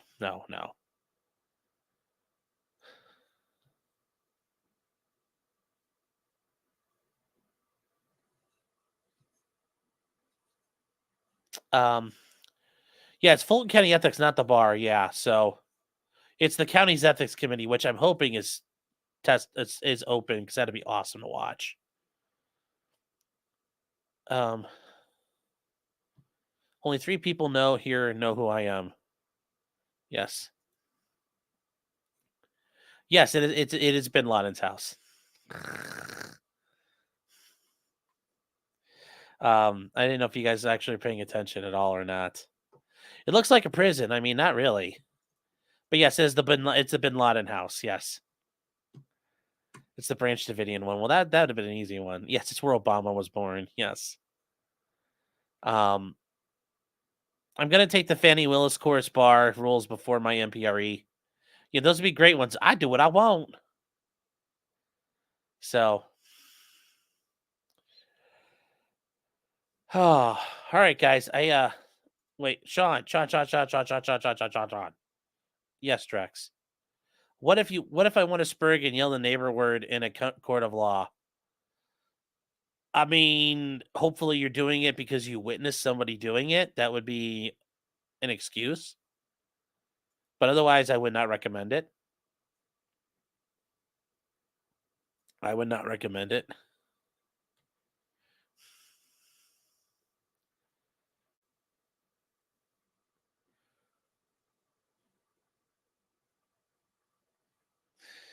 Oh.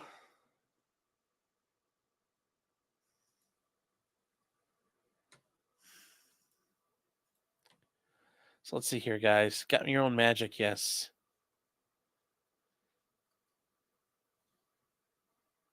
You guys are saying it's where Obama's born. Well, no, that's not in Kenya. It's in Pakistan. Or Pakistan, as he likes to say. Pakistan. So the cleanest starfish in the sector. Well, that's something to be proud of, I guess. That hey, an accomplishment's an accomplishment is an accomplishment. So okay. All right, chat. Kresnoy. Oh, that's a new name. Thank you for being here. Thank you for being over on Twitch. Thanks for coming by here. I might have an interesting case out of Buffalo, New York, but it's federal. A DEA agent taking bribes from strippers, the mafia murdering strippers. Oh, wow. Mafia mob bribery story. I'll take a look at this. Kind of interesting. Let me see here. Buffalo.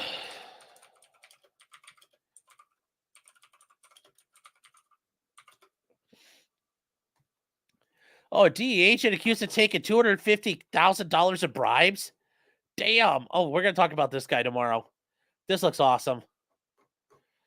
Joseph Bongiovanni. Wow, that is a whoppy name. I could say that as a part whop. But wow, that's a whoppy boy. Not a wappy boy, a whoppy boy. 250 G's and bribes. Damn, son. Damn. Federal trials aren't televised, no, but we can at least talk about it tomorrow. So thank you, Kresnoy. That made the agenda for tomorrow. So thank you.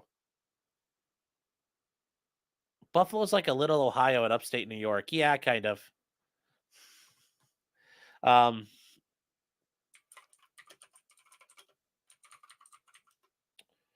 So that's that'll be a good one. No, thank you. I can work with that tomorrow.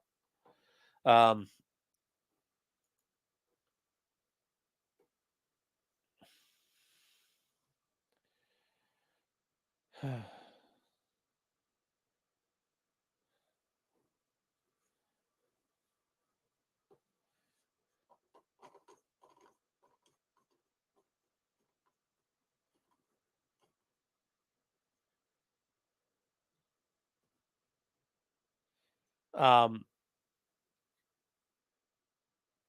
you guys, the Pike County people, they're all done. So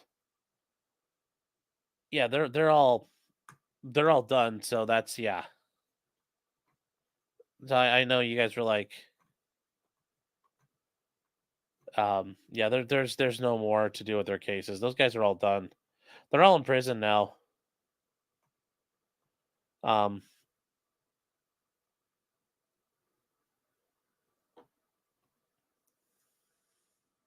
so I mean, like they're all in prison. Like,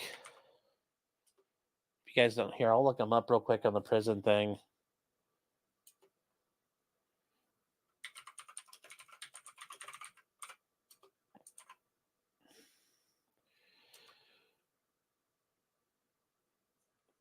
God, it's fucking everything's running slow tonight. Here we go. Wagner County Commitment, Pike. Yes, we have a Pike County in Ohio.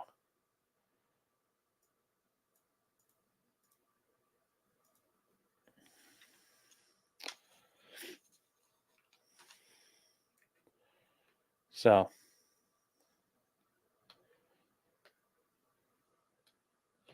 yeah, they all got massive sentences. So, yeah, there's not a whole lot there. So,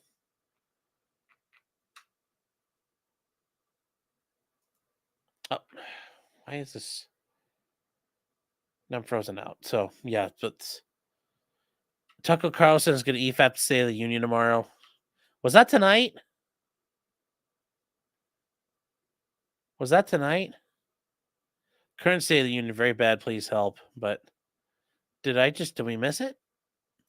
Kreslowitz has been lurking, enjoying your content, but wanted you wanted content. And this sounds interesting. I'm always up for content. If there's too much stuff to do, or it's like, not super like, crazy, or like, because I always try to tell people like, there's always crazy stuff happening, but like, is it crazy enough that like it's funny and interesting to everyone else? Then we'll talk about it, definitely. But yeah, don't ever be afraid to like put stuff in there in the Discord or like email me. I'm always up for it. But thank you for sending it. I appreciate it. That's a cool one. Are you going to cover Watch State of the Union? I mean, who actually watches that? He's going to be like, oh, what the thing? I mean, he's going to sound like a spaz in the middle of it. But what time is it? I don't. Oh, 2 hours. Okay. He will address a joint session of. Oh, Trump's going to do a play-by-play. So it's Thursday night at 9. God damn, I'm going to have to compete with the State of the Union? God damn it, Biden. Of course, Biden's going to fuck me over. Son of a bitch. You son of a bitch, Biden. Oh,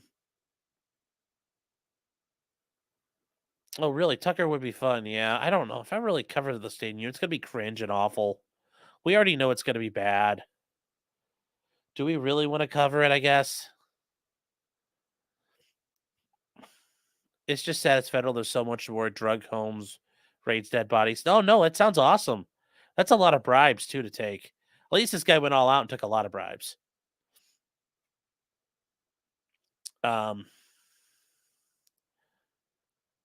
Karen says never use Discord, trying to get in there now. Yeah, it's emailed me duck pics. Yeah. All right.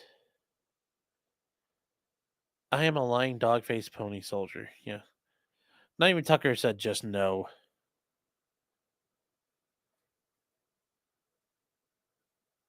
How did he avoid the IRS? I'm not sure who. Yeah, all the State of the Union suck. If there's anything worthwhile, you'll see them clip on the news. Doesn't he know? Yeah, he does. Biden doesn't know I claimed that time slot. But it doesn't matter. Biden doesn't know. It's Jill. It's Jill and Tony. They're the ones who just slapped. They just threw it on the punk card. I got to figure out a way to respond. Oh, Southern guy, you sent me the email for the Fulton County link. Thank you so much. That's at 10 a.m. We'll be covering it at 10 a.m., guys. Fani's ethics hearing. That'll be a good one to cover. And then also going back to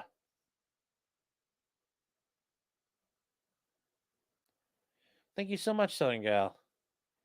All right, so I got to check the poll here. What's the poll say? Okay, we're going to end the poll. We've got poll results. Last place, Joseph Crumley. Second place, Pitbull kills old lady. So I guess we'll work on that one too. But number one is the bathtub murder in Idaho. I think that one will be fun. Now here's the deal, guys. If we start the bathtub murder and it sucks, we'll jump to the pit bulls. And then we'll come back to the bathtub at some point. So we got a plan. We got a plan, chat.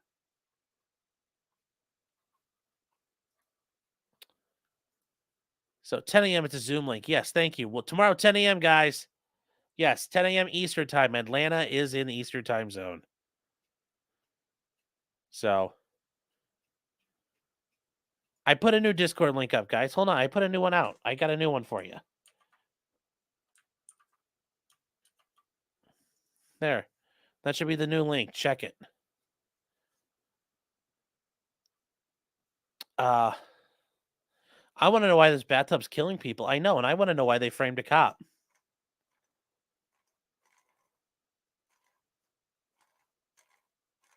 So Courtney Clenny's coming up, but I don't know when that's going to be because I know mom and dad and Courtney got indicted with new charges, so we might be a little ways out on that one. Yeah, wonder how Billy Wagner made out a trial. He got convicted. I mean, they all got convicted here.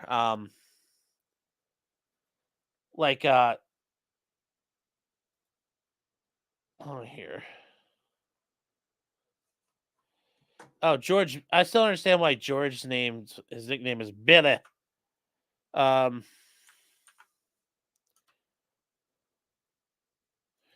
His is the only. Oh, I'm sorry. Yeah, I'm sorry. My bad. I forgot he's the only one left. The dad, the patriarch of the family. It's a 2024 murder case. So yes, the Pike County murder is happening years and years ago. Everyone else has pled out. His son and his wife are agreeing to testify against him, but he's going to trial. So yes, for the 2016 murders, 8 years later, they're going to start. May 6th is the start of the trial. The judge is holding 8 weeks out for that one. We will cover it as we can. So, I don't know if they're seeking the death penalty in this guy's case. It wouldn't surprise me if they are. But yes, as of now, it's set for May. The last guy. Sorry, I thought all three of them, but there's one of them left. So.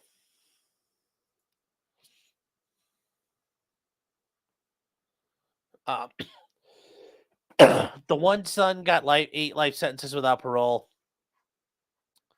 Mom pled out to a lot. She's looking at, potentially life. She's got a life sentence. The other son pled out, or he went to trial. He got life without parole. So, yeah, they're.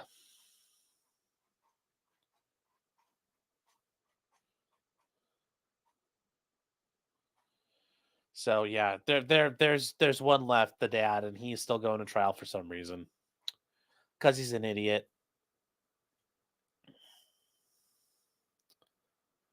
My Discord's not for the thin skin, yes. Susan Rainey says, is a recent former Fulton County resident. Thank you for covering. Well, Susan, like I said, tomorrow morning, 10 a.m., we'll be doing Fanny's coverage of that. I'm curious to see what happens. 248 likes. Thank you guys so much. I appreciate all that.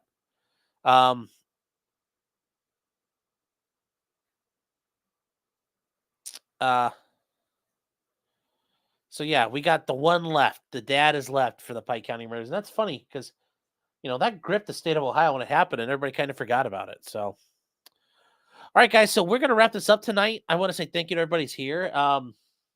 It's interesting to hear the story unfold the way it did. So,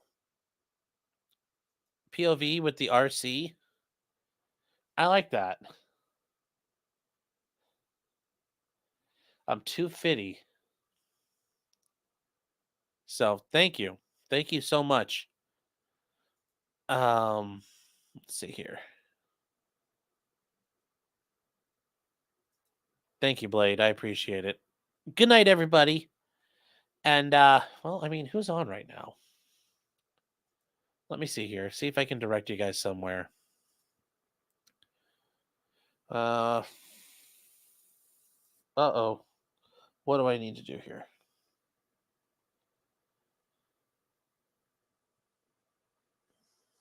Oh, that's why, because I'm not on the right page. Hold on.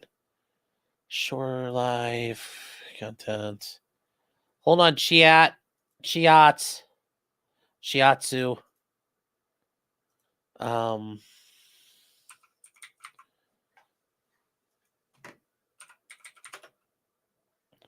Is Joe on right now? No, Joe.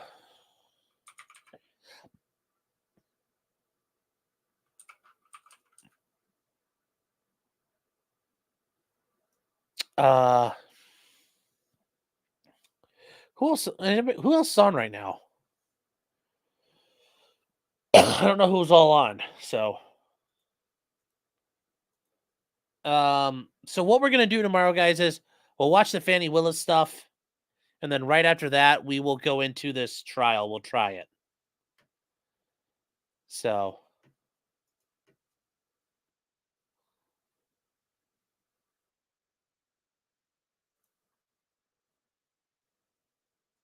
that's what I'll do. Who's MG Laws Live? He's covering the What the Hails.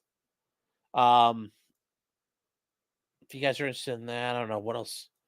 What all do you guys want to see? So I'm not sure where to send everybody here. Where do you guys want to go? MG Laws Live. Life says MG Law. Okay, well, Tilly Philly says MG Law. I guess we'll do that. I'll send you guys to MG Law if you want to. Oh, Runkle's on. Yeah, I'll send you guys to Runkle, actually. It's not a bad one, too. So, yeah, I'll send you guys to Runkle.